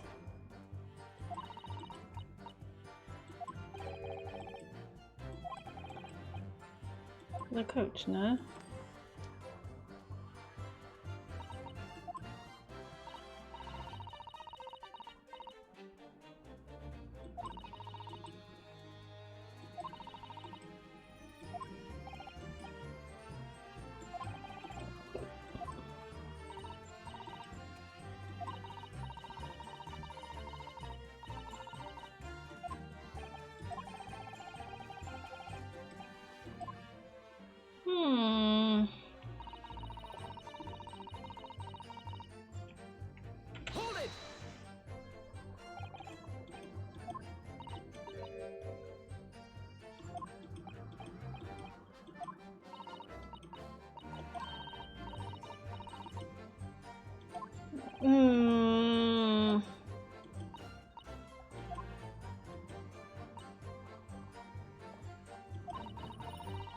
That's the whole way, did he? Not one end. I was totally stuck.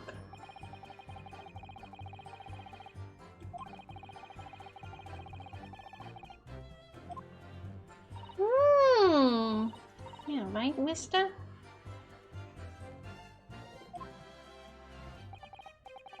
To be sure, this should be. I was as shocked as anyone. You don't expect to lift the cushion you've been sat on and find a child now, do you? This is weird. You got this, do I?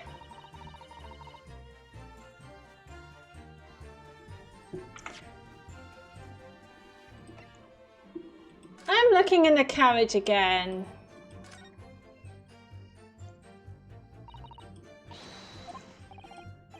Let's have a look. Ah, I'm so confused. I'm even more confused now. So this seat looks reasonably soft, but it's actually rather hard when you sit on it. And only just wide enough for two gentlemen to sit side by side, really. An English gentlewoman would be dressed in such finery. It would be quite impossible for her to climb up to the roof deck, so she would have to be seated in here. A woman in a kimono would have the same problem. Women's clothes are very impractical, aren't they? Yes, but he says, but McGilded says he finds that seat comfortable.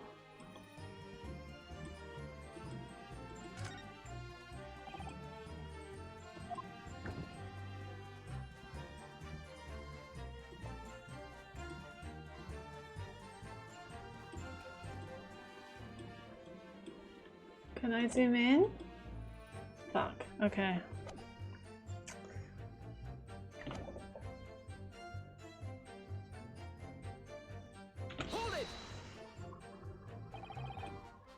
So the girl can't see anything.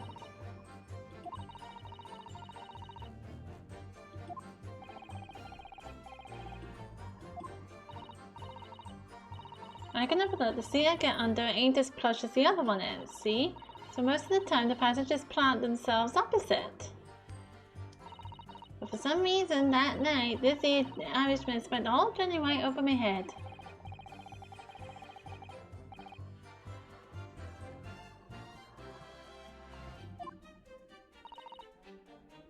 Truth is, I ain't too happy in small dark places. Feels too much like being thrown in the clink. Excuse me? Excuse me? Is something wrong, Mr. McGilded? Oh, I do apologise. Was there something the matter, Counsel? I'm just wondering if Miss Lestrade's last comment made something occur to you, perhaps? You seem to be thinking something to yourself. Oh, no. It was nothing important. I was feeling bad for the poor lass is all. I remember feeling desperate myself as a young lad, shut up in the dark. It was terrifying, so it was. I see. Yes, I'm sure we can all sympathise. I'm still scared of the dark now. Ah, and I don't know about yourself, but I find that the darkness seems to make everything you hear seem that much louder as well. Why is he looking at her so menacingly? What is going on? Yeah. I suppose it does, maybe. What, Miss Lestrade? What is going on? Did you hear something that night? Anything, an unusual noise, perhaps?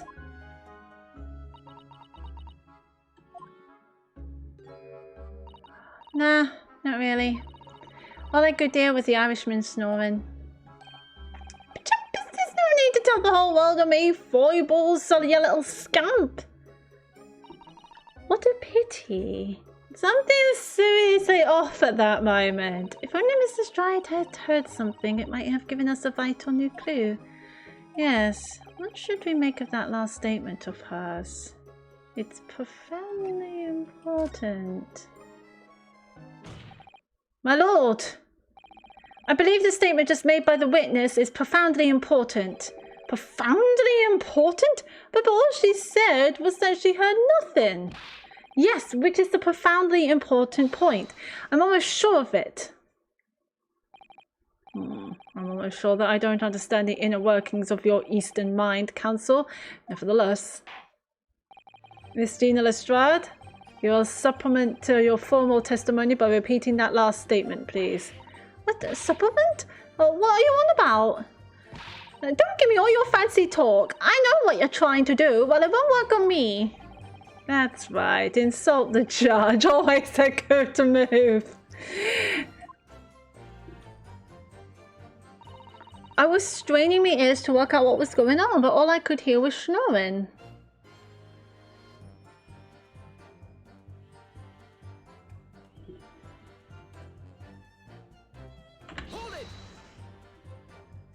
So you were straining to hear what was happening the entire time since the moment you hid yourself? Not exactly, no. Sorry? Well, there was no one in the cabin to start with. I could just push the cushion up and have a butcher's to see what was what. But then when I saw this swell getting on, I got my head down so he didn't notice me. And Mr. McGilded sat on the seat under which you were hiding, correct?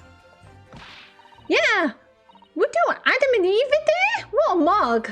But then all I could do was listen.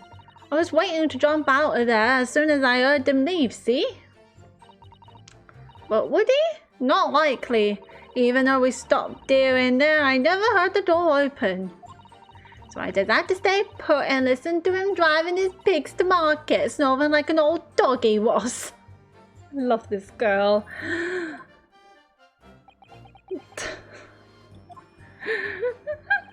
Are there any conclusions we can draw from that, I wonder? It doesn't make any sense. What about the other passenger?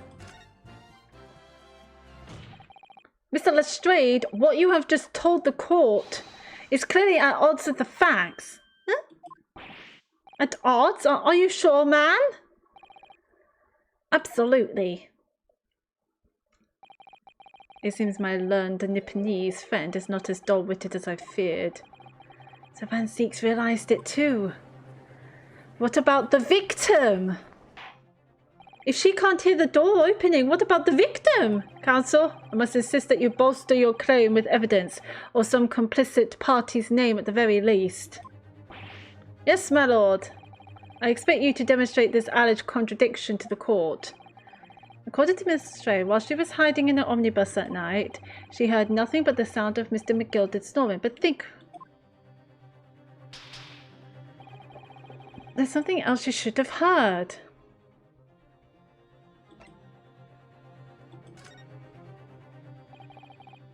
Very well. Allow me to elaborate. On a particular sound that Mr. Strike could not have failed to hear on the night in question, the sound very clearly explained by the presence of the following person. This man.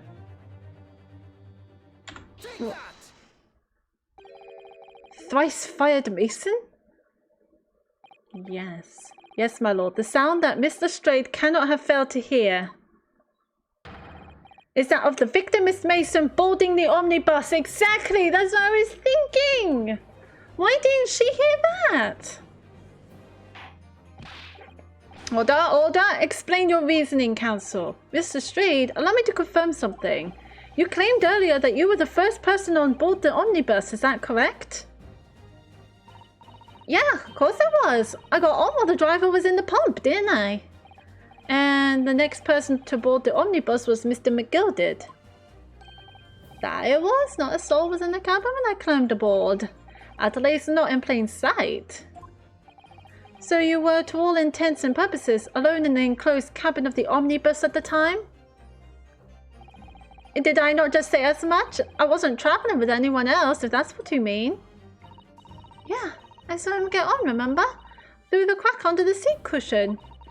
He was on his own for sure.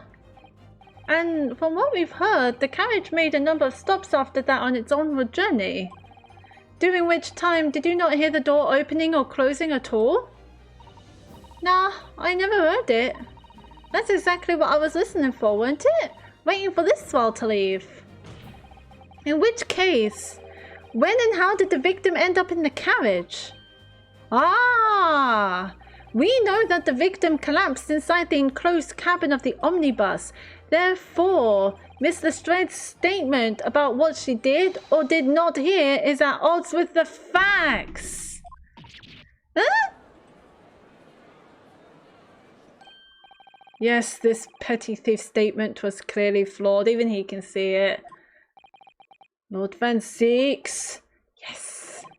He knew all too well that there was an inconsistency in Miss Lestrange's statement. It would seem words of thanks are in order for my learned friend.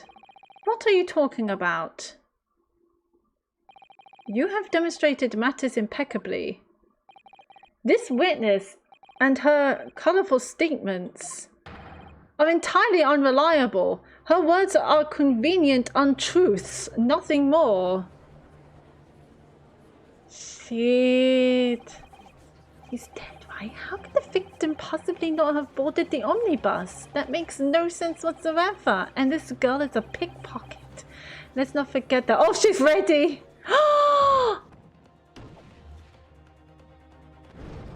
No! Oh, she didn't even say anything. Oh, this granny is scary. She means business.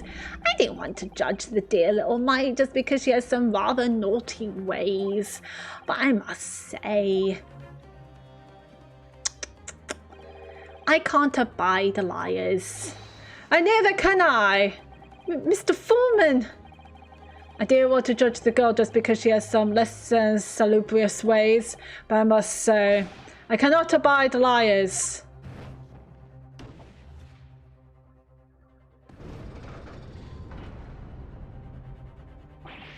Mr. Naruhodo, there's 5 jury members leaning towards guilty. Well, your consideration for others is refreshing, my Nipponese friend.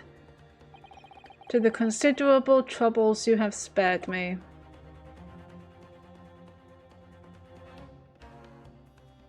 Damn it, why does he have to be so handsome? Yes, very refreshing. He's a dick!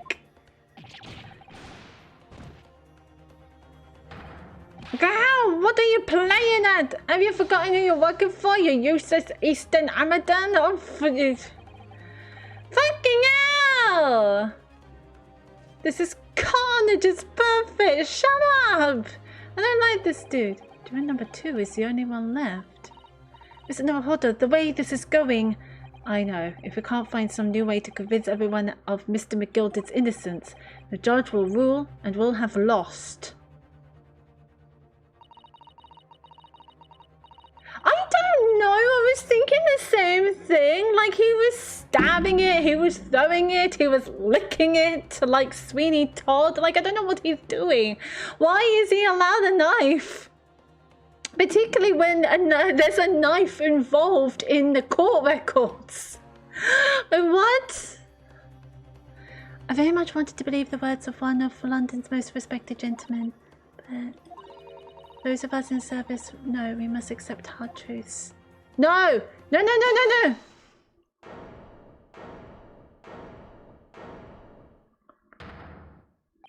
Yes! The witness's last statement seems to have revealed a critical inconsistency in her story. However, if we consider the possibility that her statement is in fact the truth, it may shed an entirely new light on this whole case. What are you saying? Counsel? I'm sorry, sir. Whatever do you mean? Counsel, I will not tolerate you to attempting to prorogue my adjudication. Explain yourself at once. When the accused boarded the omnibus on the night in question, the victim was nowhere to be seen. Subsequently, the carriage door was not heard opening a single time, as testified by the witness in the stand. And yet the victim's body was found inside the carriage. If this petty thief's words are to be believed, how do you explain the victim's miraculous appearance inside the cabin of the omnibus?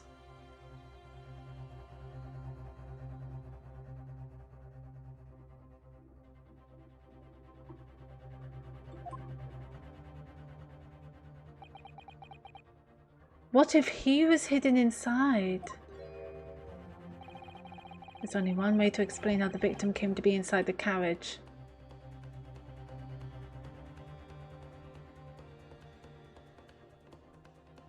He was put there after he died. Maybe? I don't know. No, he was already bleeding.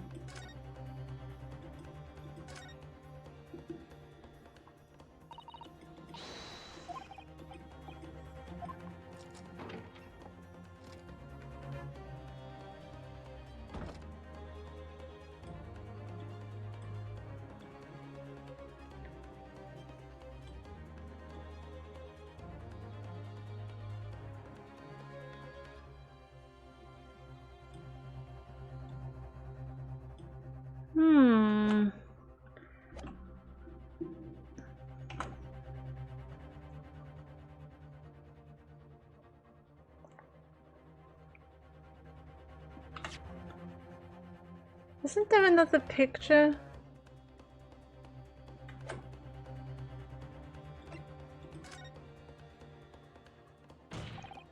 Clearly, he was in there already from beforehand. Tell me, my learned friend, what was the function of that clearly in your last sentence? Well said, Lord Van Zeeks. The clearly is troubling me also. No! That's really not the point. The point is that the victim must have been in the carriage from beforehand. Then answer me this. By beforehand, to what specific point in time are you referring? Well, clearly, fuck! No! Oh, come on!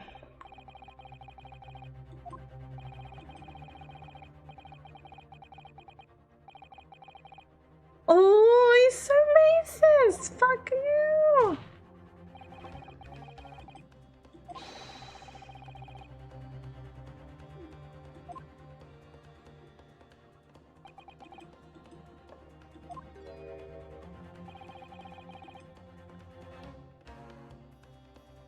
There's another entrance? He can't be put there after he died.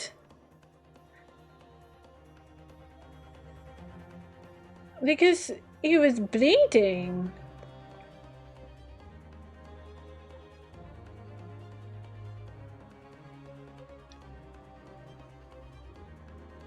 But is there another entrance?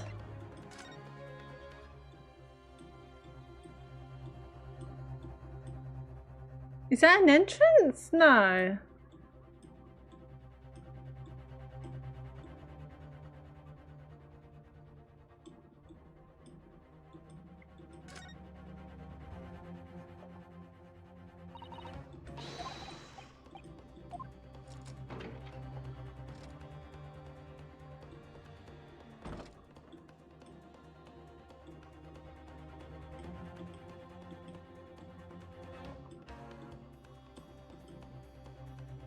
Wait a second.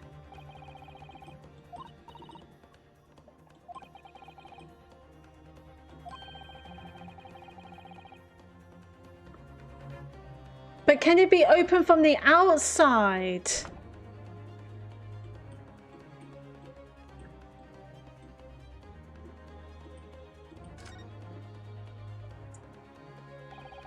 Look, there's a latch.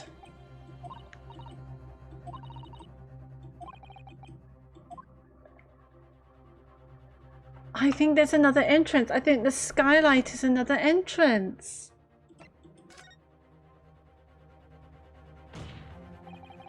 If the door wasn't opened even once, the only explanation is that the victim entered the enclosed cabin some other way. No?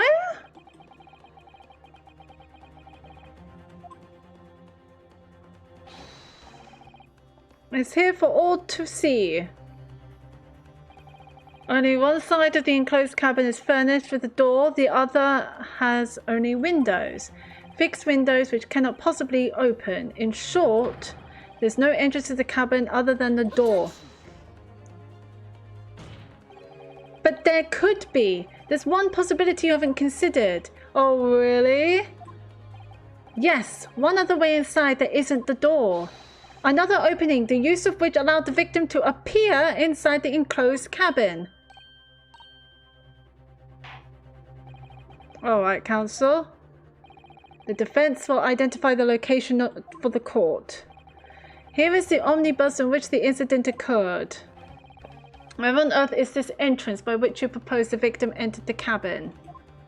So I think it's the skylight.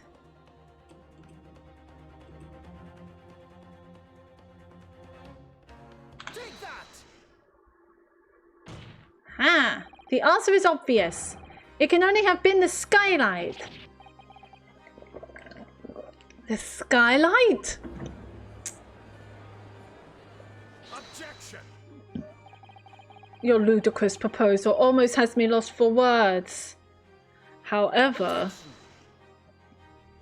the skylight may well be large enough for someone to pass through. So you claim, but do you have a shred of evidence to support your addle-brained theory? We heard a thud. Both Mr. McGilded and Miss Lestrade said the same in their testimonies. They each claimed to have heard a loud thud, such as the noise made by someone falling to the floor. Yes, which has already been explained, as the sound of the victim falling from his seat, having been assaulted with a dagger. Yes, it has, but would a man slipping from the seat onto the floor really have made such a loud noise as the witnesses describe? A noise loud enough to cause Miss Lestrade to let out an involuntary cry? In fact, good gracious! Perhaps, in fact, that was the moment that the victim made his entrance into the cabin. No, let me rephrase that. The victim didn't enter the cabin as such. He fell into it. Objection. You're now suggesting that the victim fell from the skylight into the cabin? That's simply impossible. How can you be so sure? Because if the victim had fallen inside through the skylight, as you say, the passengers on the roof deck would have seen it happen. And yet, not one person made a mention of such events in their testimony. Well, yes, that's true, but... Hold it! Might a humble fella make a wee comment here? Mr. McGilded? To be sure now, the two fellas who were sat on the roof that testified before said nothing of the victim falling through the skylight. But it seems to me, my lord, that 'tis not so much a case of them not saying, but... Aye... 'Tis a case of them being unable to say. What? I think perhaps the two fellas do be having something of a compelling reason not to mention what happened. Would you not agree, fine ladies and gentlemen of the jury? Oh, my goodness, surely not. Those two chaps on the roof? You mean the ones who stuck that knife in the man were... They were murderers? Hold it! Just what exactly are you insinuating here, you blitherer? What he said, you hatter! What are you insinuating? What are you doing? I bet you he's not a hatter. Look at his hat. This is a flaming outrage. I've a good mind to give you a blinker in a minute. I'll give you a shiner in a minute, he said, and so will I. Are those two together? Mr. Fairplay, you're effectively accusing me, a city gentleman and well-respected banker, and me, a very angry hatter, suggesting that someone like me could have stabbed that man in the guts. It's a disgrace. It's scandalous. I protest in the strongest possible terms. That's right, I protest too about you rotten scandal. This is laughing. It's like, this is the funniest thing I've ever seen. Order. This is not the time, witnesses. I will not permit this wanton invasion of the stand. Return to the anteroom at once. But this is beyond reason, my lord. It's outrageous. It's very hurtful, you know. My lord, if I may comment. Go ahead, Lord Van Zeeks. What is it? It was the defense that incited this outburst from the witnesses. My learned friend has seen fit to abandon all protocol and accuse the witnesses without proof. Accuse? I never intended to. It seems, young Nipponese, that your command of the English tongue is wanting. Ooh, you propose to this court that the victim fell through the skylight from the roof deck of the omnibus. That hypothesis cannot possibly stand without the rooftop passengers without being aware of the events. You have branded these gentlemen liars. You have intimidated their criminal guilt. In our British courts of law, that is what is termed a baseless accusation. I know I was rash to put this idea forward without any actual evidence, but you can't just dismiss it without a second thought. What are we wasting time for? Get them to testify. He's right. He's right. I thought there was something fishy about that hat from the moment I laid eyes on the fellow. He's right. He's right. How can he be called a hatter with a hat like that? We have to see this matter through now, one way or another. If there's filth and rubbish in our midst, we must dispose of it at once. Testify. What's happening, Mr. Naruhodo? The spectators in the public gallery they're in a complete frenzy. No, I can see that. Mr. Fairplay and Mr. First. What? Oh, what? They're just looking around. It's like... You will take the stand again and make another formal testimony in reference to the indictment brought by the defence. Yes, my lord. I didn't come here for this. I think they're crooks. There's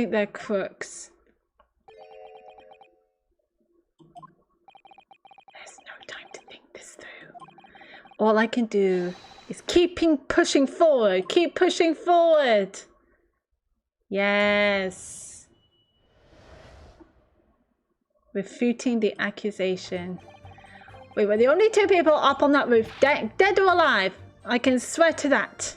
If anything had happened where we were sitting, don't you think one or the other of us would have noticed? In any case, neither of us know the first thing about the victim. We had no reason to kill the man. This guy and I was shut the entire time, I tell you. We couldn't possibly have opened it. If you're so sure the victim fell through the skylight, where's your proof? I must say that on listening to this testimony, it is somewhat hard to imagine how either witness could have performed any malevolent act on this open rooftop deck without the other noticing forthwith. That's right, you see. We're innocent, I tell you. Although logically, of course, the argument falls down if the two of you are in collusion with one another. What? Eh? According to investigations by Scotland Yard, the two witnesses share no common dealings. Huh. Well, I don't trust coppers any more than I trust the stinking rich. You don't trust anyone then, do you, dude? Something doesn't feel right here. The trial is going in our favour, really. So why do I feel so uneasy? Counsel for the defence, over to you. Your cross-examination, please. Oh, yes, my lord. Yes. Come on, you. We were the only two people up on that roof deck, dead or alive, I can swear to that. So, at no time did the victim, Mr. Mason, climb up to join you on the roof deck? Absolutely not, Dickon. No question about it, he said, none at all. Oh, but yes, of course, I remember seeing them both. I saw the victim inside the enclosed cabin talking with this man here. Is this true, Mr. McGilded? Dear me, my lord, at the risk of repeating myself, I boarded the omnibus alone and nodded off inside almost immediately. That's an outright lie, without doubt. You were engaged in... Let me stop you there, fella, and ask, do you have any evidence at all? At all?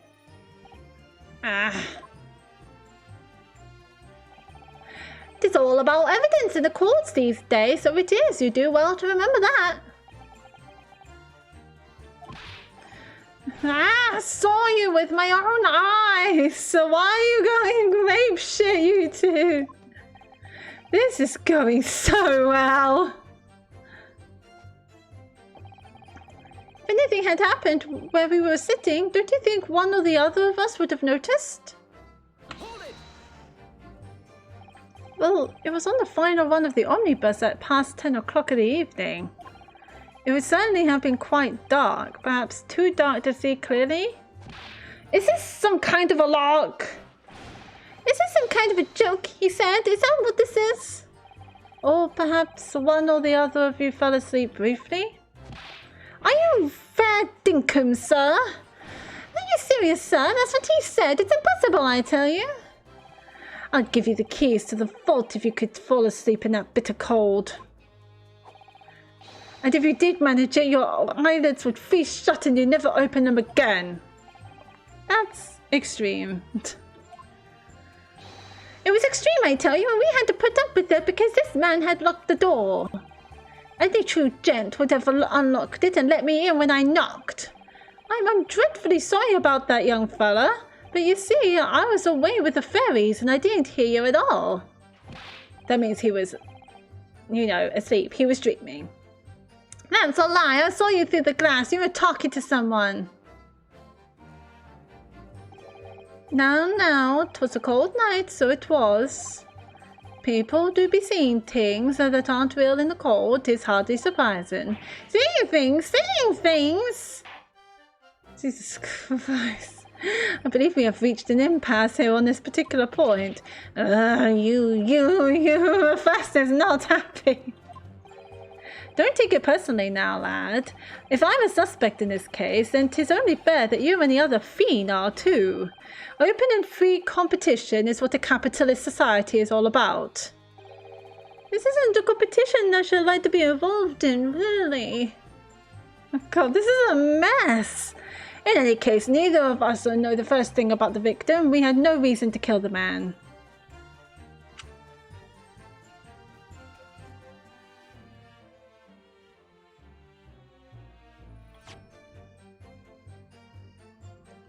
Really?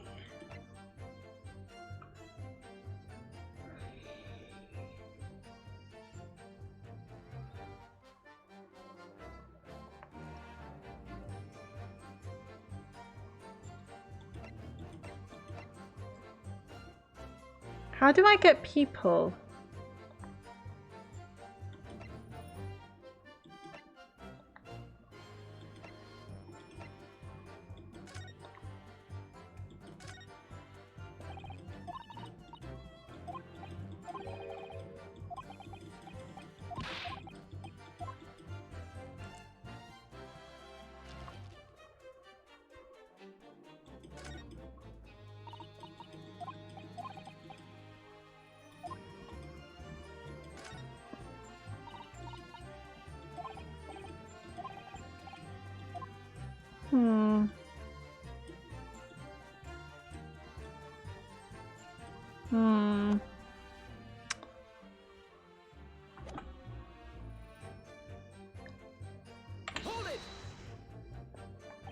So, you had never met Mr. Thrice-Fired Mason before? Oh, no, not once, never. I've never met the man before, he said, never. And you, Mr. Force, had no prior dealings with the victim either? That's right, sir. Hatters don't have much to do with brickmakers, to be perfectly honest, sir. No, I imagine not. How many different ways can I put this? The command.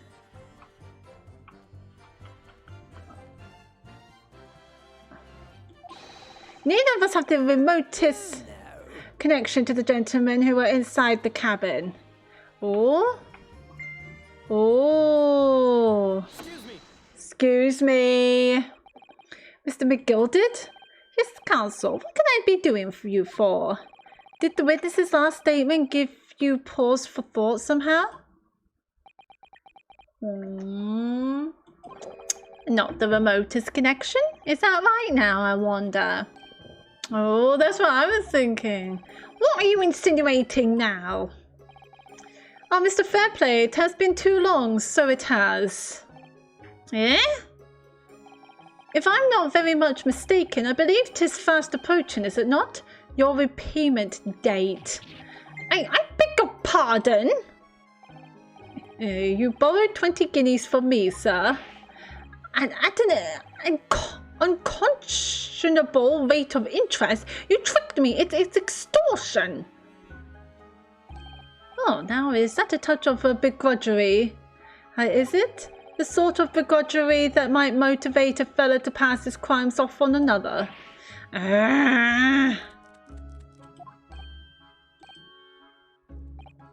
And young Mr. First.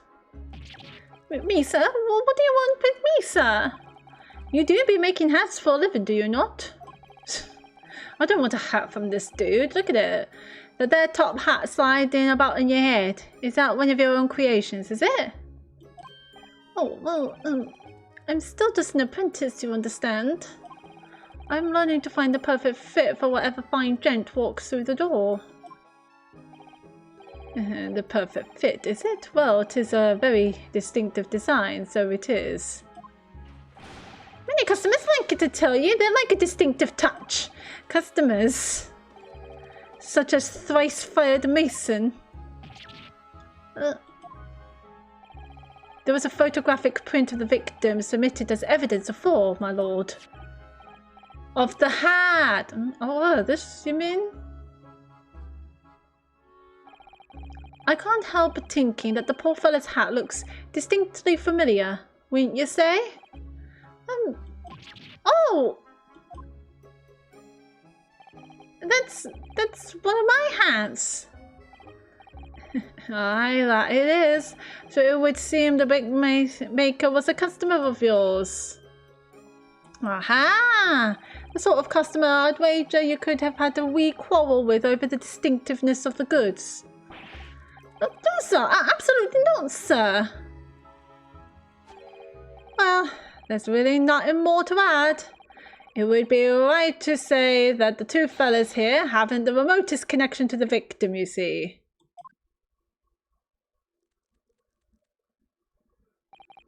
I rest my case. You little weasel!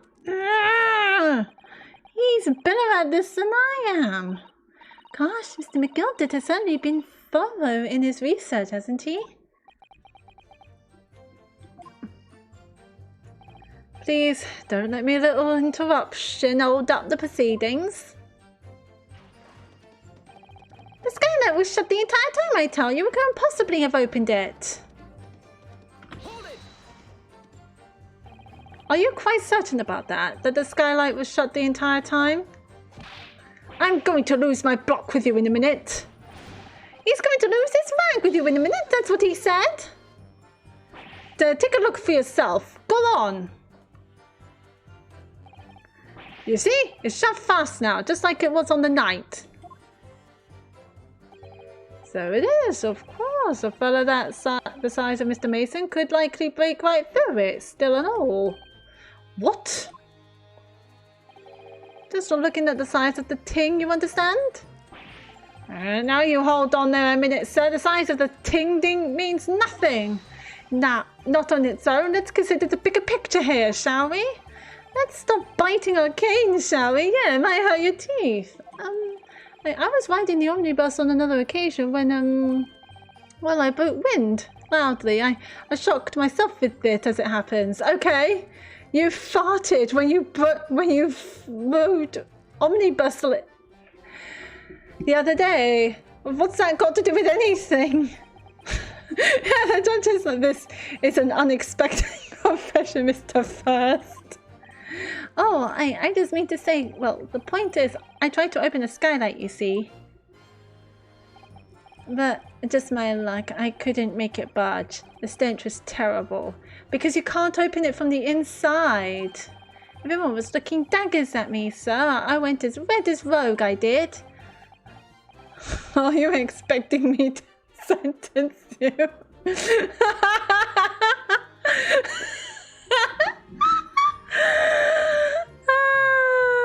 Oh my god. Oh no, sir. The point is, the skylight can't be opened. I tried and tried when I was inside that cabin of shame.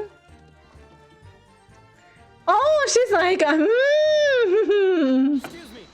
Excuse me. Do you have something to say about that, Miss Lestrade?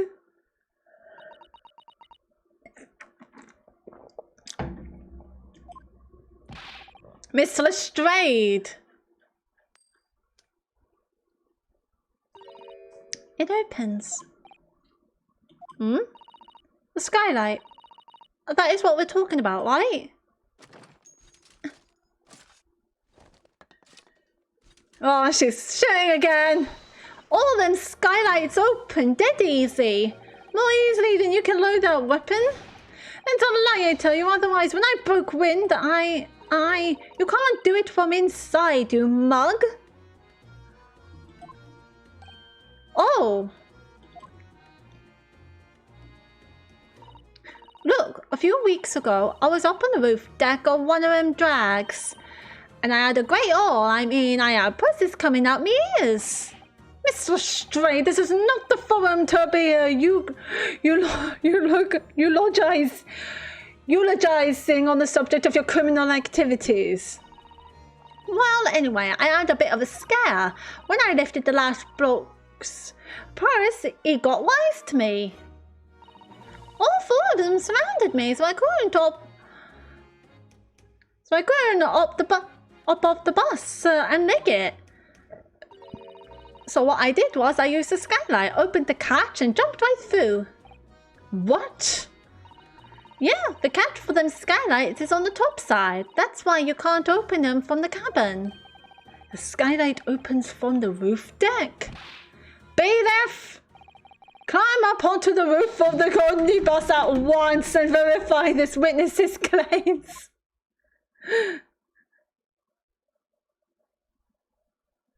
Well, there's a latch. Ah, on my hat. See? Ooh, we're getting some order. So it appears that the street girl's statement is quite true. I don't believe it. The skylight opens, and from the roof deck. Mr. Naruhodo, this could be the clue we've been looking for. Well, counsel for the defense, please continue with your cross-examination. Yes, my lord. So the skylight opens. Perhaps I should investigate for myself. If you're so sure the victim fell through the skylight, where's your proof?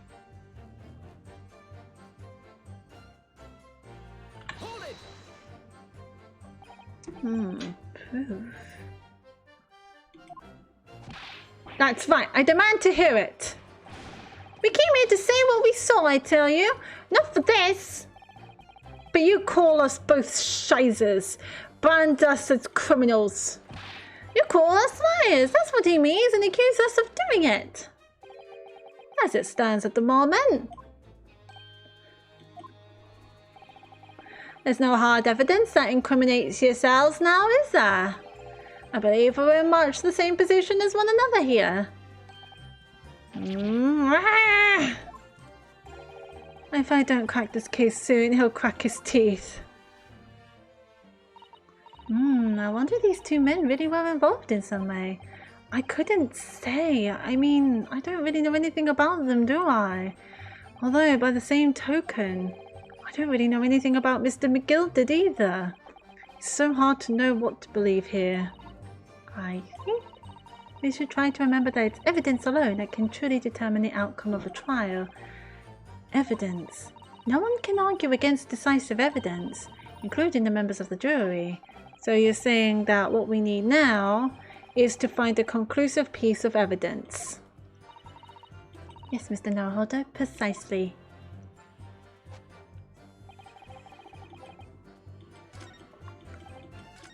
So he wants proof, hey? Fair play wants proof.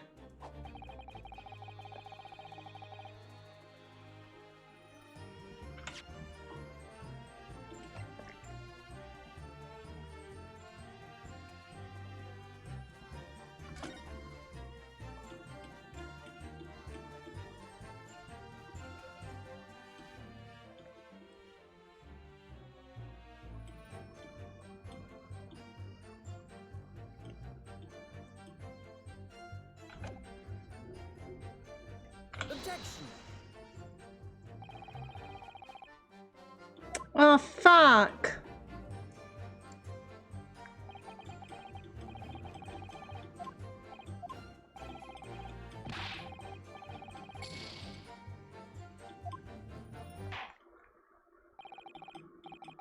Damn, I lost.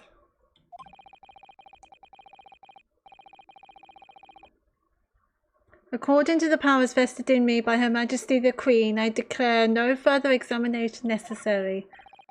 I shall be requesting the final decisions of the members of the jury. Are you all ready, Mr. Foreman? Certainly, my lord. Very good. Ladies and gentlemen of the jury, you will announce your findings to the court in turn, please. Guilty. Guilty. Guilty. Guilty. Guilty.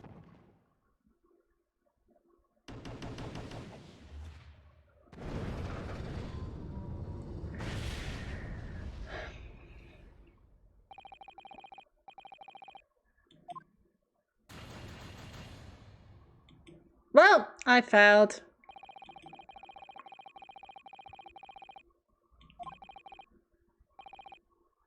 Damn it!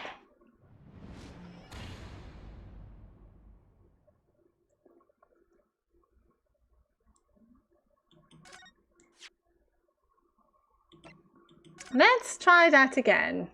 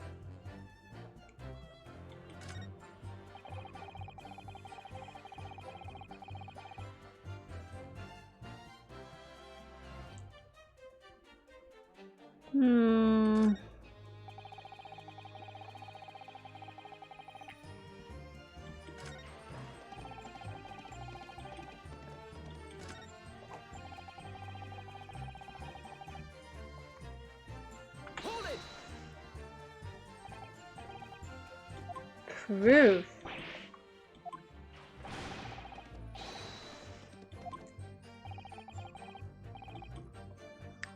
Proof.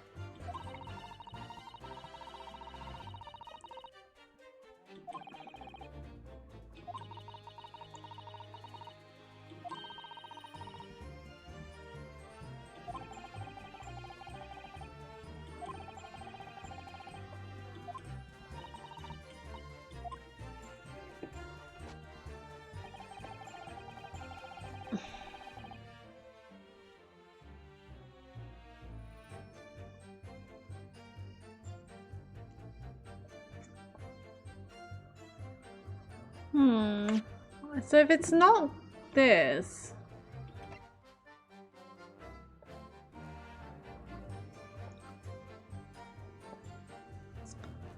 I wish I could see the people.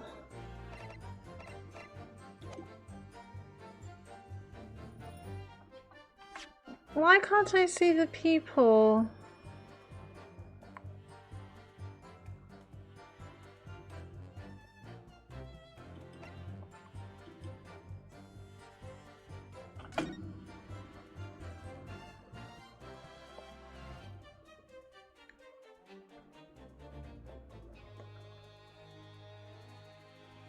Oh, died due to internal hemorrhaging resulting from the trauma.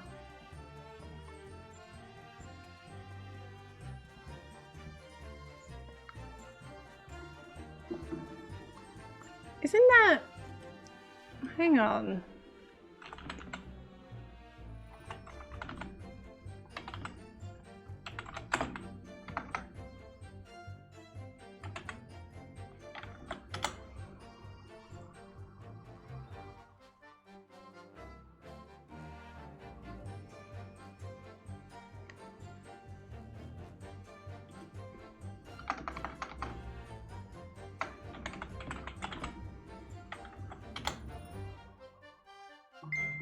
A rupture of the diaphragm caused by blunt trauma.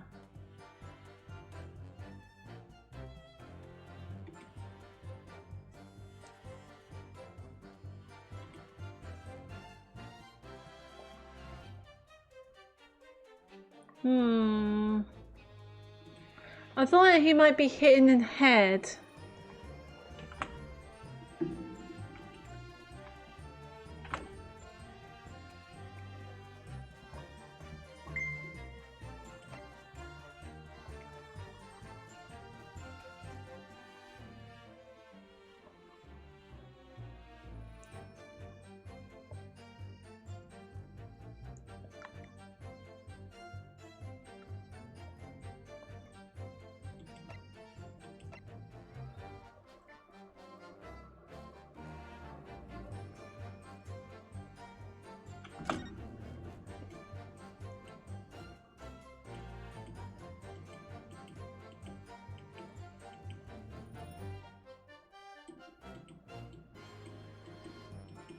Oh.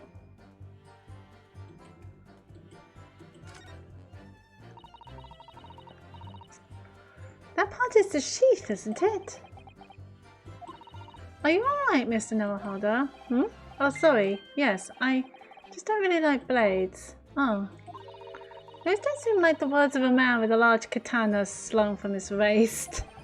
That's not a blade, that's Kazuma's soul. Anyway, there's no sense in delaying it. Let's see what the blade looks like. Okay.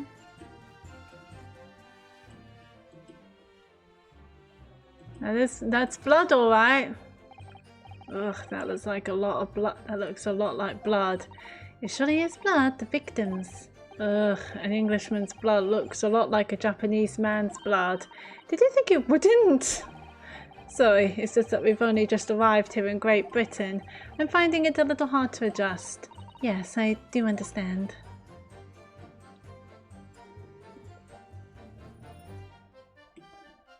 But if you're holding it right...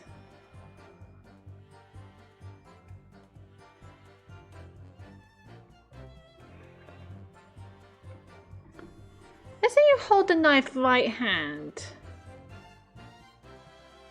Oh no, you can hold it other ways. Okay.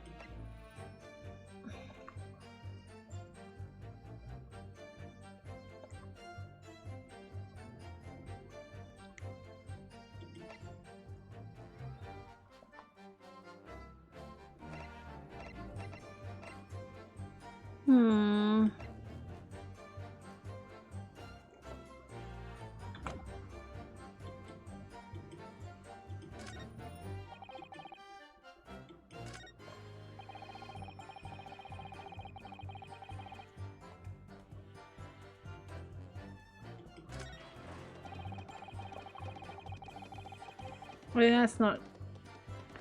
Hang on, let's do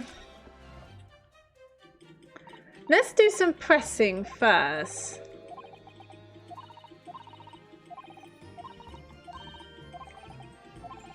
Because it might have changed their statements.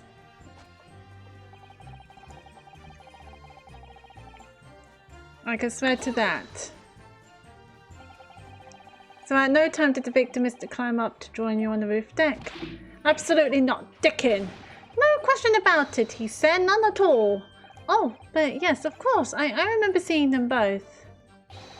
I saw the victim inside the enclosed cabin talking with this man here. Is this true, Mr. McGilded? Dear me, my lord, at the risk of repeating myself, I boarded the omnibus alone and nodded off inside almost immediately. That's an outright lie, without doubt you were engaged in... Let me stop you there, fella, and ask, do you have any evidence at all?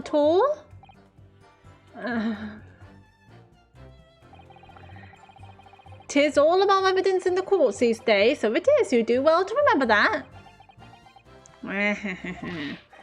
I saw you with my own eyes. This is going so well. If anything had happened to where we were sitting, don't you think one or the other of us would have noticed? Well, it wasn't the final one of the omnibus at past 10 o'clock in the evening. It would certainly have been quite dark, perhaps too dark to see clearly. Is this some kind of a lark? Is this some kind of a joke, he said? Is that what this is? Or perhaps one or the other of you fell asleep briefly.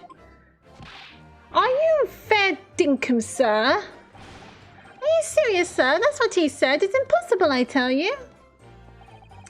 I'll give you the keys to the vault if you could fall asleep in that bitter cold. And if you did manage it, your eyelids would freeze shut and you never opened them again. That's extreme. It was extreme, I tell you. We had to put up with it because this man had locked the door. Any true gent would have unlocked it and let me in when I knocked. I'm dreadfully sorry about that young fella.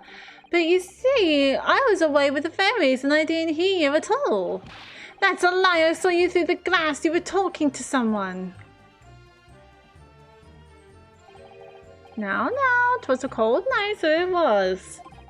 Perhaps to be seeing things that aren't real in the court is hardly surprising. Seeing things! Yeah, we've reached the impasse of that first. What's his first name?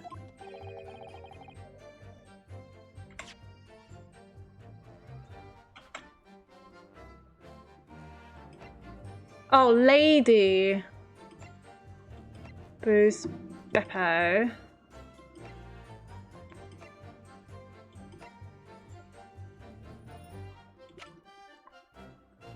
Gina. If I'm a suspect in this case, then 'tis only fair that you and the other fiend are too. Open and free competition is what a capitalist society is all about.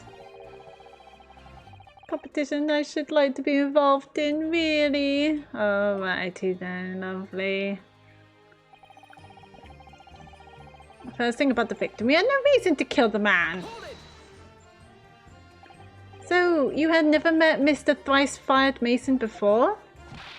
Oh, let me know! Not once, never! You never met the man before, he said, never! And you, Mr. First, had no prior dealings with the victim either? That's right, sir. Hatters don't have much to do with bookmakers, to be perfectly honest, sir. No, I imagine not. You see, how many different ways can I put this? Neither of us have the remotest connection to the gentlemen who were inside the cabin. Excuse me. Mr. McGilded. Yes, counsel, what can I be doing you for? Did the witness's last statement give you pause for thought somehow? Not the remotest connection. Is that right now, I wonder? What are you insinuating now? Oh, Mr. Fairplay, it has been too long, so it has. I'm not very much mistaken. I believe 'tis fast approaching, is it not, to a repayment date? I beg your pardon. You borrowed 20 guineas from me, sir. At an unconscionable rate of interest. You tricked me. It's extortion. Well, now is that a touch of begrudgery, is it? The sort of begrudgery that might motivate a fella to pass his crimes off on another? Nah. And young Mr. First. Me, sir? What do you want with me, sir? You do be making hats for a living, do you not? That there top hat sliding about on your head, is that one of your own creations, is it? Oh, I'm still just an apprentice, you understand. I'm learning to find the perfect fit for whatever fine gent walks through the door. The perfect fit, is it? Well, 'tis a very distinctive design, so it is. Many customers like it, I tell you. They like a distinctive touch. Customers, such as thrice-fired Mason. Huh? There was a photographic print of the victim submitted as evidence of fraud, my lord. Hmm? Oh, this you mean? I can't help but thinking that the poor fellow's hat looks distinctly familiar, wouldn't you say? Oh! That's one of my hats. Oh. Aye, that it is. So it would seem the brickmaker was a customer of yours. The sort of customer I'd wager you could have had a wee quarrel with over the distinctiveness of the goods. Oh no, sir. Absolutely not, sir.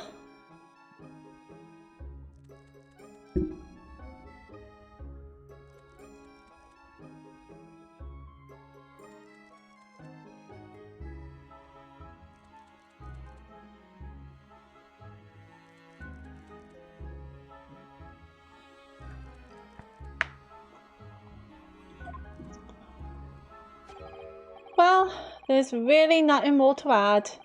It wouldn't be right to say that the two fellas here haven't the remotest connection to the victim, you see?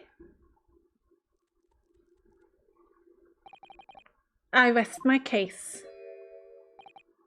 You little weasel. He's better at this than I am. Gosh, Mr. McGilded has certainly been thorough in his research, hasn't he? Can we have it? Please don't let me little interruption hold up the proceedings. The skylight was shut the entire time, I tell you. We couldn't possibly have opened it. Hold it!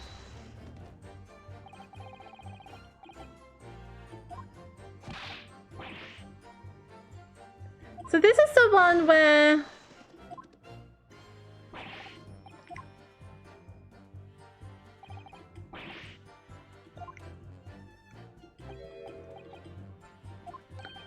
I think I need to show this a cart.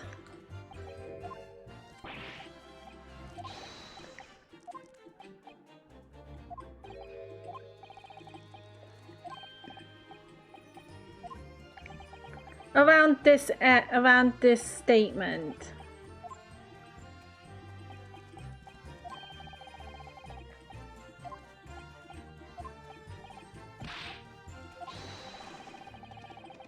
Wait, that ain't. So she showed that you can open the skylight from the outside. Maybe I need to...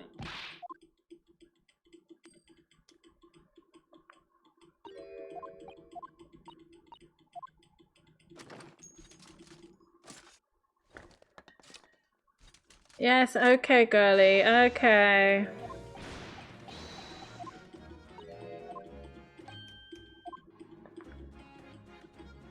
You do it from the outside.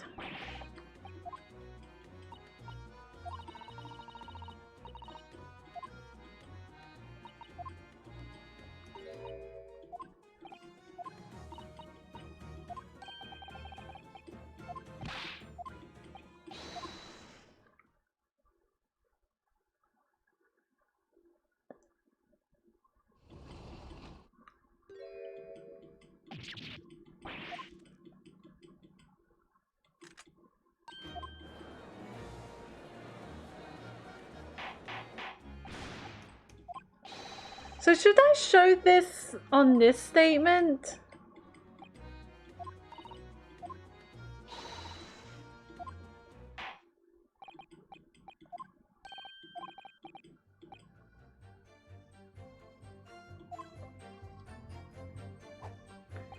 So I need to investigate it myself?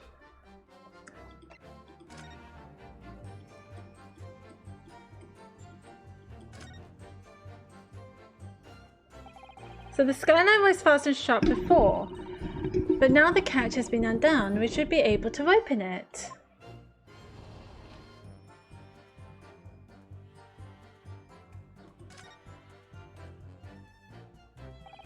You can certainly see inside the carriage through this opening, that's for sure. Yes, and there's a lamp in the enclosed cabin, so I'm sure the witnesses would have been able to see quite clearly. That's not good for us. No, that's not what I want to see. You wanted to investigate this. You can certainly... Ah!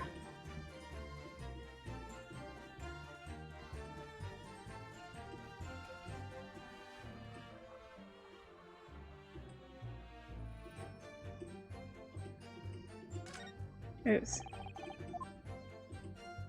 What's this? So this is the roof deck of the Omnibus. Oh, you must have a wonderful view. So people sit all the way up here on a bit of...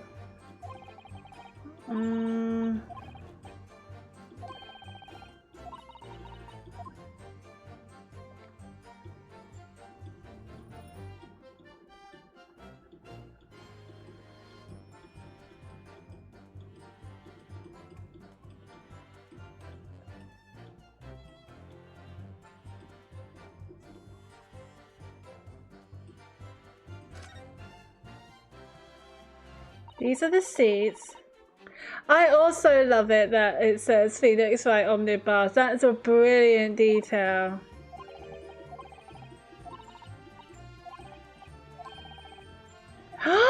There's blood!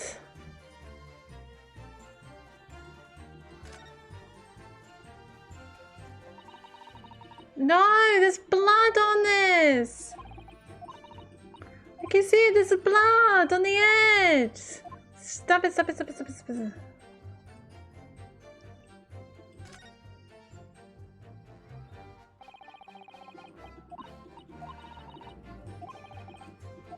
It's not good for... There's blood!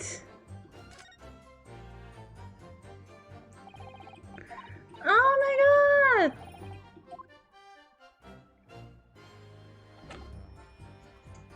I think I got it.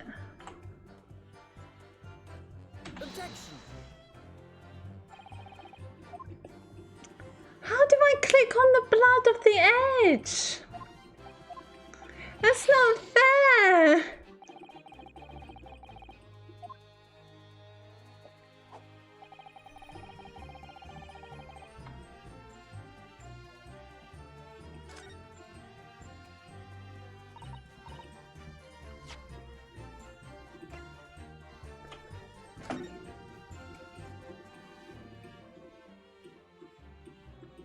This is as far as I can get.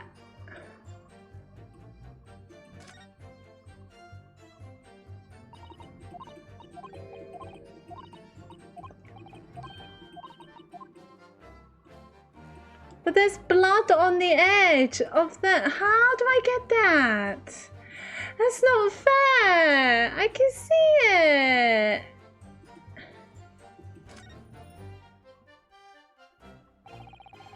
You can see the blood? Come on, guys. That's the proof.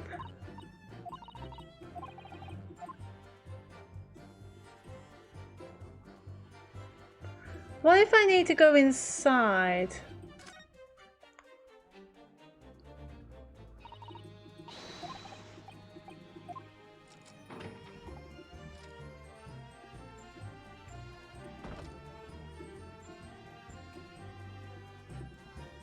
There we go. Yes, it does open very wide, doesn't it? Wide enough to kick someone like you through, certainly, Mr. Neverherder. Why someone like me? Ah, what is it? Look, just here. Look at this. Thank God. That's without question. It's blood. Be a blood stain there. Surely it can't be unrelated to the case, can it?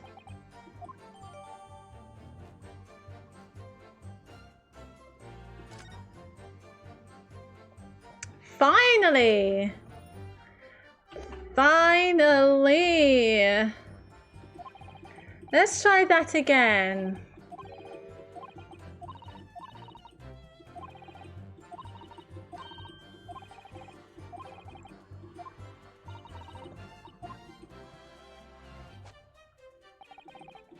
So he wants proof that he was up there?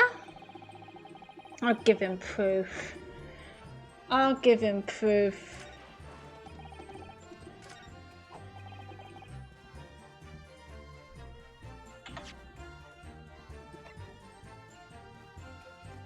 Objection. Aha! Now we got there. On the night in question, the victim was fatally stabbed in the stomach, and immediately afterwards the victim's body was pushed through the skylight into the cabin below. Those are the facts, and the irrefutable proof remains clearly visible in the omnibus that stands before us today in this very courtroom. What? That's utter humbug. You can't possibly have any evidence.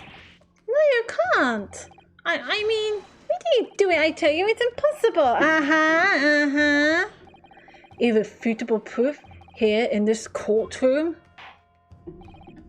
Counsel, is he talking to me? I feel like he's talking to me. My lord, I believe everyone would appreciate a little clarification. Where exactly within the omnibus is this evidence to which you allude?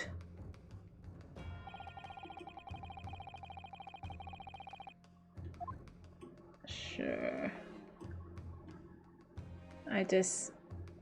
Right here. Blood!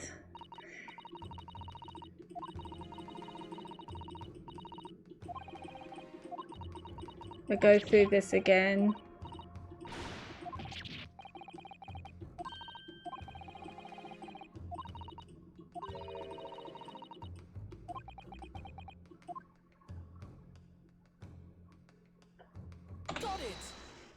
Got it! By Jupiter, is that blood? This bloodstain proves two things. Firstly, when the incident occurred, the skylight of the omnibus was open. What? And secondly, the victim was already bleeding when he fell through the opening. Oh my. And so it follows that Mr. McGilded, who was inside the enclosed cabin himself at the time, cannot possibly be guilty of this crime. No!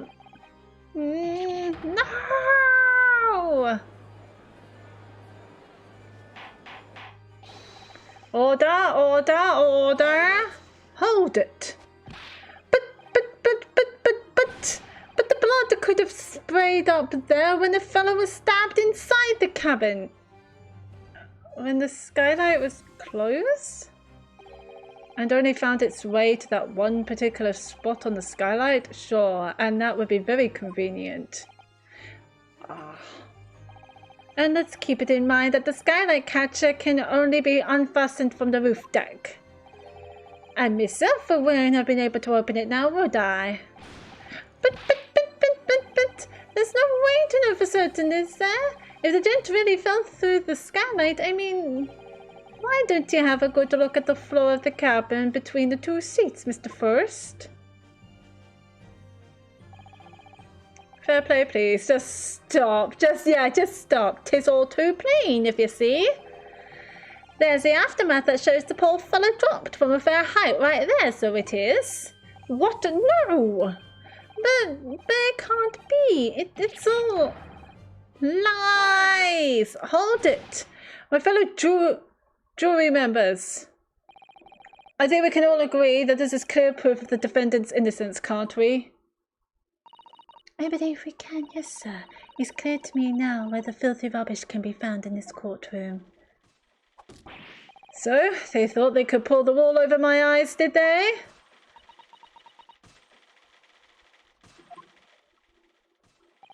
I won't tolerate any of the guild's carriages being sullied with blood. I won't tolerate it.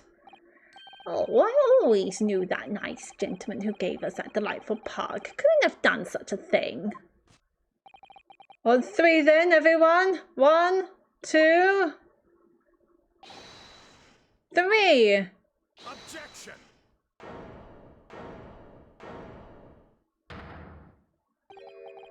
A chilling performance, Mr. McGilded. Oh, and what would you be referring to there now, Lord Van Zieks? A blood stain on the frame of the skylight. Oh heck, yes, oh heck. Such evidence is null and void. What? Yeah, why? It's blood. For one extremely simple reason. That smear of blood never existed. What? What are you talking about? It's there for all to see and it's clearly blood. I personally attended Scotland Yard's investigation of the omnibus. The officers involved went over the carriage with a fine-tooth comb. So I can state with absolute certainty? No such smear of blood existed in the carriage, at least not until this trial began. But are you suggesting, Lord Van Zieks, that this stain of blood was fabricated, my lord? Yes, and while this court has been in session. What?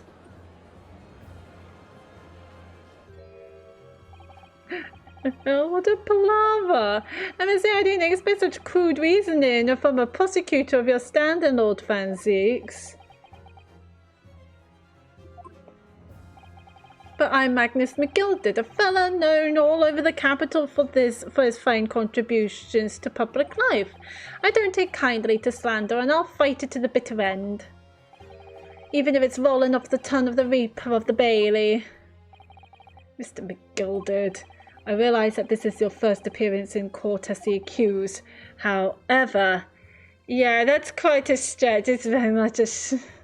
However, I am well aware of your involvement behind the scenes in a great many affairs of dubious nature. You're very adept when it comes to avoiding getting your own hands dirty. And each time it happens that a case you're involved in is investigated, you adapt the facts.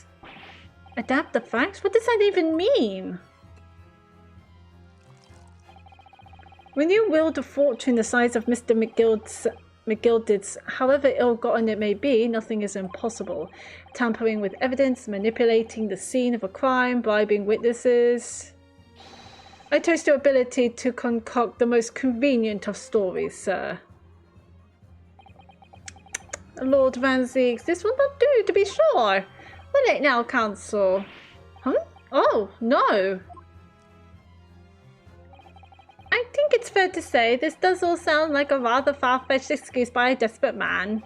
The blood on the skylight didn't exist, you say? It is a little bit of a stretch. But if you will all cast your minds back, is it not true that the omnibus there has been in the courtroom the entire time? How could anyone possibly have put a smear of blood in it without the world and his wife seeing? Isn't that right now, counsel? It's true. The omnibus has been in full view the entire time that court has been in session. My learned friend.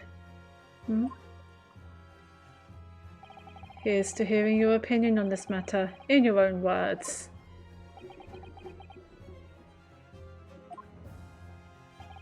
As you wish. Could someone have tampered with the omnibus during this trial? If you're asking me, I think... But wait, wasn't there a time where someone was...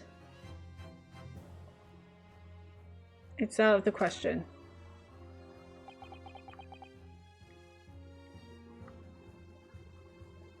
Because it was closed.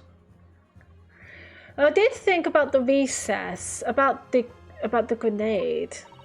Are you alright, Mr. Naruhodo? You've fallen silent. I want to say that it's out of the question. I mean, it has to be, doesn't it? But for some reason, I just can't bring myself to say it. But the omnibus has been in full view of everyone in the courtroom the entire time. It is out of the question that someone could have tampered with it, surely, isn't it? Oh my, you don't think... Might it actually have been possible? As a defense lawyer, it's my job to advocate for the defendant as best as I can, but still, I feel as though there's something even more important at stake here. There is no evidence to suggest that the defendant did as my learned friend suggests. However, in terms of having the opportunity to carry out the alleged tampering, there is one possibility. Good gracious! Explain yourself, counsel!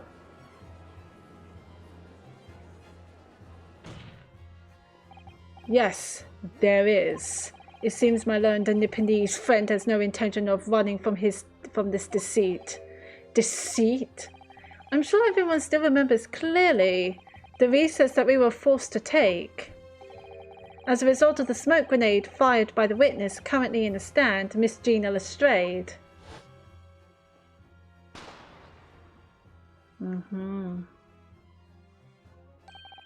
What is going on? Be careful, Mr. Naruhodo. Cover your face. Bayonet, don't let the accused escape. Secure the omnibus. I hereby call an emergency recess. Bailiff, ensure the defendant is in custody and clear the courtroom. The courtroom was filled with smoke, and everyone was thrown into confusion. All of us were made to leave this chamber. In that brief interval, under the veil of smoke and in all the chaos, it could have been possible to still inside the omnibus.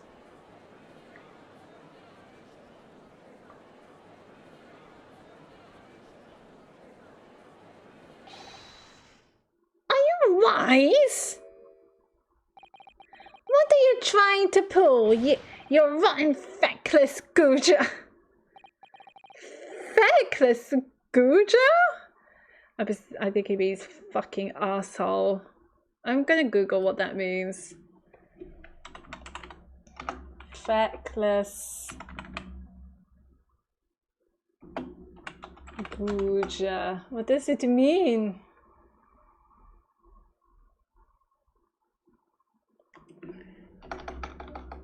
I presume it means fuck.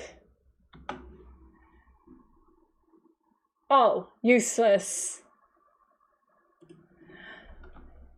Useless googer. Personal tool that gorges. Irish dialect, a low-class city loot. Okay. A useless low-class city... Oh, lout. Never mind. You're supposed to be defending me. 'Tis a wicked plot. 'Tis a plot to undermine me, so it is. Whatever you think this is, it changes nothing. The facts are the same. After this courtroom was evacuated earlier as a result of the smoke grenade, a number of inconsistencies materialized in relation to the omnibus. Inconsistencies such as... To start with, the storage compartment underneath the rear passenger seat. When the police investigated the omnibus, this compartment was full of the driver's items. See, I didn't look into that before the smoke grenade. That was my fault. Secondly, we have the smear of blood on the edge of the skylight. As I have said, that was not present at the start of the trial this morning. Unfortunately, Lord Van Zeeks, no one is able to corroborate your claims. That's true. When the omnibus was first wheeled out, both the storage compartment and the skylight were shut. Accordingly, I'm afraid to say we cannot establish with any certainty if this evidence is the result of tampering or not. Indeed, my lord, no doubt there is not a single person who saw fit to verify such things. What do you think? Sorry? About the omnibus. Is there anything else unusual about the omnibus? I don't know. Let's have a look.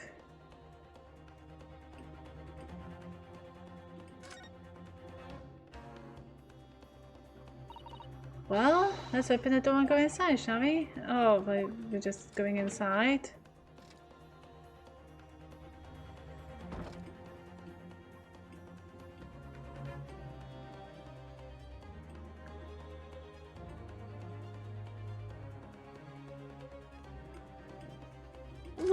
is an Eiffel Tower for London?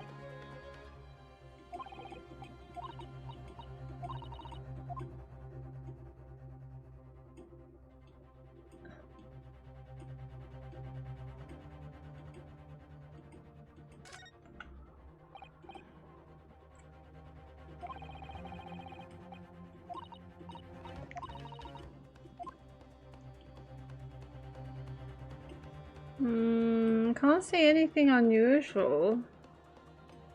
Can you guys see anything unusual? I can't see anything unusual.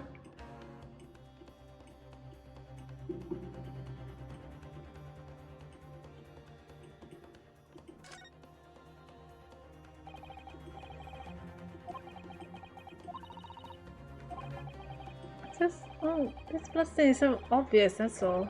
And yet Van Zieks has made no mention of it. Seems a little strange. Oh, and it's brighter too. It looks brighter.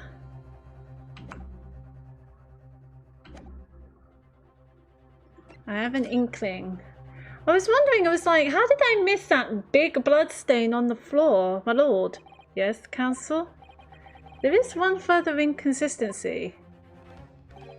A mark that surely could not have been present at the start of the trial. What? What in the devil's name are you going to say now? If you dare to betray me, you little maggot, you better start watching your back. Silence, McGilded. The court awaits the defense's clarification. He's on my side. Okay. This trial keeps... He called me defense. What's deception? Okay. What am I supposed to believe here? I shall have to ask you to elaborate, counsel. Where exactly is the allege that you claim appeared? So, I think it's the floor. I don't remember seeing this before, and yet it's really hard to miss, isn't it? When I look... Yeah, and it looks brighter too. If you go into the omnibus, that would be the first thing you see. But when I went in the omnibus the first time, I did not see this.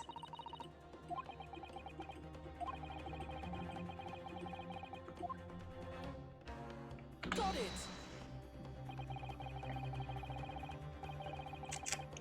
If you consider that the victim fell through the skylight onto the floor of the cabin, you would certainly expect to find signs of blood where he landed. But as far as I recall, this blood stain on the cabin floor was not there when the omnibus was first brought into the courtroom. Good Lord! So he's been tampered with! Yes, I do believe you're correct, counsel. Well said. Although, as advocate for the defense, one might say that was a very careless slip of the tongue.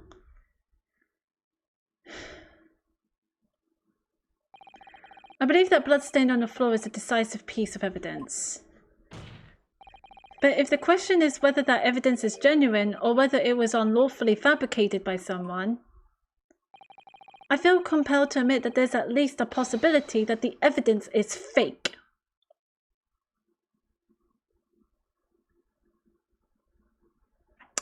Do you think McGilded is too happy?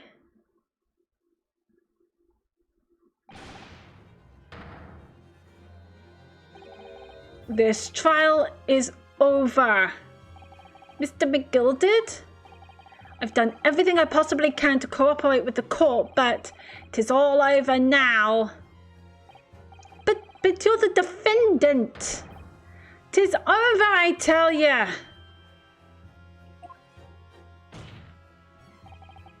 Everyone around is like, huh? Memory, recollection, what people think they saw, 'tis all a nonsense.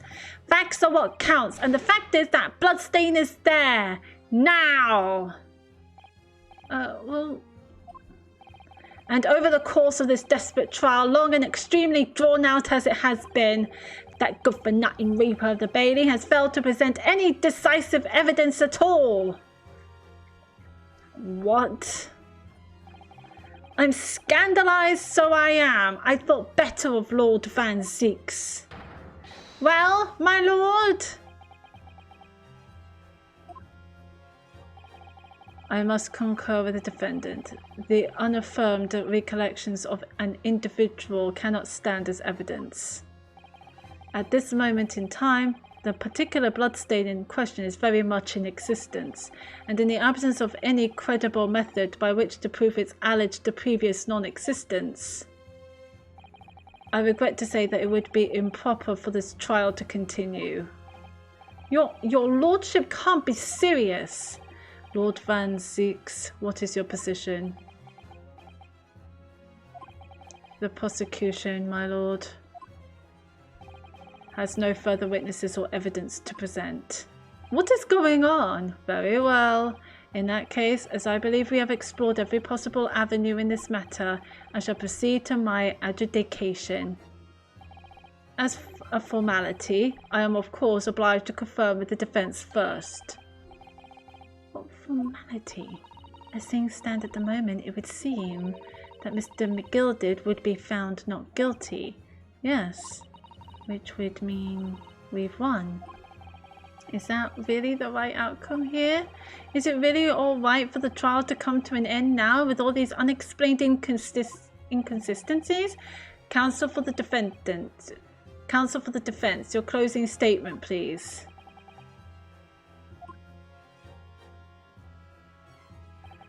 Yes, my lord. The defense believes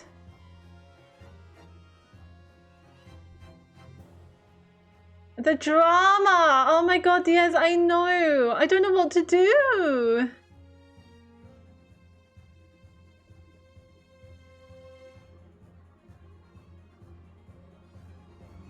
Is innocent. But he's guilty! As Mr. McGilded's legal representative. I can't breathe. The air in here is stifling. But I'm this man's defense lawyer. There's only one thing I can say in this situation. I believe the defendant, Magnus McGilded, to be innocent of the allegations brought against him. Thank you, counsel.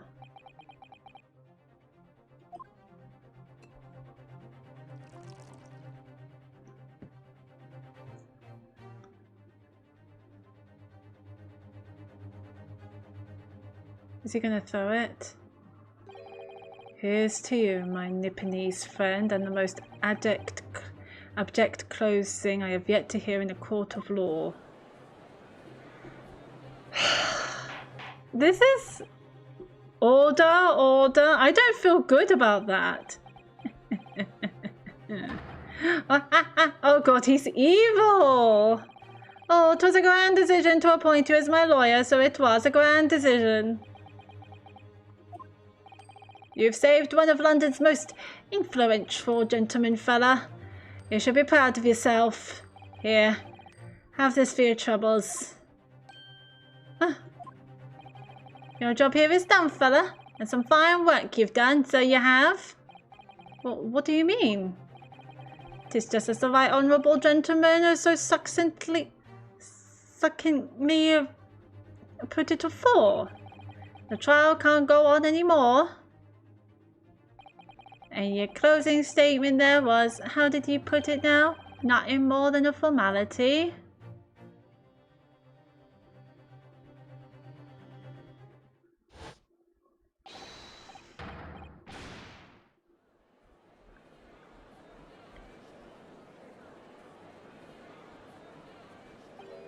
I really don't know what to make of all this.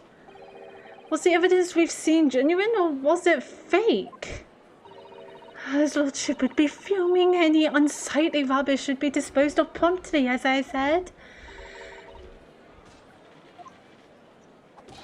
The stinking rich are always guilty of something, you mark my words. I feel terribly ashamed that I ever doubted that lovely man who gave us the lovely park.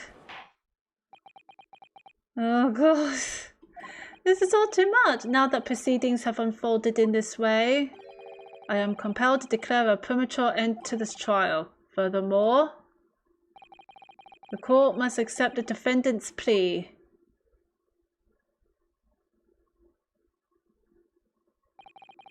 I thank you kindly, my lord. We all like feeling.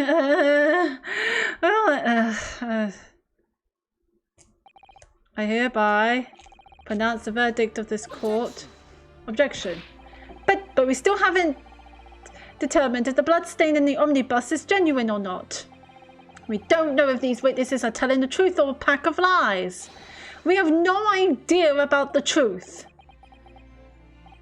Lord Van Zeeks, my lord. The case made by the prosecution was flawed, plain and simple. If indeed the omnibus presented as evidence was tampered with, the prosecution is at fault for allowing such a disgraceful perversion of justice to take place.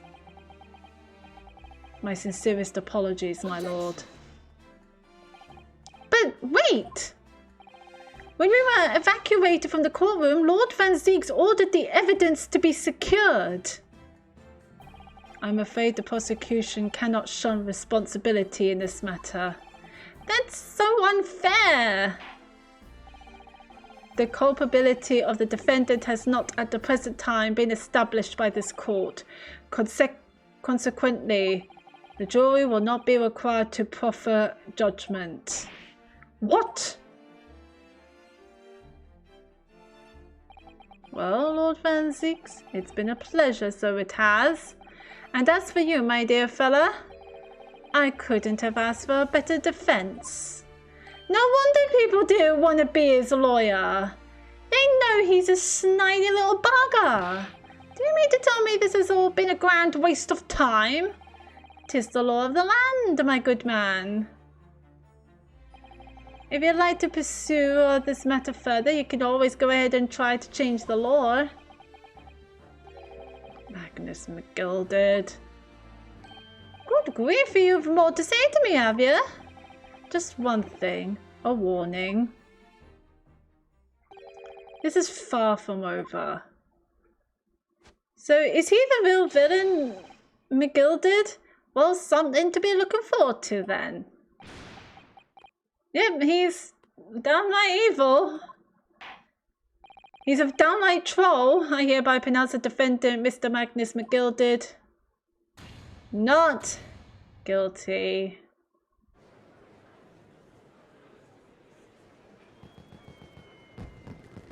I don't feel good about it. This is probably the first time I don't feel good about somebody being not guilty. Everyone is confused. Can't believe it. This is an outrage. They should have examined the evidence more. What are you talking about? The man's been cleared. He's innocent. See, no one is... I mean, the prosecutor, we were on the same team at one point. Like, McGilded is... I don't know. He's not a nice man. With the courtroom in pandemonium for the second time that day, the judge delivered his verdict. And my first ever trial in Great Britain came to an abrupt end, with the defendant being found not guilty, ostensibly a victory for us.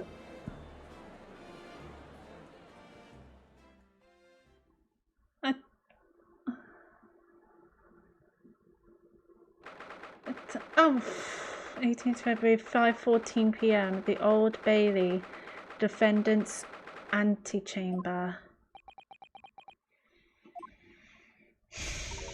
That certainly was a long trial. It was an yes, it was. Your first ever trial on foreign soil and your first victory. It was a wonderful performance. It was a train wreck, Sasato. It was a train wreck, but with an omnibus. It was terrible. My heartfelt congratulations. No. And to you, Miss Susato, thank you for your assistance. I suppose we should be happy. I'm not happy. The trouble is, we're still completely in the dark about what actually happened. Oh, we didn't have enough time. But isn't it wrong? I mean, who was actually responsible for Mr. Mason's death? Yeah. We don't even know that. The sole aim of the defense is to obtain a verdict that exonerates the defendant. You carried out your duty to perfection. Ah, that you did. Oh no, not you. Mr. McGilded. Oh, and that girl is with him too. Well, it seems the stories are true. Oh, what stories? About the 6 enormous fireworks they do be letting off when there's a verdict of not guilty. I'm sure you must have seen them now. Spectacular, wouldn't you say? It's impressive that you're managing to like do an offensive version of your own accent. Yes. Yes, definitely. I'd heard it was a sight to behold, and to be sure it was. And I for you to thank, I suppose, for having an opportunity to see it. I don't know about that. I'm not sure I really did anything. I hope we find out what really happened at some point. I hope so as well. I feel like we're going to see more of this dude. What on earth are you saying, fella? How did I walk out of there a free man then? I don't think it was so much thanks to me as down to your planning. You're a straight-talking fellow, aren't you? I must say you had me astray in the head there once or twice. But you're young and headstrong. And 'tis water under the bridge. No, it isn't. We're going to see you at some point. Congratulations, Mr. McGilded, on having your name cleared. But nothing's resolved. I feel like he's a murderer. There's only one thing that matters to me. Oh? Aye. They've all seen that I didn't do that odious and obstinate deed. 'Tis grand, is it not? I suppose it is. Now the fine fellows of Scotland Yard can take matters in hand and sort out any wee details. They'll see it for what it is, they'll get to the truth. I have absolutely faith in them, so I have, after all. I do be providing a good number of their wages with all the taxes I pay.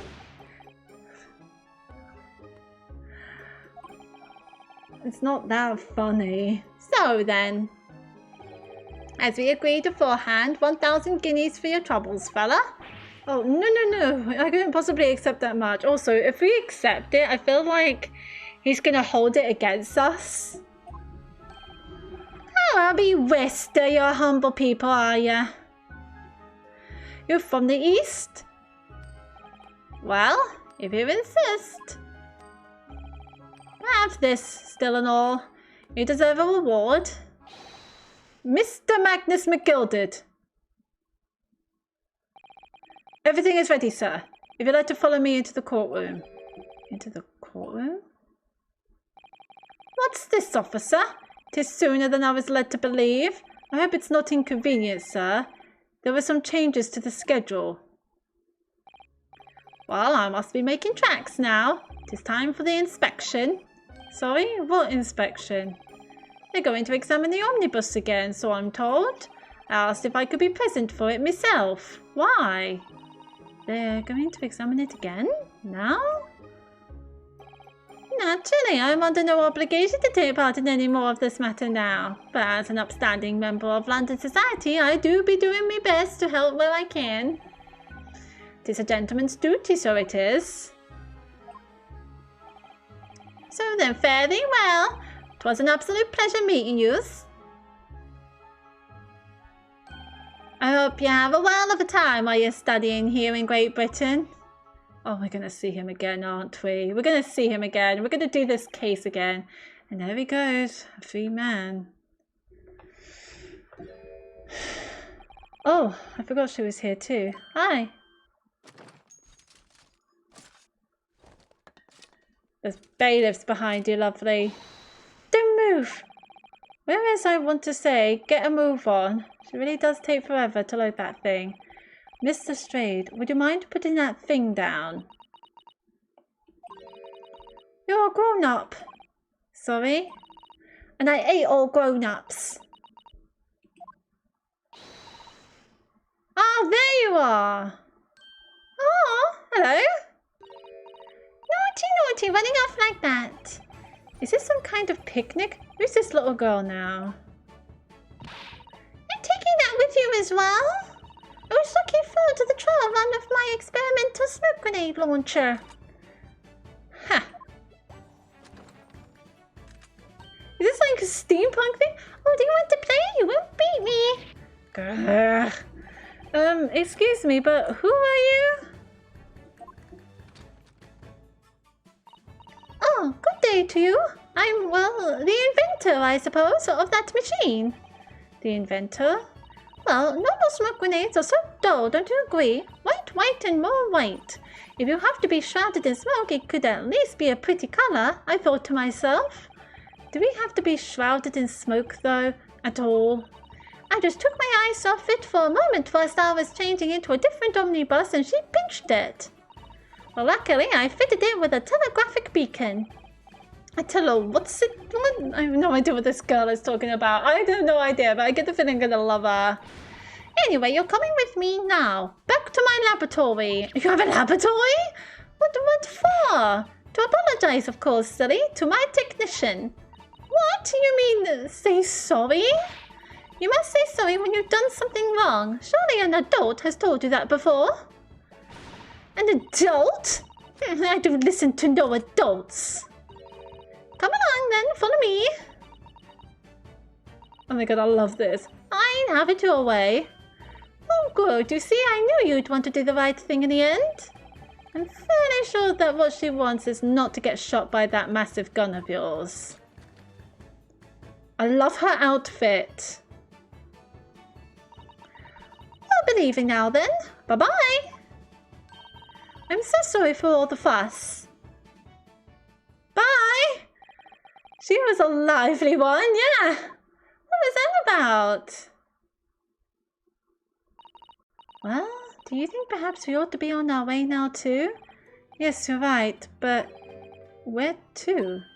Oh, we haven't had time to find a place to stay. No sooner had we arrived in London than we had to rush here. All our travelling cases are still with the bailiff. I was originally planning to spend a day in search of lodgings, but at this late hour in the day I'm afraid we may be out of luck. Don't worry though, I have a plan. If the worst comes to the worst, I've heard of a lovely park where we could spend the night. Please tell me you're not thinking of McGilded Park. I know it may be a little chilly at this time of year, but our youthfulness will see us through. I'm not so sure about that. I think a midwinter London night will freeze a young person's soul just as easily as an elderly one. Oh dear, that doesn't sound agreeable. Oh no, don't cry.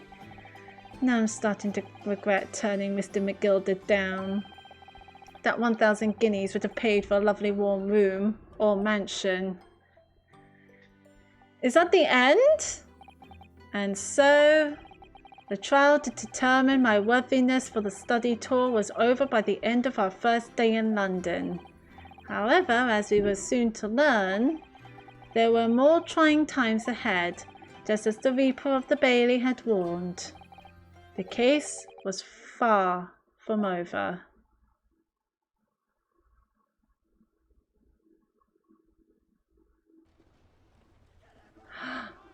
Oh my goodness. Oh my god! How did this happen? I don't know, sir. By the time I got here, it was already engulfed. No one was supposed to be allowed in here before we started investigating. Someone's in there! No. Oh, good God. There's someone in there.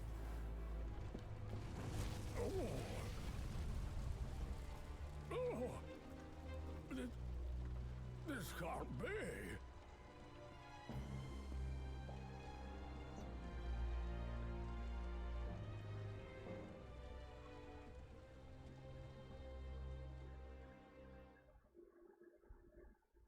Oh shit!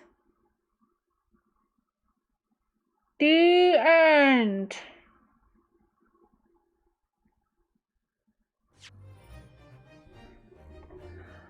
Oh my god, what just happened? Someone...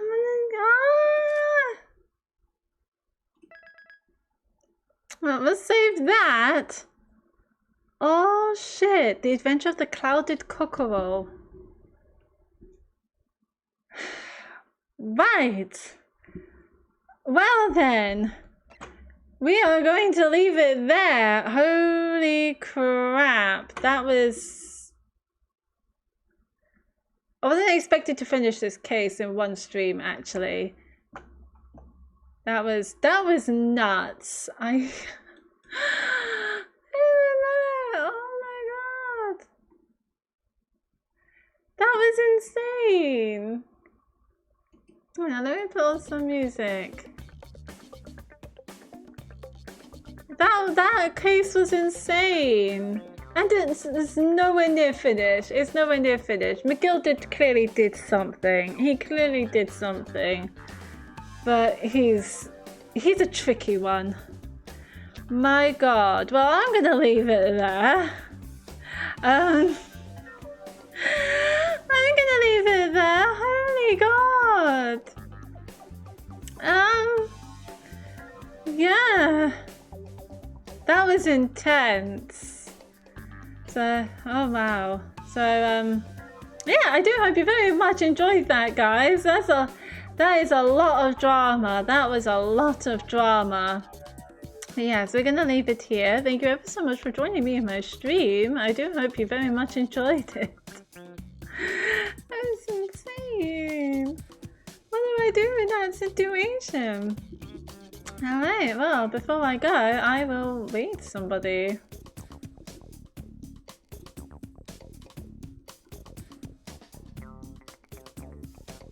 Let's have a look. Who is available to raid? Sweet Vegemite is playing Disney Dreamlight Valley. Yes, we love Disney Dreamlight Valley.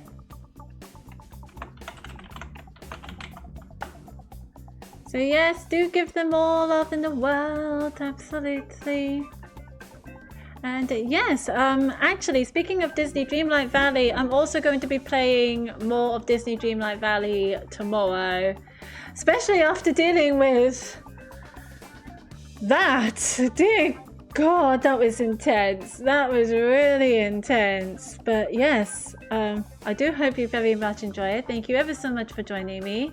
Yes, do take care, lovelies. I do hope you have a wonderful rest of your day. Yes, I shall see you all tomorrow. Do take care, everyone. Bye-bye.